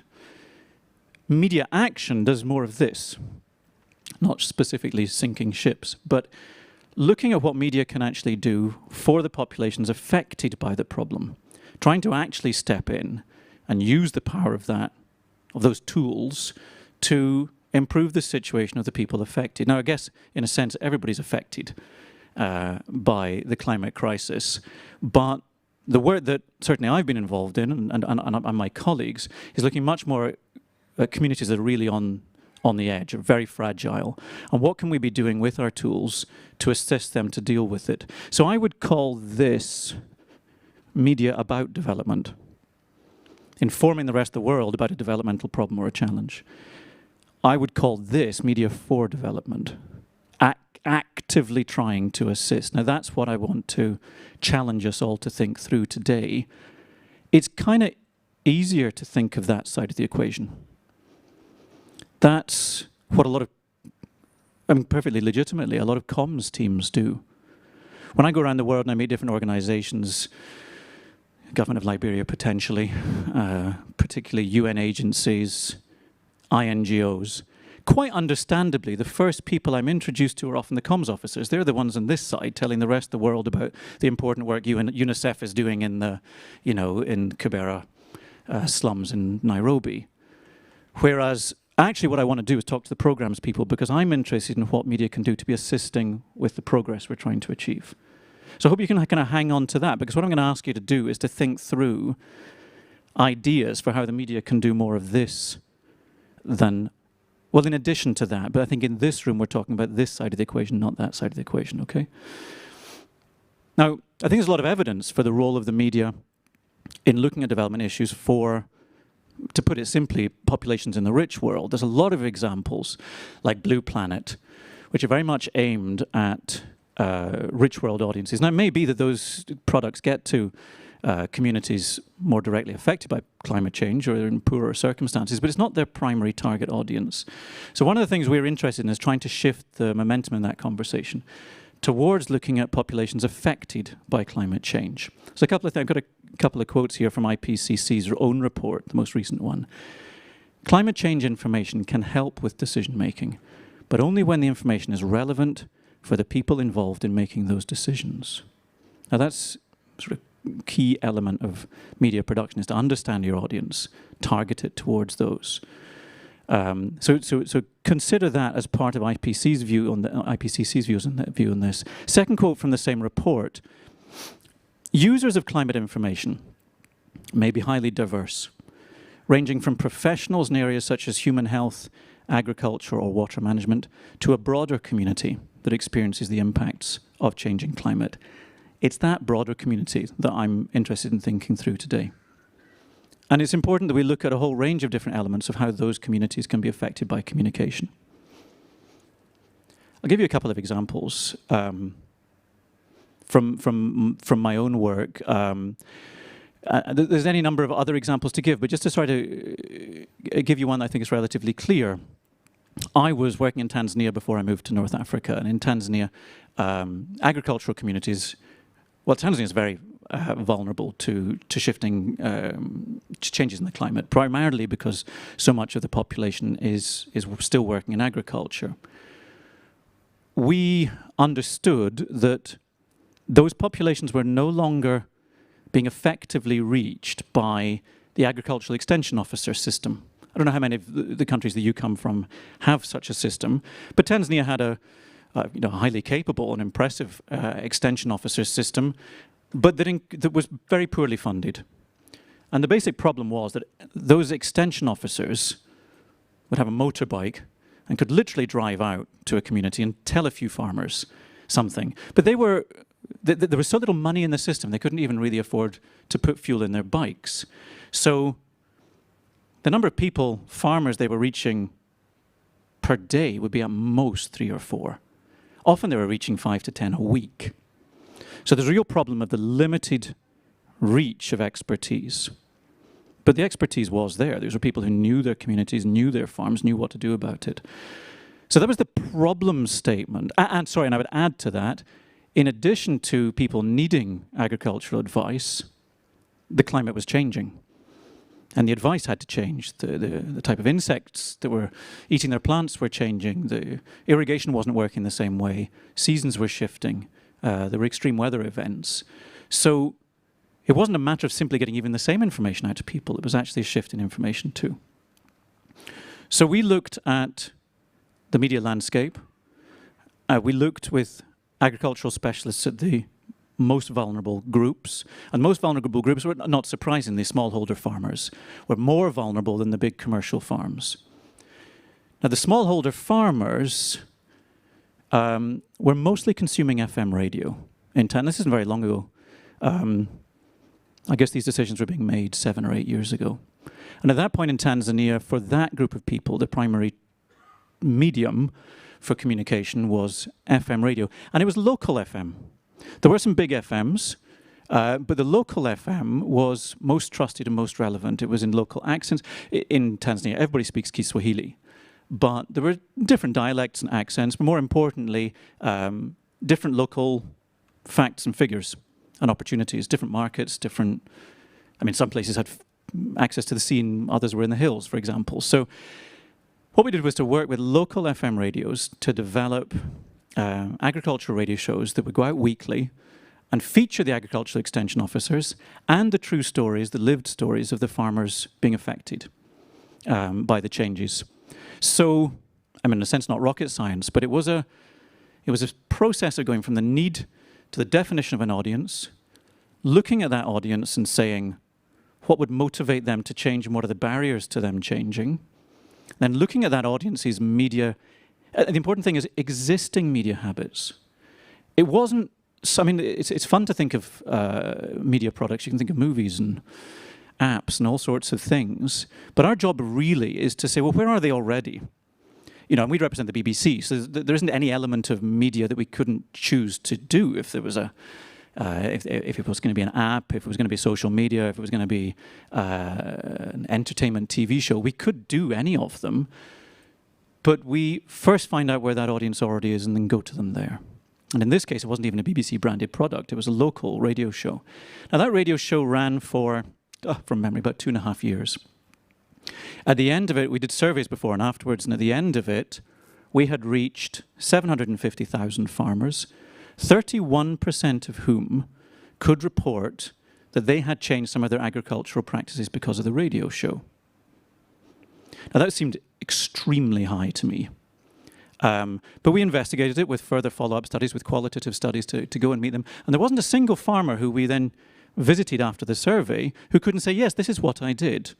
I, for example, heard about doing my composting differently or planting my tomatoes in a different way, just further apart. So I think the key thing here, there was a very high level of behavior change. They were relevant shifts that they were making to make their farms a little bit more resilient and a little bit more diversified and a little bit better able to cope with the changes. So 31% out of an audience of 750,000 was really quite good going. But I think part of the reason that figure was high was that the behaviors we were asking people to shift were utterly doable. Now, there's also an interesting twist, which those of you who, well, probably none of you would be entirely surprised about when you think it through. Women audience members were far more inclined to listen to the new ideas. The male farmers were far more inclined to not allow those ideas to go into practice. So there's a number of things that show revealed that actually increasingly it was talking about power dynamics, even more than how to do your composting and how to grow honey. How do you grow honey? Create honey. Cause honey to happen. That was one of the shows was about, one of the well-remembered shows was actually advice on how to grow honey. Totally doable. You just need someone to give you some advice on how to do it in your context. So that radio show was actually called Nyakati Zinabadilika. The times are changing, the winds are changing, and it's still running today. Our involvement stopped a couple of years ago, and the local radio stations are still doing it because they had an audience. The radio financial model isn't a particularly complex one. If you have an audience, you can sell advertising. So they have an interest in creating content that is of an interest to their audience. But they didn't have the access to the evidence, the database, and the expertise and how to start those shows on their own. So they can happen, they can have an effect, they can work at quite considerable scale. And it can be extremely good value for money. Sorry, this sounds a bit pitchy. I'm not suggesting that any of you are multimillionaire donors. If you are, put your hand up. No. But that project was about 400,000 British pounds per year. That was 8 years ago. The pound was worth more. But 400,000, I'm sure you know what £400,000 is not a very big project, and it reached 750,000 people. So you can see in terms of the value for money argument, there's a strong argument, and it was, particularly if it combined well with those extension officers, it really worked nicely in the Tanzanian context. I'm actually running a project right now in Tunisia, which is pretty similar, funded by the German government. The difference there is that there's a much more considerable grassroots component. GIZ that's implementing the project has a whole system of farmer groups, of training sessions, of their own supported agriculture extension officers. They're working closely with the Ministry of Agriculture, and the communications component will link into that. So that's an example of what I know can work. We've done similar things at a far bigger scale in Bangladesh, because the audiences are potentially huge in a place like Bangladesh. We've done things even more focused with an entire radio program in Sierra Leone, I believe, looking entirely at cocoa. Just the cocoa plant show. We had a radio program in Somalia that was simply about cows. But if cows are central to your culture and your livelihood, there's a hell of a lot you can talk about cows. And with the right experts, we can make those sorts of shows. So what I'd like to do in the remaining period is to challenge us, well, those of us who are here live, to come up with a few new ideas, but to make it less political and not have us tied down in the boring old reality, I'd like to imagine a country. And then let's paint a picture of the context in that country, and then come up together with a few alternative media ideas for what could add value in that context. So we've got to start with a name. We're inventing a country. Can we think of a name? When I do this in sub-Saharan Africa, we usually sort of base it on Wakanda. Wakanda's a little bit maybe unrealistically positive. So we call it Wakandia. And Wakandia is a fantastical country in sub-Saharan Africa. We got a name? We got a suggestion at the back? You give me a fantasy.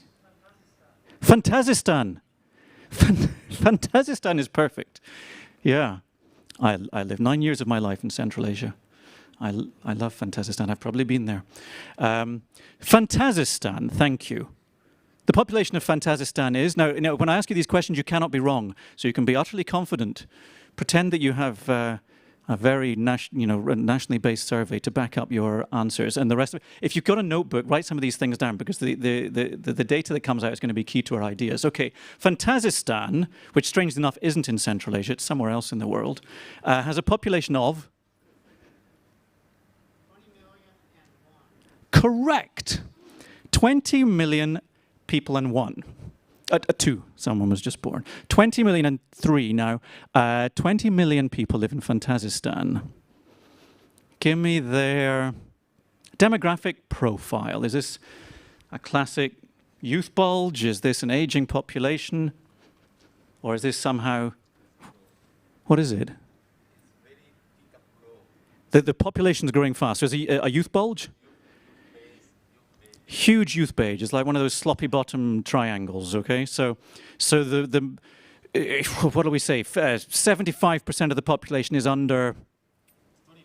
25, my goodness. Fantazistan is an extremely young country. What did I just say? 50% of the population is under 25. Fact. Check in the CIA World Fact Book. It's right there. Okay, give me some other demographic variables that are realistic. Thank you. Okay. High unemployment and underemployment. How high? 70% not in formal employment. Yeah, okay, plausible. Okay, 70%, and I would guess most of these young people in particular. Give me, what sort of GDP has this country got? Lower income, middle income, surprisingly wealthy? One massively rich family and everybody else is in poverty?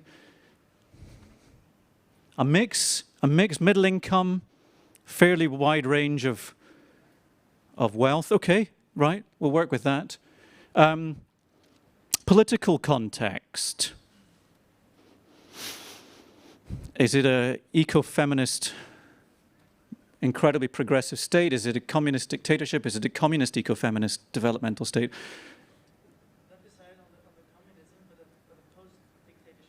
Post-dictatorship. Okay. And the name of the dictator was? What was her name?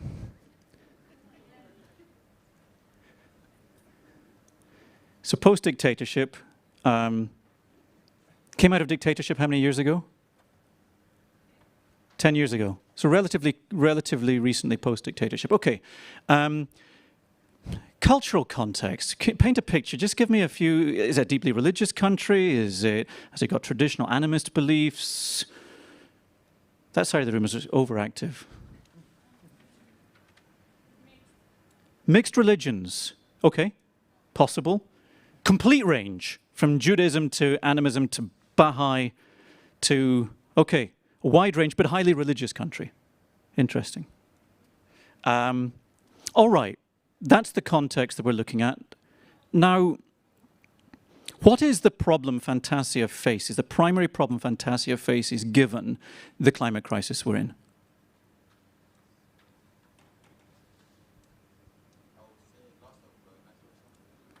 Loss of natural resources. Okay, we hadn't talked about sort of industrial base or agricultural base. Well, you are a professor of economics, apparently, so of course you think it's a good point. But yes. So what is the economic basis of Fantasia's not bad growth? It's primarily agricultural, but it's been successful in agriculture because it grows which particular crop that's made them a lot of money? Oil. Soil. Soy. Okay. The dictator was the soy queen of the world, and somehow Fantasia is the beating heart of the tofu industry. Okay. Well, yeah, quite possible. Okay. So this is a country very vulnerable to climate change because it almost entirely depends on one crop. Interesting. So now the next stage in this process would be So the problem is the vulnerability of that crop to climate change. Actually, some of you might know soy. What is the soy crop's greatest vulnerability? Again, if you actually do know the answer, say, but if you don't know the answer, make one up and sound really confident. Drought. It probably is true, heavily reliant on a good water supply, and that's one of the reasons Fantasia, with its well-known Alps in the east, has had a high level of rainfall that's been able to irrigate the soy crop. And that is now simply dropping. There's been a series of droughts for, you seem to know quite a lot about Fantasialand. So how many years of droughts now?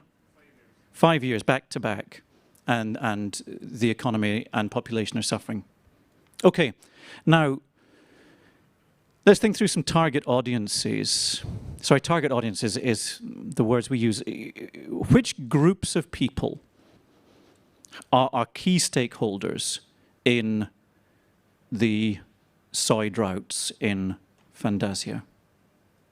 Again, you make this up, but you can be quite plausible with this one. Obviously the farmers. Now, how is soy grown in Fantasia? Is it large commercial units? Is it smallholders? Family land for generations?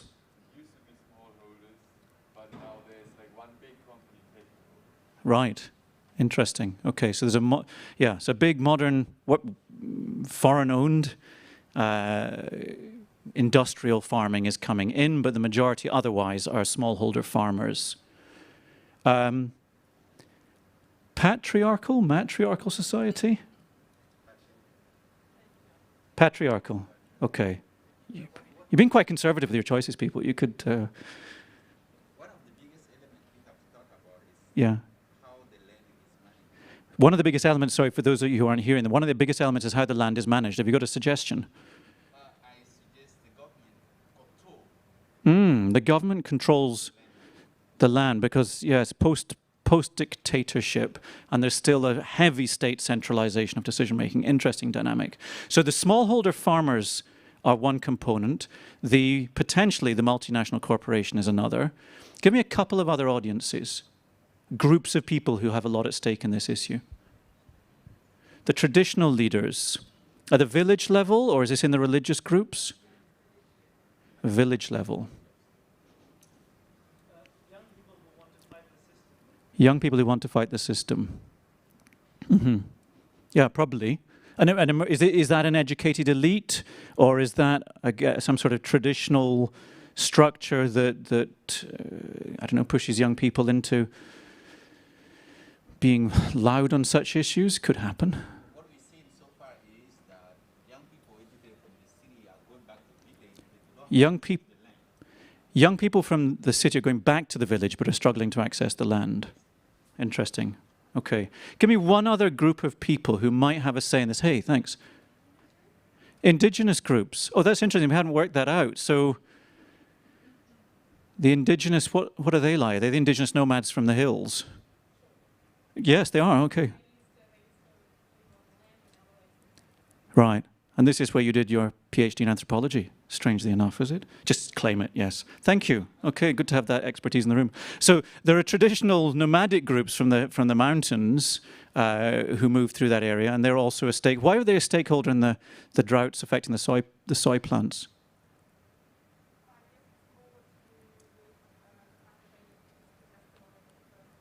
Because they were, sorry, I didn't hear that. They were dispossessed of the land in the first place. So actually, oh, interesting. So a lot of the land that has been used for soy was traditional nomadic grazing land. Yeah. Interesting. Okay. So now if we think, I think we've got enough target populations there. Are you going to suggest one more?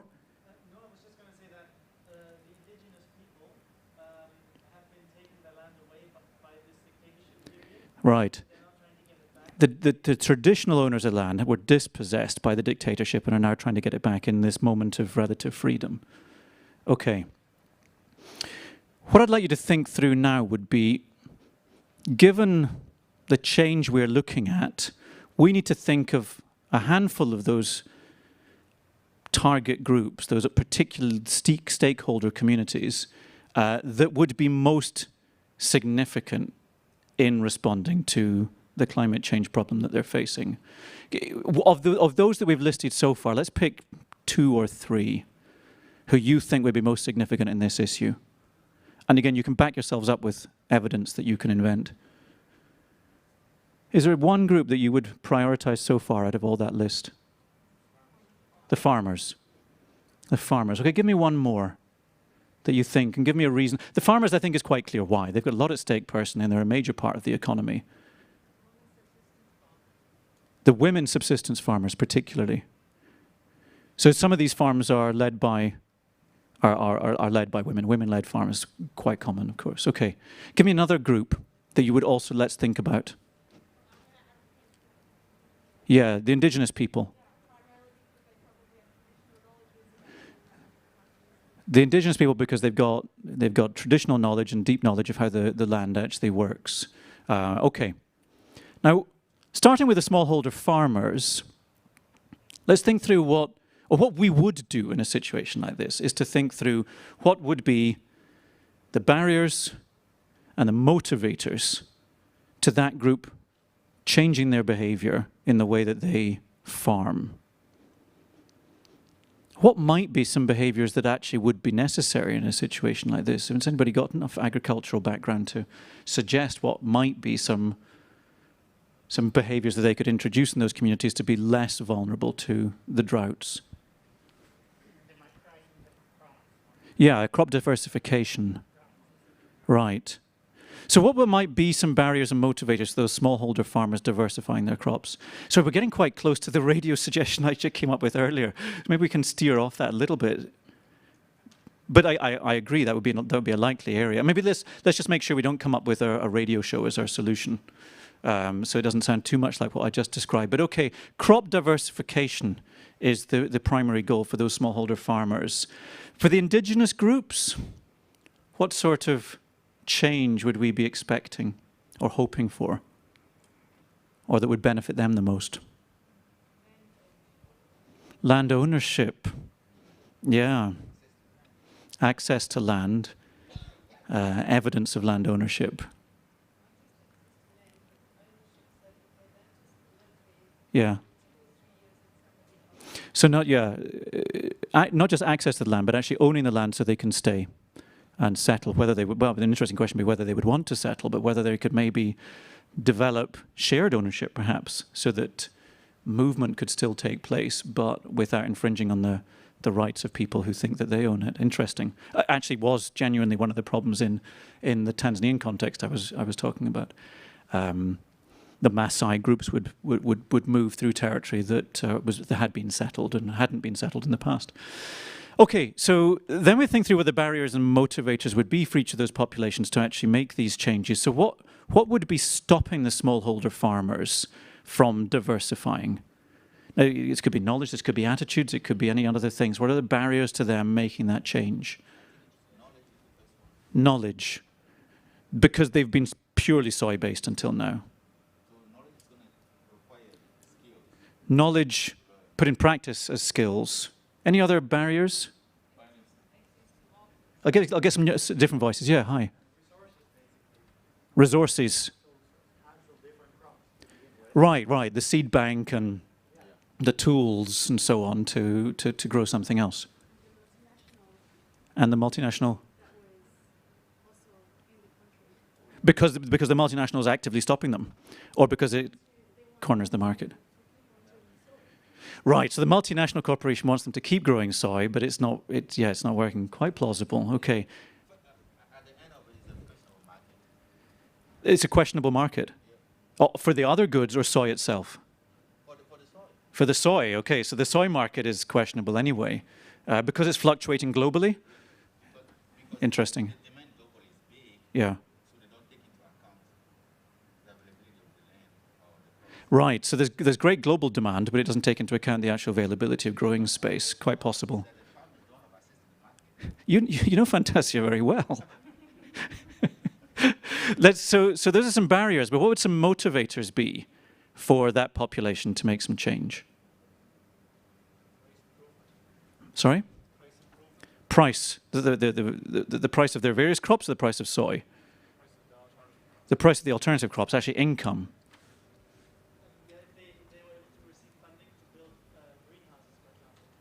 Right. Well, barrier. Initially, access to funding to build new infrastructure such as greenhouses, but the motivator for that being, presumably income. To what extent is actually their own food security a motivator? Could be. I don't know if these populations consume their own food, but it's not always the case. Sorry, there's one more idea here, yeah.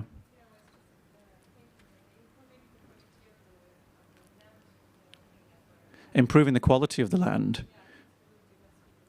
Yeah, but nitrogen capture and those sorts of things, so that the actual quality of the land is more productive. Maybe soy hasn't been grown for actually very long. It just became the dominant crop, quite possible.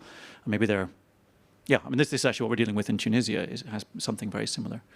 Okay, on the indigenous populations, the populations that were previously nomadic and are looking for access to land, what are some of the barriers to them making those changes? Administrative being?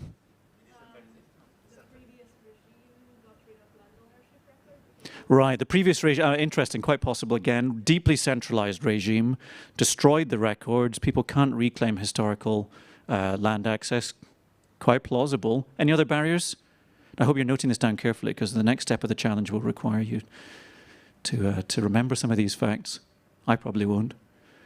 Any other barriers or motivator? What's a motivator for the indigenous populations to have that access or to change something in the dynamics?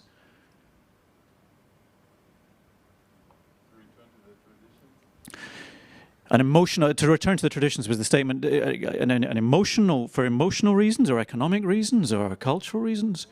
All of those things.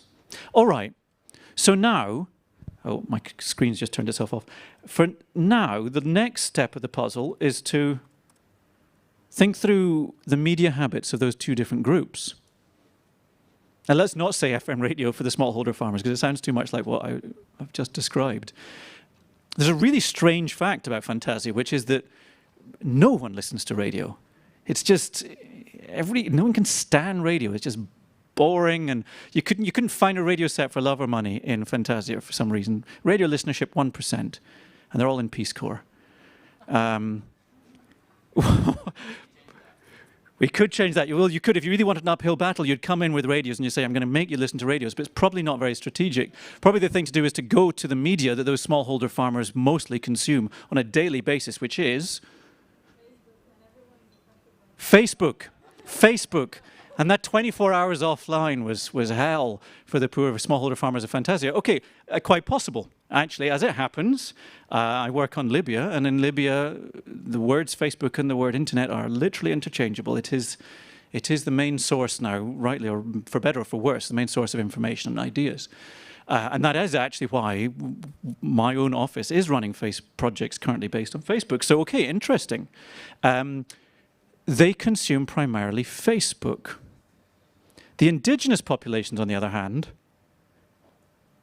what media do they have? Thank you. Theatre. Which, you may not be surprised to know, is where my career started.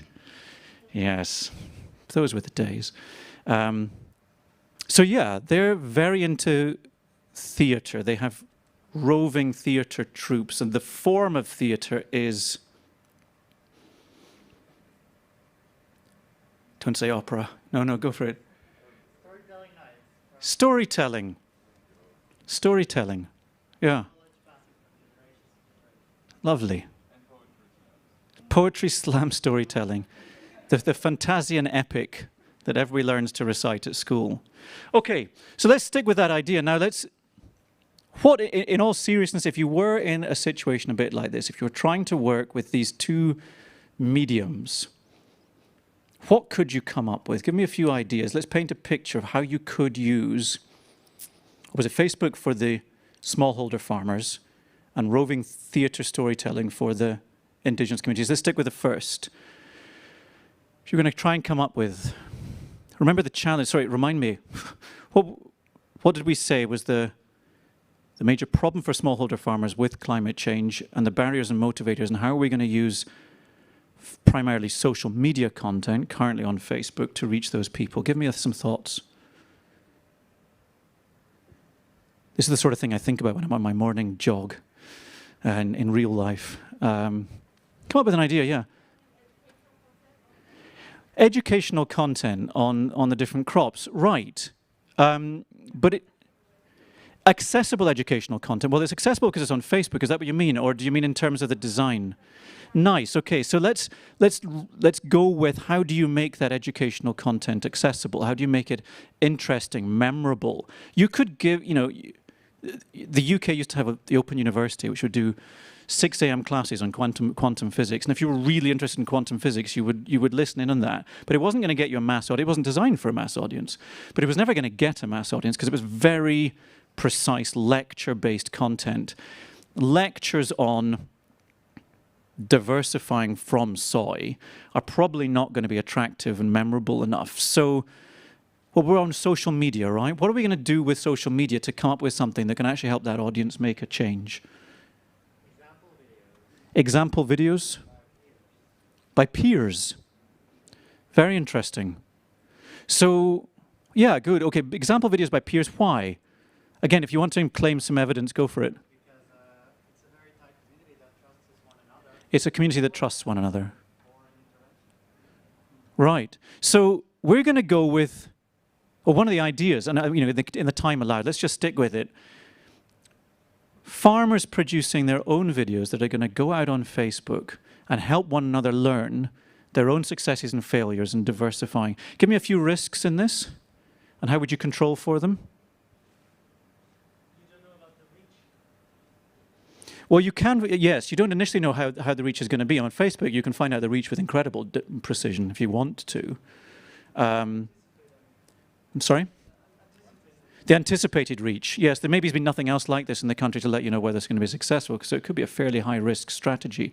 One of the other risks I would see is that farmers actually turn out to be wrong and are sharing wrong information. So how could you potentially control for that to make sure that although they're participatory videos, they're farmer-led videos, the content is actually accurate and useful?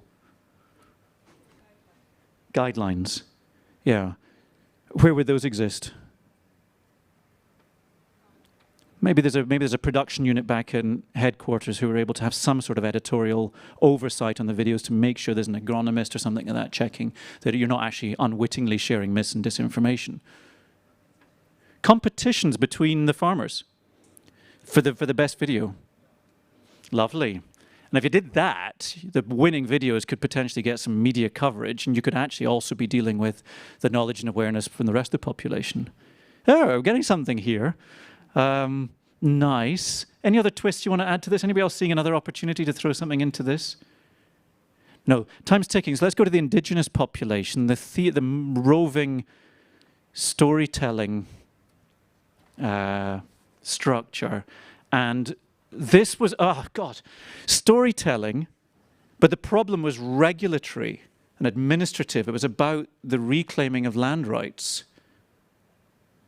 I used to live in Kyrgyzstan, and this really is a primary method of communication. The recital of the Manas epic is a very big and wonderful to watch. But that's an existing epic, the world's longest book, strange fact. So how could you build in some momentum on the reclaiming of land rights using traditional storytelling? Maybe the answer is you can't. Maybe you have to give up on this idea. But if you've got an... Yes. Maybe you can try to convince famous poetry slammers. Yeah.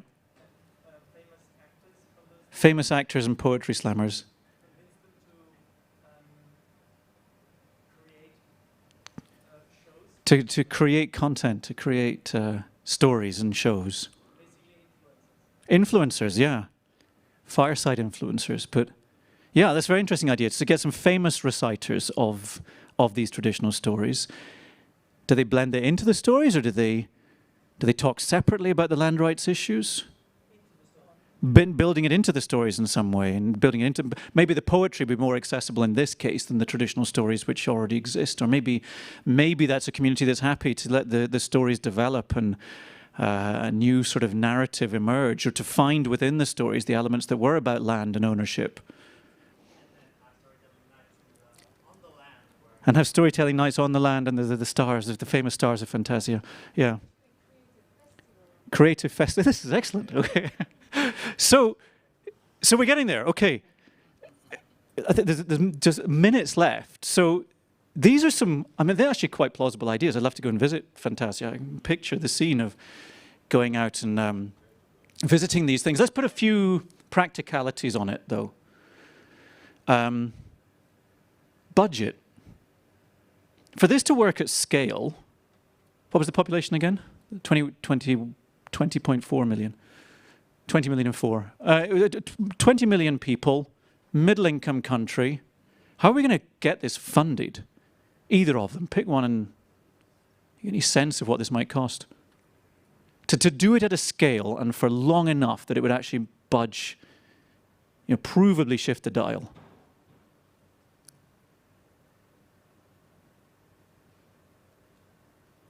So this was the farmer-made content going out through Facebook, potentially a bit of boosting, some sort of editorial team in the background checking the quality. It doesn't sound very expensive.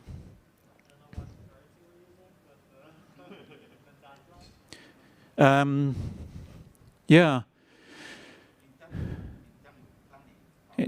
In terms of planning and preparation, okay, well, I'd make a few educated guesses. I would think that if it's about that, then yes, it's the sort of content that doesn't need months of preparation. But it does need to be linked in with some sort of existing structure of farm visits so you can find the good stories. So I would give you sort of 6 months prep time to work out where the entry points are, develop some skills, get some basic equipment out there. Probably people have got phones of their own, but to learn how to use them properly and get decent audio and video, maybe 6 months prep. To put it in perspective, I'm running a project, this one in Libya, that is on Facebook, primarily Instagram and a little bit on TikTok too, and Twitter. We're running at about £700,000 a year and reaching, we're followed by a quarter of the population of Libya, reaching 5 or 6 million people a month. So that sort of scale, I would have thought is plausible and could be sustained. I mean, how long do you all think, I would have a few ideas, but how long do you think you would need to sustain this to start to see actual shifts in agricultural practices? 5 years. 5 years in an evaluation, completely reasonable. And I asked that question because quite often the assumption would be, oh, 2 or 3 weeks of, get it out there. But no, you're absolutely right. This has to be sustained. 5 years would be fantastic. But I think you would start to see some provable shifts at that point. For the indigenous populations, timeline, budget, I'm not quite clear how the stories are going to go mass media yet. Maybe they don't. Maybe the community only trusts them where they're face-to-face.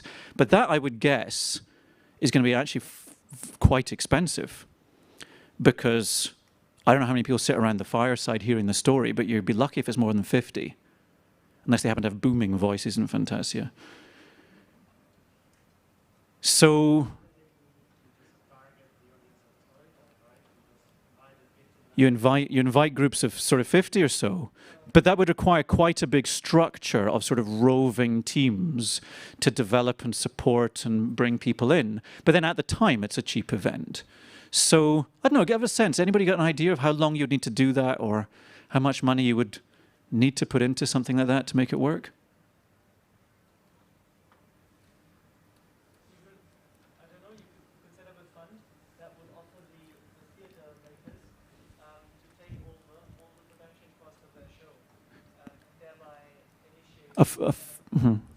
No, sorry, I'm just aware people are online. So a fund for the theatre makers to take over the production of their own shows. Keep going.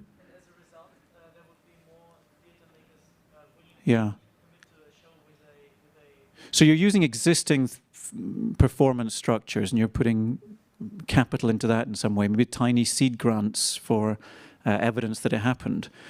Interesting, very interesting one. I think that in some ways that's harder to know. Would you have to revisit the same community again and again? I'm finding that harder to think through how a number of components of the complicated regulatory challenges would be delivered through that mechanism. I'm starting to see some challenges with it, but it's deeply grounded in the cultural reality. A nominal entrance fee, maybe, yes, it's a middle-income country, so this actually maybe could emerge as a sort of partially self-funding structure. That's interesting. So this is what I actually do. I don't know this, but these sorts of, this sort of idea generation is really what we are using media for. And I think, yeah, apart from anything else, it is quite fun, interesting stuff, but it needs to be grounded in some of these calculations of who the different audiences actually are, and some of these insights into the knowledge, attitudes, and practices of them. And those tend to be the areas that we chart in Media for Development to assess change over time. It's often not enough just to impart knowledge. What we're thinking of here is not just the knowledge, it's also the encouragement and the feeling towards those changes. And done right with a proper understanding and sustained in the way that we've been talking about, this would lead to behavioral change and to more resilient communities in these particular countries. And I'll end today, sorry, I don't know if we've got any time at all really for questions, but the last thought really is that for this to be done at scale, for it to be, it needs to be integrated into some of the big talk that's happening in something like COP.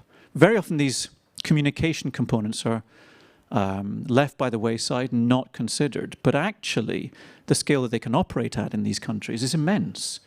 As I say, that Facebook project that we have in Libya is followed by a quarter of the population, the adult population of Libya.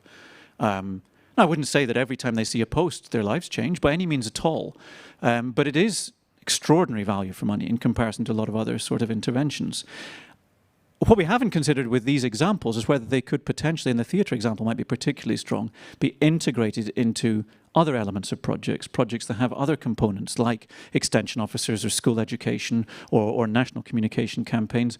And in particular with the indigenous populations, maybe there's others doing work at the regulatory side and trying to shift things at the parliamentary level or in the legal structures of the country. So connecting these ideas in, funding them, sustaining them, and developing them on the basis of really good evidence and understanding of power dynamics, communication dynamics, cultural dynamics, can really play a role, the local, the national, potentially the regional level. Language is a feature at the regional level. I mean, I'm in North Africa. Arabic in one way or another is spoken from, I guess, Egypt all the way to Morocco. So there's sometimes opportunities there, whereas if you're working in Nigeria, you'll find the language changing, you know, a couple of hundred miles down the road. So these are the limiting factors and opportunity factors in it. But it's an exciting, I think, component of this, and I would encourage you, therefore, to be thinking in your own approaches to the climate crisis, to be thinking about what communication can do if structured properly. Now, calm.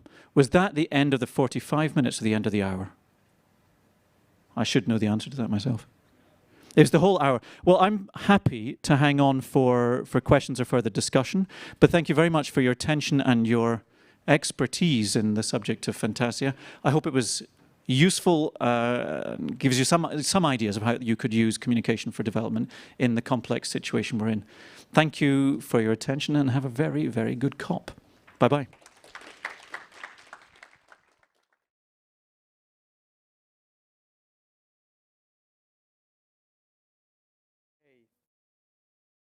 Colin, for a wonderful climate classroom. A little bit different to how we usually run these in terms of the topic. It's a very different topic to some of the others that we cover. So thank you again for that and taking us to a faraway land, Fantasistan. Very creative. Thank you most of all as well to all of you for being such an active and engaging audience. This is exactly how we want the classrooms to be. We don't want them to be a panel discussion. We don't want them to be very forward-facing. We want them to be interactive. So thank you again to all of you for really joining in and being great. Just as I said, we do have 2 more in-person classes before the end of COP, so just to let you know about them very quickly. We have another one tomorrow on climate change and health, which is at the WHO Pavilion. I don't know if you've been to the pavilion earlier. I would be able to give you some clear instructions on where that is, but it's a bit of a maze, but it's certainly in there. That starts at 3:30. And then we have one next week on Tuesday on changing the narrative of climate change. So looking really at what the role of language can do in as we were talking about today, shifting behaviors.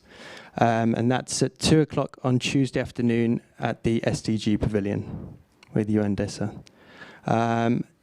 We do have a series of other online classes. All the information about that you can find on our website, on the UNCC Learn website. So yeah, as I said, we have, I think, 10 further online classes over the course of the 2 weeks. And I think I can leave you with that. Thank you again, everyone, today. As I said, there will be evaluation forms at the side. If you could take a minute to fill that in, it would be absolutely great. And we do have a small memento to all of you. Yes, sorry.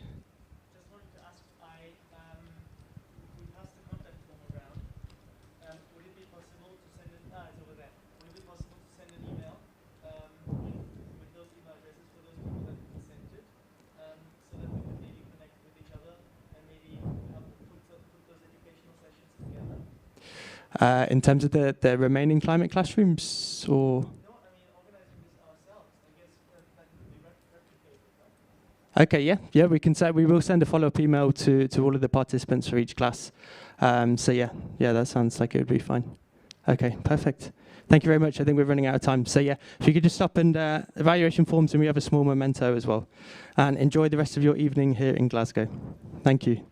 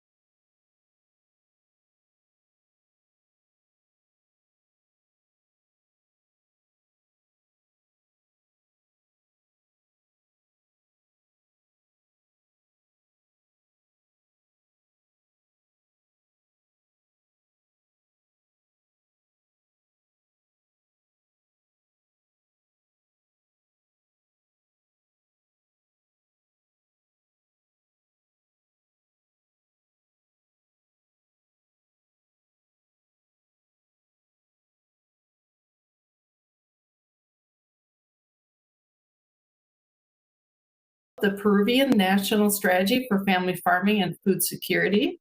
Deanna has been a speaker at the UN Climate Change Conference, COP20, and the No More Food to Waste Conference in The Hague, and the UN's Women of Mountain Conference. She is a former recipient of the Minnesota International NGO Network Fellowship.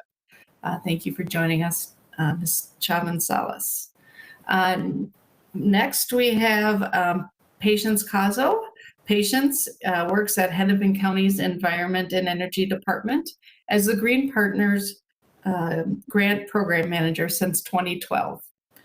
Her experience includes over 2 decades of work in government and nonprofits on policy, public policy and elections, program management and strategic planning, community organization, and outreach on environmental topics, including climate change, water, waste, and natural resources.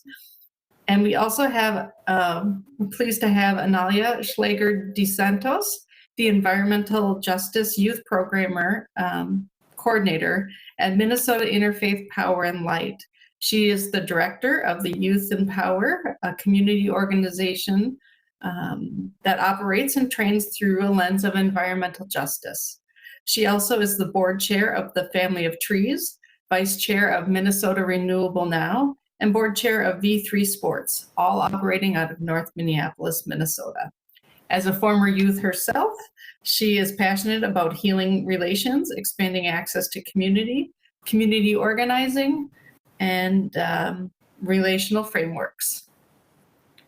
Thank you for joining the discussion today. I'm going to turn it over to Ms. Chavan Salas to begin. Thank you so much, Angie. We are honored to join this panel representing Hennepin County and sharing our very local efforts to implement the regional climate action plan with a focus on disparity reduction. First, I'd like to share a little about Hennepin County. It is the largest county in the state of Minnesota, known as the land of 10,000 lakes for having over 14,000 bodies of fresh water. The first inhabitants of our region were the Dakota, Ojibwe, and Anishinaabe tribes. Nowadays, Hennepin County is a vastly multicultural place which has welcomed Latin American, Asian, and Middle Eastern immigrants over the past 2 decades. It has the nation's largest Somali diaspora and the second largest Hmong population. Despite of this wealth of diversity, our county is faced with disparities. And data shows that Black, indigenous, and people of color, as well as lower income residents, contribute less, yet are the most affected by the effects of climate change. So driven by more frequent heavy precipitation and warmer winters caused by climate change, our region has gotten much wetter and warmer. This increased variability has put strain on our residents, communities, businesses, county operations, and the natural environment. So to respond to this, Hennepin County adopted its first countywide plan to respond to climatic change on May 4th of this year. As you can see, this is a quick summary of our main goals. First, we are focused on reducing greenhouse gas emissions, and secondly, we seek to adapt and mitigate the effects of climate change with a focus on disparity reduction. Next slide, please.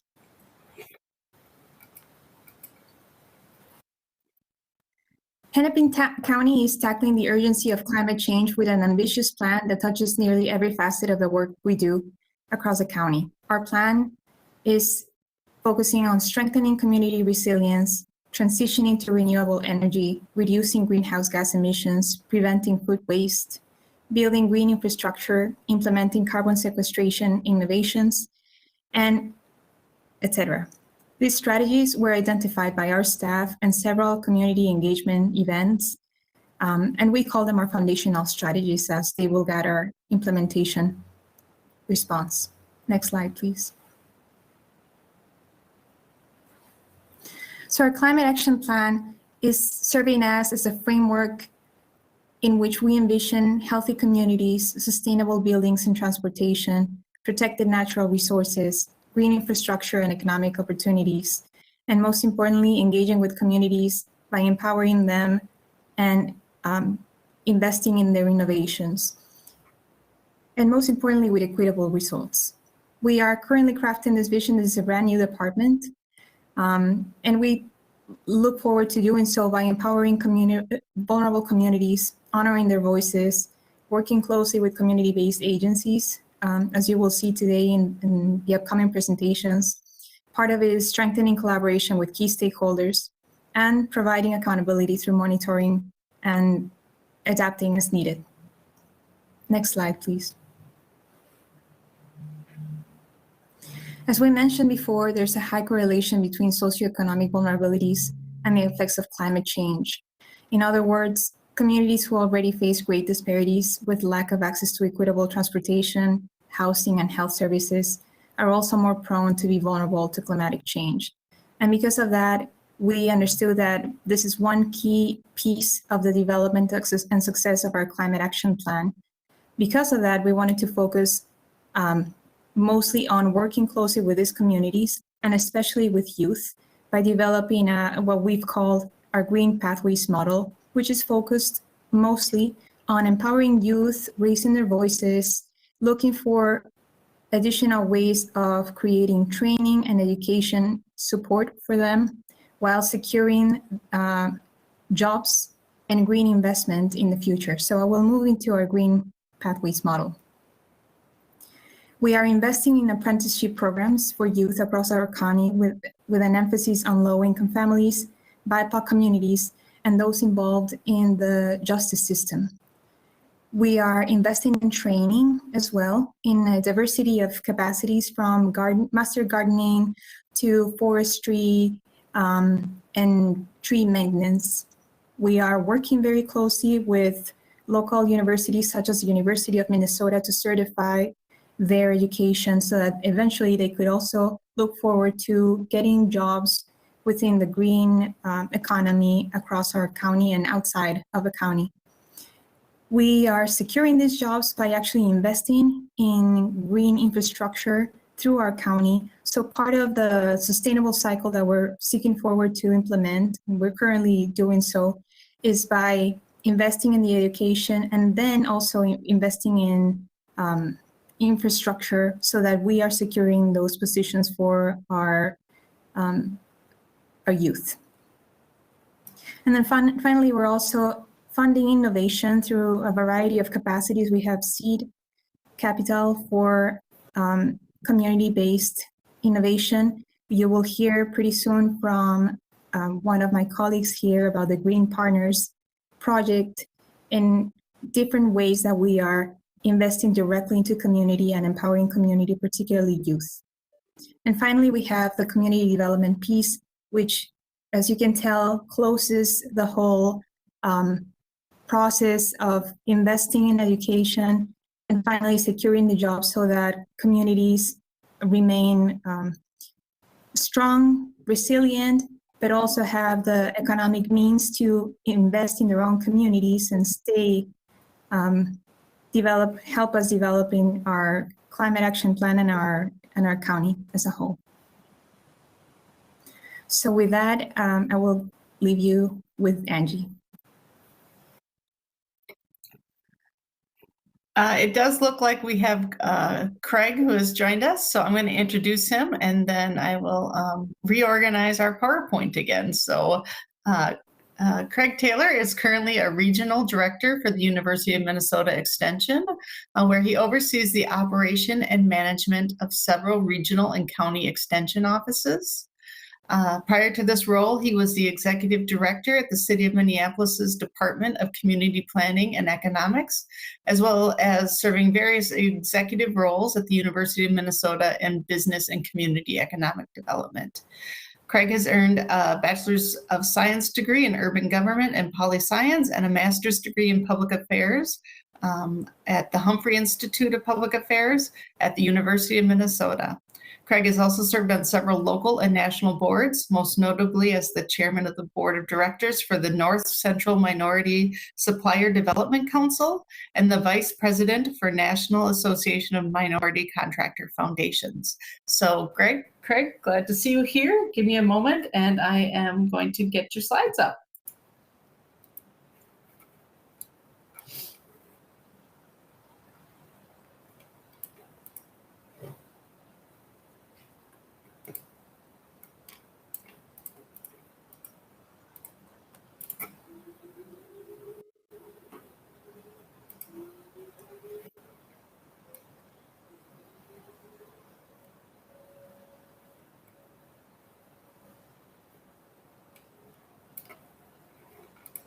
Greg, could you please unmute yourself? We can't really hear you. Okay. So sorry, you'd Can have you to hear me begin now? again. Yeah, we can hear you now. Thank you so much. All right. Thank you so much. First of all, while Angie is pulling up my slides, let me begin by thanking you for allowing me to share with you today. I consider it quite an honor and a privilege, and perhaps a little bit an act of God, because we weren't sure we're going to make it today, to have the opportunity to speak to such a distinguished group of individuals. I want to talk with you briefly today about a newly created partnership between the University of Minnesota and Hennepin County. However, before I do that, I certainly would be remiss if I didn't take a moment to provide some context or some background on the University of Minnesota, which I'm sure most of you have never heard of. The University of Minnesota is one of the largest public land grant institutions in the United States. It's a top 10 research institution and also a Big Ten college. The university generates, just to get a sense of size, generates around $6 to $7 billion annually. We have roughly 65 to 75,000 students annually. It varies from year to year.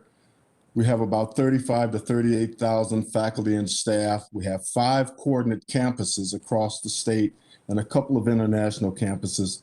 We have our own fire department, our own police department, our own hydro plant. We generate our own electricity for our main plant, our main campus.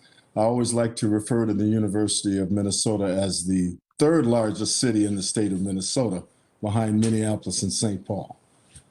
And so with that, let me just begin my presentation. The Hennepin University Urban Agriculture Initiative is a partnership between Hennepin County and the University of Minnesota's Hennepin County Extension Office. And Angie, you can move to the second slide. This partnership is funded by the gracious and generous support of Hennepin County. The initiative itself is targeted on serving an area called North Minneapolis. It is one of the most demographically diverse and socially and economically challenged communities in Minnesota. High crime, high unemployment, high poverty, low educational attainment. And so this initiative is focused on trying to build the capacity of that community while providing job opportunities for youth and families, as well as transforming vacant urban lots into community gardens. The lots will also be used as a learning space for youth and residents and a place of connection for the broader community. Angie, you can move to the next slide, please. I think we're down too far. It should be the purpose. Thank you. Now, the purpose of this program is to enhance community resilience and environmental sustainability by redeveloping underutilized urban parcels to create accessible green space that consists of small-scale community gardens and spaces for urban agriculture and farming. At the same time, this program will seek to foster diversity by bringing the different ethnic groups within that community together around a common purpose. It will also work to address food disparities and food justice issues and raise awareness for health and wellness and inspire youth, adults, and seniors to create an economically sustainable food system within their community. Next slide, please. So the initiative has 5 primary goals. The first goal is really environmental focused. We hope to foster environmental stewardship and increase green space by transforming vacant and unbuildable lots to viable, productive community spaces, and by increasing the aesthetic value of those lots and improving the area by making the lots more attractive. The second goal is simply to support public health by providing access to nutritious food and inspiring health and wellness consciousness by educating community members on healthy food choices. We also hope to, within that process, try to address some of the food disparities and food justice issues that exist in that community. The third goal is focused on social and education. We will be working with youth to teach them environmental and agricultural education, and we will teach youth leadership skills and empower them with leadership roles in specific service to the community. We also hope to use food as a tool to foster community connections. Now, the fourth goal is economic focused. We believe this initiative will provide the framework for developing a sustainable food system within that community, which when scaled can lead to entrepreneurship and other business to consumer opportunities. It will also support various development activities and help to stimulate job creation. And the final goal is simply to strengthen the community by fostering community empowerment and building community capacity and increasing connections between producers and consumers. Next slide, please, Angie. And so the UAI will actually create learning and leadership opportunities for our youth, specifically youth from historically underserved communities like North Minneapolis. It will do this by providing summer internships, first and foremost, jobs that are paying great wages, $20 an hour, to work in the garden and to work in engaging and connecting with community members. We will also offer short-term introductory learning opportunities, at least, I think, perhaps 4 times per year, specifically around community-engaged urban agriculture. We will also be collaborating with the broader community to create an urban agriculture 4-H intergenerational leadership club for youth in connection with the neighborhood gardens. And finally, we'll be creating opportunities for youth to take leadership roles in these gardens as well, and working with and alongside of the university staff to help engage the surrounding community. Last slide, please, Angie. And so the outcomes and impact, ladies and gentlemen, are pretty straightforward. The final outcomes we hope will center around strengthening the community by building its capacity economically and increasing the community's assets. We also hope to improve the environment by making it healthier and more sustainable, and we will work toward making it aesthetically much more appealing and attractive place to live. And we will also create safe places for community members to gather and connect with each other. And finally, we will transform and empower our youth to become leaders and to become change agents in this community.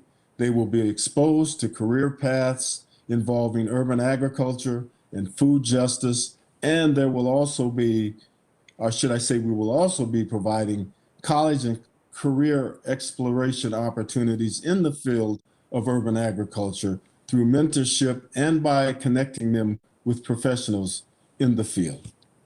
So with that, I will turn it back over to Angie. Thank you.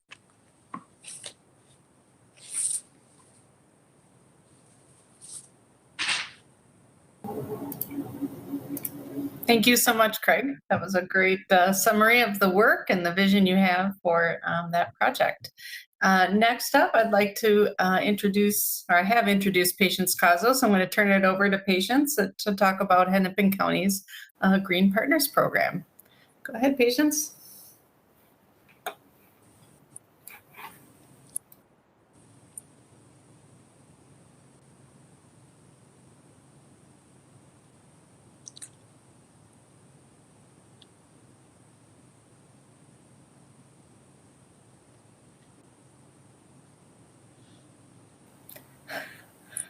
She's having a little trouble unmuting. Let's see here. It was slow for me, but eventually we I think I've got it. Can you hear me now? Can you hear me now? Yes, I can. Yes, we can hear you in the room as well. Okay, great. Thank you. Sorry about that. Hi, I'm Patience Cazo from Hennepin County as well, and I manage our Green Partners Environmental Education Grant Program, which provides support and funding to a variety of organizations to implement projects and engage residents and youth in protecting and improving our environment. Since the program started in 2012, we have awarded 195 grants totaling more than $2 million. We're planning to fund another 22 exciting projects this upcoming year. The U.S. Department of Labor is projecting growth in many green job sectors in the coming decade. And some of the projects that we fund through this grant program do focus on training youth to gain experience with green jobs. We're planning to expand our youth green jobs work in the next year with a new grant program pilot, and our aim is to increase the number of high quality green job pathways available to disadvantaged youth, and also invest in successful programs and efforts that are already underway and in need of support. Just pause here for a moment, Angie, I'm gonna talk about each of these slides coming up here. We're really interested, especially in investing in these green job education and training opportunities for youth that are facing racial and other social and economic barriers to these opportunities. We know from research in a Harvard study that was out in 2016 that reported ethnic minorities make up less than 16% of staff and board positions in environmental organizations in the United States, and only 12% of those leadership positions, despite the fact that they make up 38% of the US population and 32% of the population in Hennepin County where we work and live. Here's just a snapshot of some of the projects that we funded aligned with green jobs. Cycles for Change was a local organization getting kids not only on bikes as a form of transportation, but also they were teaching the youth bike repair skills so that they could maintain the bike that they were provided, but also get a green job in bicycle repair, which they did as part of their grant project. Next slide, please. Then an organization named Freo and the Minneapolis Climate Action Organization, they work together to engage Somali youth in the very large Somali community we have here in Minneapolis around climate change education and becoming climate ambassadors to spread the word about what people can do in their own lives to combat climate change. And this is them receiving their certificates at the end of their program. And then an organization called Magizi is an indigenous-led organization teaching indigenous youth STEM education and green jobs training. So here they are in their facility learning about energy and solar panels and a variety of STEM technologies in the green jobs field. Organizations like Cool Planet, working with families and youth to take action as a community.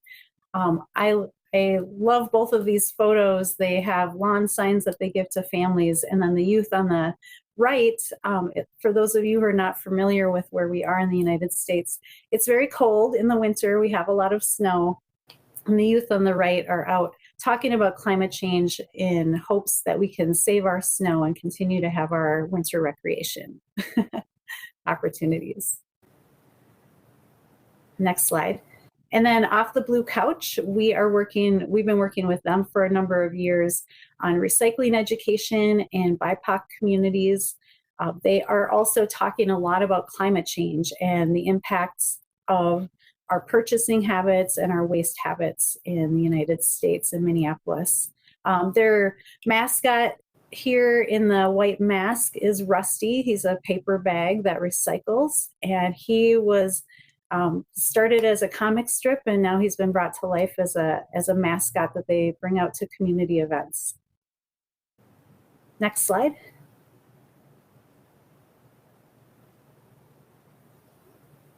Project Sweetie Pie and Karamu Garden, they are working very similar to the work Craig is doing in North Minneapolis with communities on community gardens, urban agriculture, and composting education.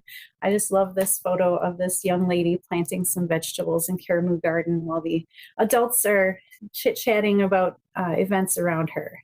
Next slide, please. And then finally, Minnesota Interfaith Power and Light, and they work in faith communities with adults and youth to engage in climate change solutions. And our moderator, Angie, will briefly introduce Analia again, but I just want to thank Analia for coming here today to join us, to share her story and perspective about what is really most important to the youth in this work that we're doing. Thank you. Great, thank you, Patience. I am honored to introduce Analia. She is a staff person with Minnesota Interfaith Power and Light, an organization that's working to build the interfaith climate movement in Minnesota by empowering faith communities across the state to take action. Analia has a green job engaging youth in climate change initiatives, connecting youth to green jobs in the clean energy sector, and engaging youth in discussing environmental justice. So I'm going to ask her a few questions to help us understand her story and her work and the perspective she has about how we could approach this work. So Analia, if you don't mind, could you start by telling us a little bit about your background and your path about how you came to work on environmental justice issues with youth?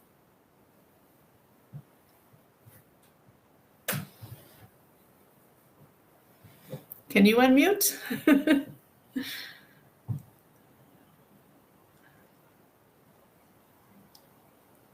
Oh, can you hear me now? Yes.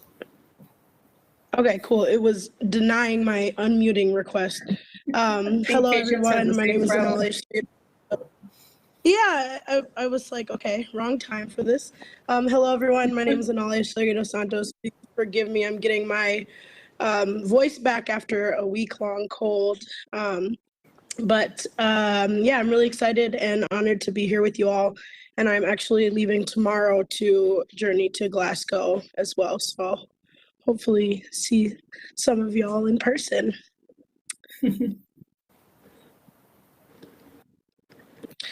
Sorry, Angie, did you have a first question or should I just kind of? Yes. Oh, I'm sorry. Maybe I'll just repeat it. So can you tell us a little bit about your background and your path and how you came to your work on environmental justice with youth? Yes. Okay. So I am born and raised in Minneapolis, North Minneapolis, as Craig was talking about earlier. Thanks, Craig.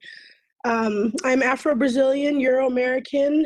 I call myself a former youth because a lot of people think I'm either 16 or, elder than I am, but I do get the pleasure and honor of working hands-on with youth. So a bit about my background. Excuse me. Those of us that live here in the cold tundra deal with this yearly cold thing that comes anytime it starts to get cold. But so I have been raised, what I like to say is to be a conscious individual. My mom is an activist. She's always been here for climate and here for community above all else, as well as collective liberation. So I was raised with those qualities in me, but I did not think of myself as an activist for a long time and actually joined the environmental justice movement when I was 23. So a few years ago, I joined by doing this program. I was actually attending the University of Minnesota and did this off-campus program called HECUA, which is Higher Education Consortium for Urban Affairs. So I took an environmental justice program with some really, really incredible people and a phenomenal teacher, Sam Grant, who now runs Minnesota's Office of 350. And so I took a step out of my usual or planned pathway, as pathways tend to not always go as planned. I was an international business major and switched to communications and public relations. So I had kind of started to get into global relations and that aspect of communications before I did this program. So I took this HECUA program and it totally changed my life. And I got a deep dive education into what environmental justice looks like. And, in the conversation around environment, we tend to focus on solely the environmental aspects, which tend to look like air, soil, water, health. without considering the justice aspect that is a massive part of people's experience when it comes to the conversation around climate. So I was nervous being late to the game at 23 years old, but it was the perfect time for me to enter into this movement. And I got such a phenomenal, on-ramp experience that really just made it exciting for me. So yeah, my background is pretty unique because I did not study, environment and climate. I'm not as good at science as I would like to be, working on it. But so my skills tend to lie with relation and communication and community building. And so, excuse me. So I was my current boss, the executive director at MNIPL. Excuse me, everyone, sorry.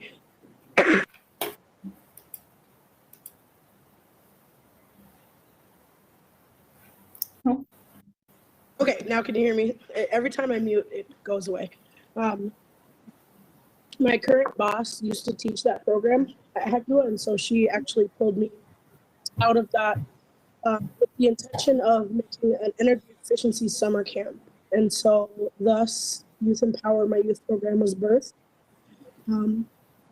Excuse me, everyone, I'm sorry. So this photo is from All in the Circle Camp, which is the program that we ran before Youth Empower. So it's an arts and nature summer camp for youth, ran by Aaron Pratt in the pink shirt. You can go to the next slide.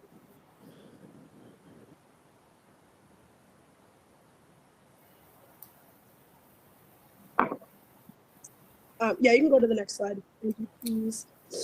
And then this picture is also from All in the Circle Camp. And so we took a pause on hosting that program to begin Youth Empower. And so as Patience and Angie said, Youth Empower is what I like to tell my kids to say is a community organizing program that operates through the lens of environmental justice. You can go to the next slide. So we do teach young people how to operate in this conversation around environment, especially as most of our participants are kids of color, kids from low-income communities, and growing up in North Minneapolis and South Minneapolis. So it is extremely, excuse me, as I'm talking, it is extremely imperative that these youth in particular are brought up to speed around the conversation of environment, seeing as most don't have access to that until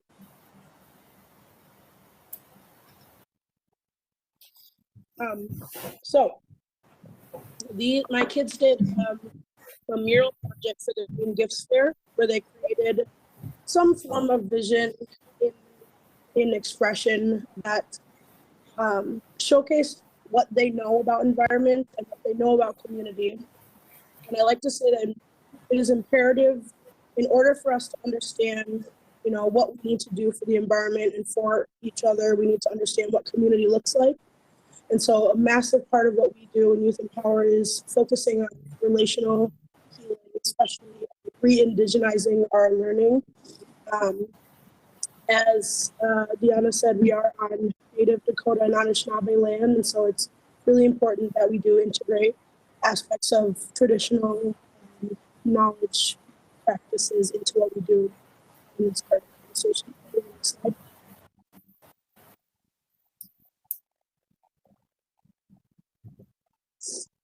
So this is an example from this summer.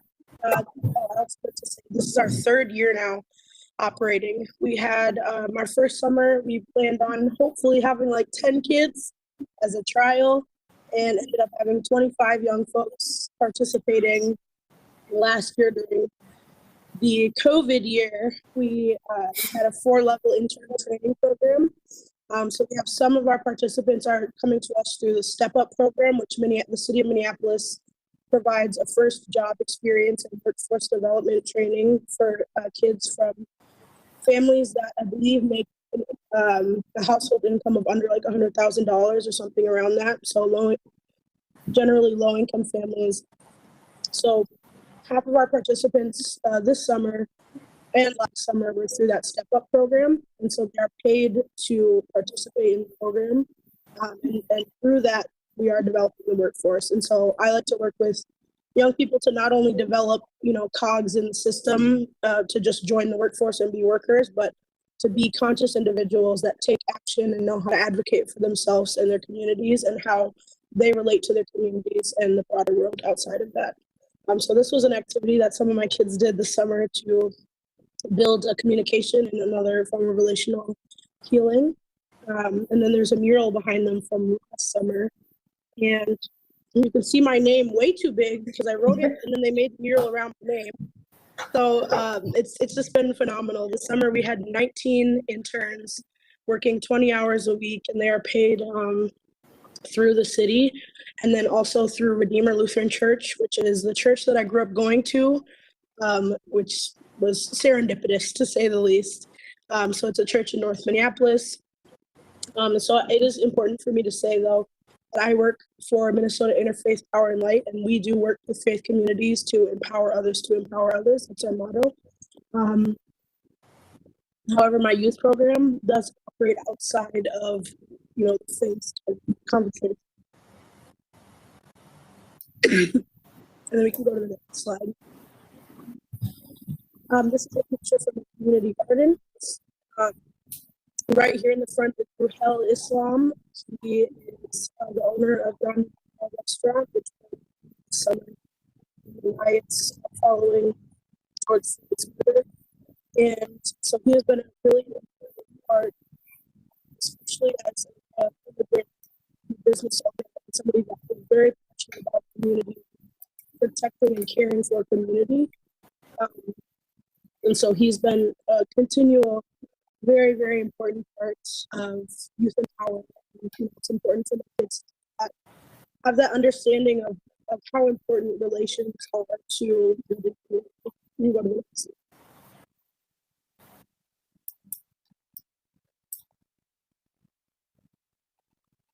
So this is another from this summer. We focus on, I'd say, all of the parts of environmental justice. So half of my kids from this summer came to us through George Floyd Square. So then we were funded by a small grant to provide a job to 3 youth from the area directly around George Floyd Square in South Minneapolis. To join into Youth Empower and to be a part of expanding energy access and environmental justice awareness and understanding. So some of the kids from this came directly through George Floyd Square and the community surrounding.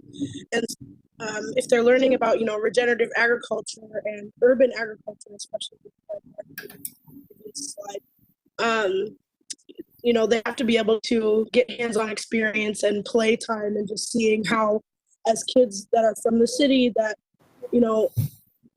in some capacity believe that conversations around environment have not always been a place for them, which is what I felt before entering into this movement as well.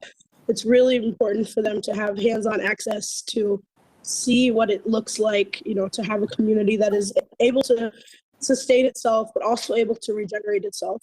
And so that example is really notable in the Gandhi Mahal garden whole story and these small urban farms that are right surrounding George Floyd Square in the neighborhoods.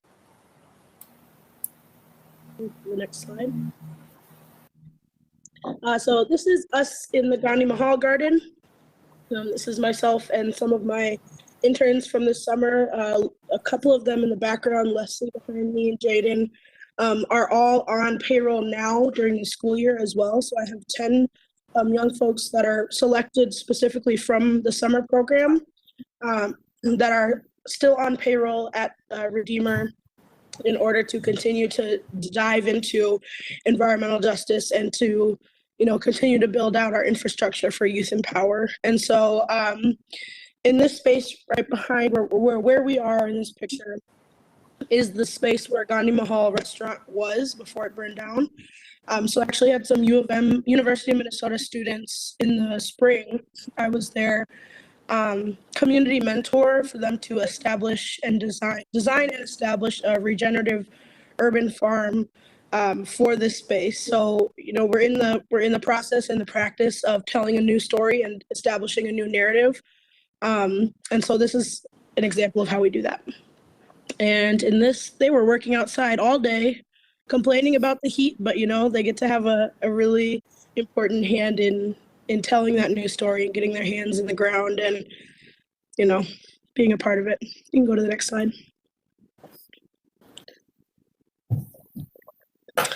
These two in the front are Layla and Michaela, and I call them my daughters. And I have three that have been with me since the very beginning, Michaela, Layla, and Jaden, who were the pioneers of Youth in Power. They were my first set of interns that stayed on during the school year. They stuck with it. They came and spoke to the Minneapolis Public School Board about getting electric school buses.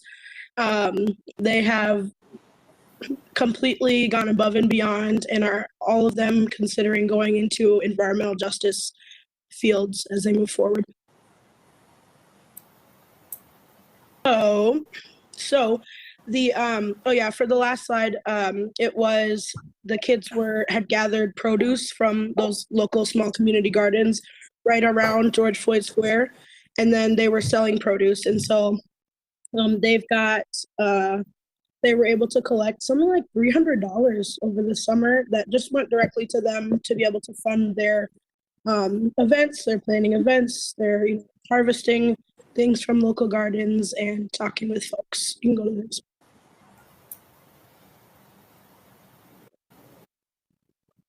So this was from our first summer of Youth in Power, which was 2019, pre-COVID.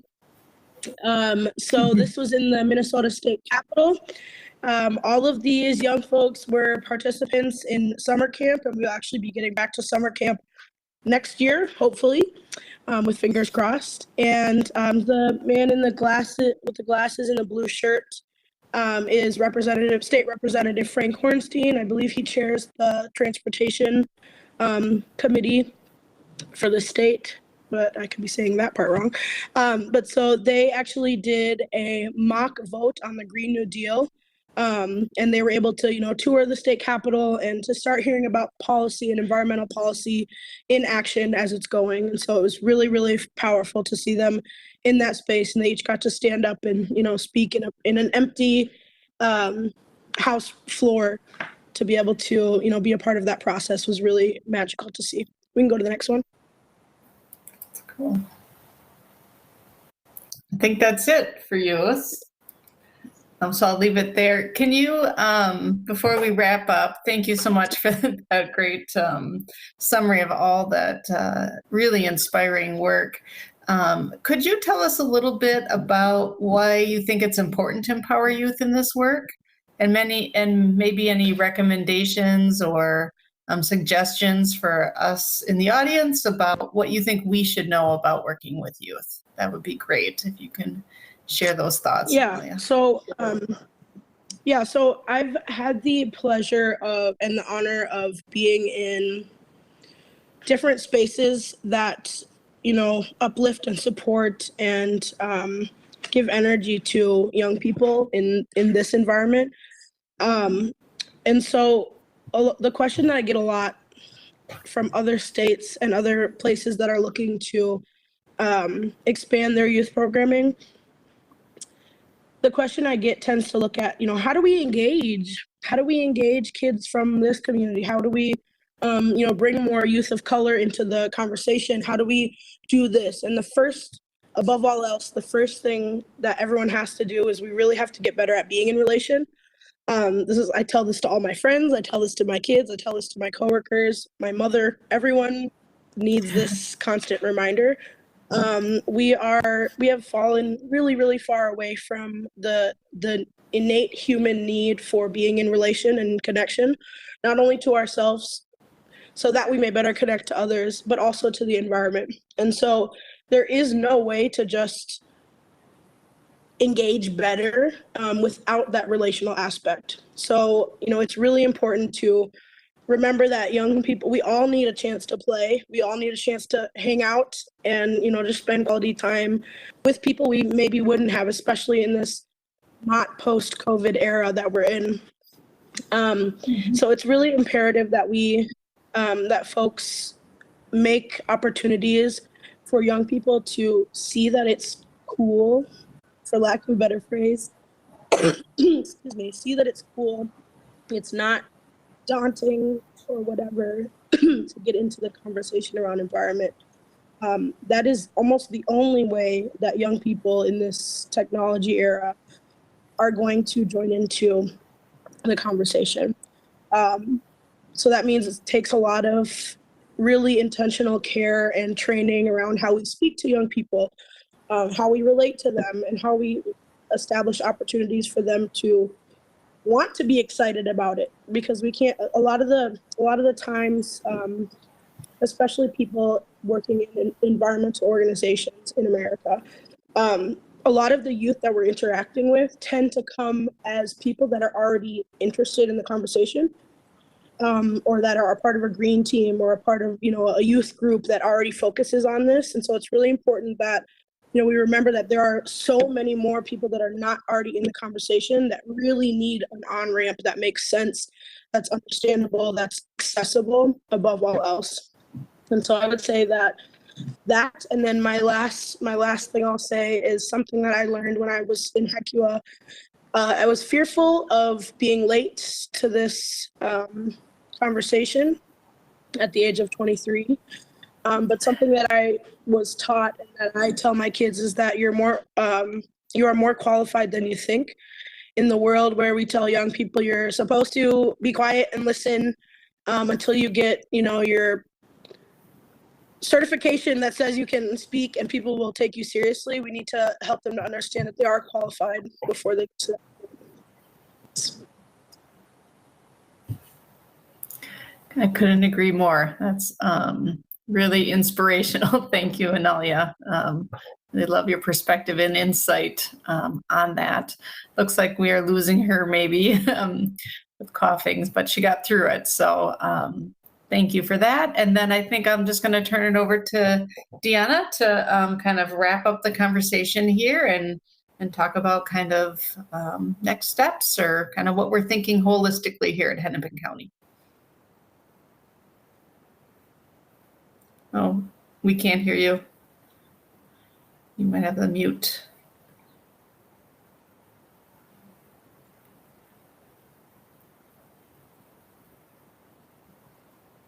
No.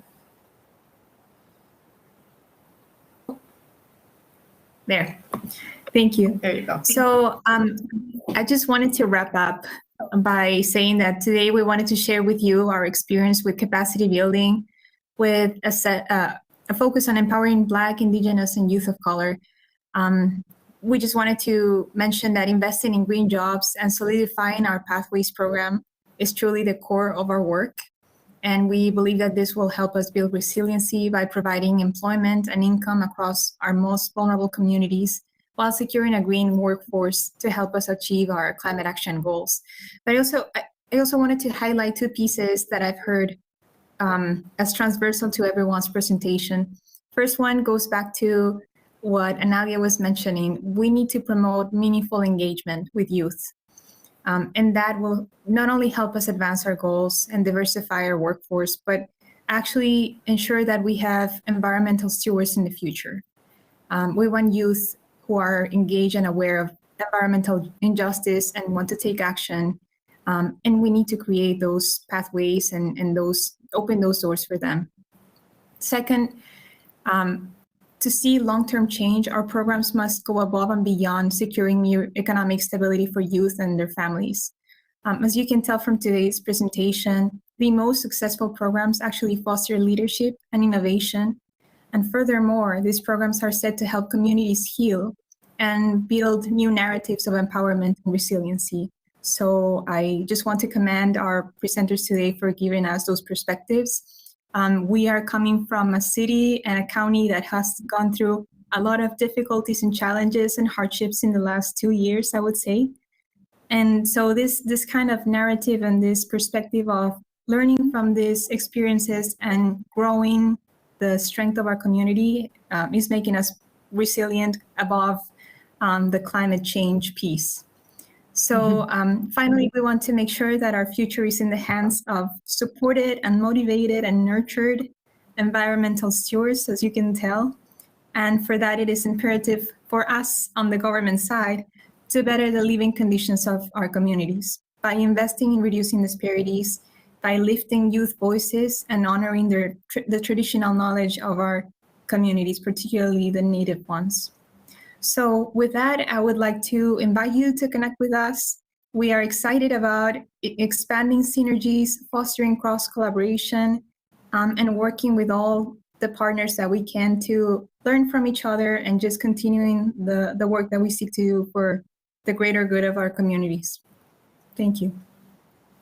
Great. Thank you, Deanna. I think that's all we have prepared. Are there questions that we can answer?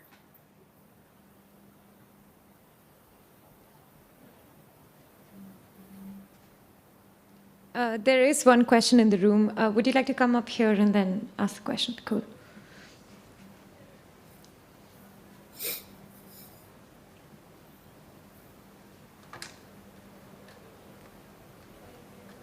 Keep the mask on? Yeah. Hello, panelists. Thank you so much for the really insightful presentations. It was very inspiring. You're doing amazing work. My name is Victoria, and I come from Seychelles, a small island developing state, and I just wanted to know whether you've worked with SIDS before. If that is the case, what's been the engagement? And also, I just wanted to, someone mentioned during the presentation that there are those youths that are already sensitized to climate change and different environmental threats, but there are so many other young people around the world that don't necessarily have that privilege, that are not exposed to different campaigns and key topics. And I just wanted to know how do you actually overcome that challenge? What is that one advice you would give to really reach out to those that are kind of outside the loop? Yeah, thank you. I can I'll turn that over to Analia and then maybe Patience if you have any suggestions there. That'd be great. Yeah, see, there's always that question, and it's kind of just heartwarming to hear that same question from Seychelles as well. There is no one way to, pull everyone in. However, I think that there is definitely an educational gap in just education itself, and also experiential access. So I would say that some of the youth that are in my program, and now for 3 years, participated in our earlier camp, the All in the Circle. When you operate on a school year schedule, there is that need in the summertime always, depending on when your summer is, when kids are not in school, to just do something. A lot of parents want something for their kids to do. And so creating a sort of program, or even, a camp, or, just something brief to start with, that looks like something fun and inviting, excuse me, and also gives them opportunity to play and to do a deep dive educational experience into environment, is a really good way to get kids that are not already in that green conversation scope, if that makes sense. So, they need a thing to do in the summer. Like I had said, some of our interns came to us through that Step Up program. So they were, they needed a job. And we actually were on a panel, I think for Earth Day last year. And a couple of my interns spoke on the panel. And one of them had said something along the lines of, yeah, I needed a job. And also I found this incredible thing. So we cannot just expect that everyone who is already a classified, caring on paper individual about environment. We can't expect that people will always come to us in that capacity, if that makes sense. So sometimes they just straight up need to have a job, especially looking at, racial issues and economic issues, especially kids that are not already in the conversation. They need something to do. They need, to be paid for their time. And we don't always have money to give everyone, but those sorts of things always need to be taken into consideration when it comes to the question of how we engage the greater public of young people into this. So really really being intentional about not only looking for deliverables as well is something that's also imperative. In the nonprofit world, we are always fighting for some money to be able to do good things. But the reality is, because we're grant funded a lot of the time, we do have to, address certain things that our grant that funded us, asks for. And so when it comes to young people and environment and environmental justice, taking a step away from that need for deliverables is really, really important, I think. So looking at like another deliverable that's not as measurable or quantitative is, how deep can we build relations around this conversation? Can they pinpoint people in the community that they can go to ask questions and to learn deeper as well? I hope that answered my question. Patience? Patience, do you have something to add? Yeah, I guess I would just back up what Analia had to say on we don't have to bring the youth in on the topic of climate change.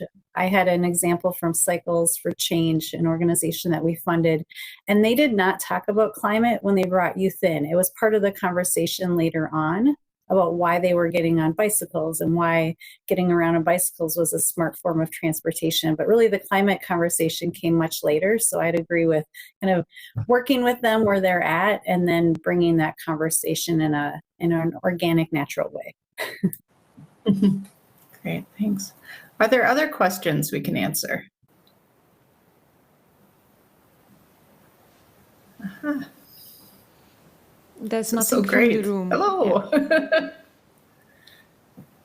There's nothing from the room and there's nothing on the platform as well. So all questions are done. Yeah. All right.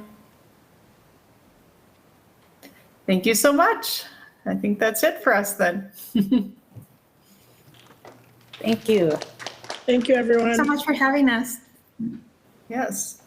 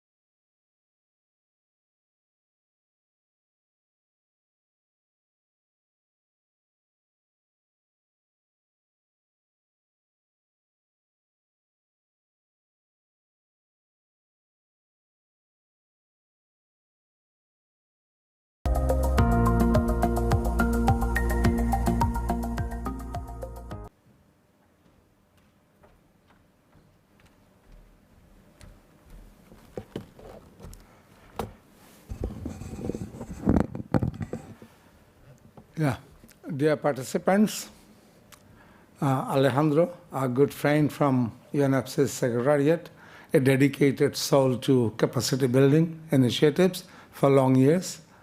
Dear participants, we had a very, very good and exciting day today, starting from morning at 9 a.m.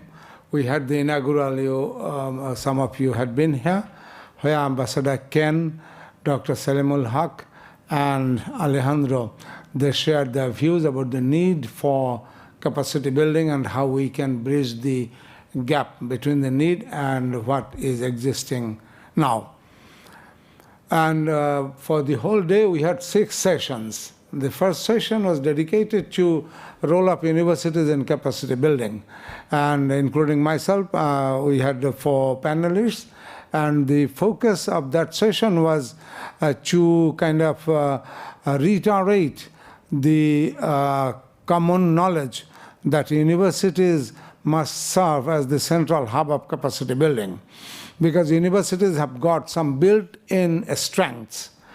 They are the most sustainable institutions as the sustainable capacity supplier, what we really need. Because brain drain, for example, is a fact of life. In a globalized world, the young generation, in Bangladesh now also, we have young generation, very well educated, articulate, and they get jobs much better paid nationally as well as internationally. So they will move. We cannot stop that. That is the reason we need some kind of institution which only universities and think tanks can provide. So I think now the development partners are also accepting this fact. Then the second session was dedicated to storytelling, because you know the adaptation particularly and climate impacts are lived through their experiential processes. And that is why we argue that it is the communities who historically had been adapting to, but those were autonomous adaptation. Now, under UNFCCC, we discuss about anticipatory adaptation, planned adaptation. Now, those coping strategies, autonomous reactive adaptation initiatives that had been done before, we need to put on this track of anticipation, how we can learn from them. And there is a need here, there is a need for blending scientific knowledge and indigenous knowledge that is of great value, particularly for adaptation that has got. And the developing countries, in fact, here we got to kind of an understanding that developing countries can teach the developed world in this regard. Bangladesh is a shining example where, for example, we don't have much life casualties in Bangladesh. Even with 280 kilometers per hour, we had only 4 deaths. But Germany has got more than 200 deaths. Okay, so this is an experience that doesn't always depend on your economic power, but on your experience, age-old experience. The third session we had on kind of, I think, integration, international vertical integration, both at national level and international level. Yes, this is very important because we need, for effective capacity building, for sustainability, we need effective networking and partnership. And starting from local community level up to the global level led by the UNFCCC, as we always look forward to its leadership, we need to have this integration very effective so that at every scale we can have the right steps taken, decided and taken and implemented. For the fourth, we had the fourth session titled as kind of science policy gap, knowledge to action, bridging the science, research, policy, and practice gap. Yes, this is a serious issue. The session discussed about the provision of climate information services, which is very, very important. Look at the increasing disconnect between climate science and policy practice. AR6, for example, has come up with renewed mortal warnings about the runaway climate change. But the policy, national and international, is going in inverse direction. Climate science comes up with more and more confidence, but practice goes the other way. So there is a huge disconnect. And this is the reason we actually need for scientists to have better policy literacy, and policymakers, what I argue, need some level of scientific literacy. and then they can meet their minds. We can have their minds met, and that is very, very important. Otherwise, this next 7th assessment report we will have, but policy will remain and continue going downward. The 5th session we had about climate classroom UNITAR initiative. This is another institute, a UN organization, research focus-based, training focus-based, which is very important. And in capacity building, training is a vital element of capacity building, because you cannot be master of all trades. We have to have expertise in some area, but while working in many different areas, particularly for capacity building, is a very capacious framework. So we need constant kind of updating our knowledge. And here, institutions like UNITAR can play a very active role. And here, communication serves as a very effective tool where practices are better. If we can share, we can learn from them. That is that will be very effective. And the final session was on leading the future, empowering vulnerable youth through green jobs. I could attend this session when I came, and this is extremely important, particularly for developing countries. In America, for example, where I spent more than 8 years for my education and work and postdoc, all this, there a person changes jobs, average job changes 14 times in life. But in developing countries, we still don't have. That is why whatever urgency we focus on about addressing climate change and climate change education, ultimately it is the jobs that matter in the market, where youth and the students will get into such departments where after graduation they can have jobs, because they are not sons and daughters of billionaires. They are sons and daughters of poor parents from developing countries. That is why, and research is abundant. Research shows that there is many times more better new jobs if we focus on green growth and climate resilient and green growth strategy if we focus on. But still, the vested interests, like fossil fuels, for example, are not allowing that. And the young generation have to take that initiative.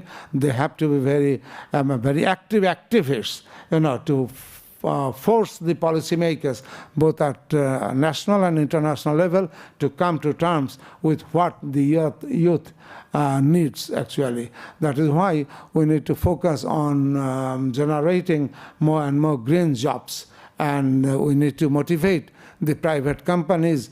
There are lots of opportunities. Research is abundant about that, and we need to kind of walk the talks, and that walking is still lacking in all spheres of capacity building. So I think with this, again, let us thank the PCCB Hub and Alejandro and the UNFCCC Secretariat, Riddhi, Rajiv, our colleagues, and all those who worked to make the day a success. A great thank from us all. Thank you very much.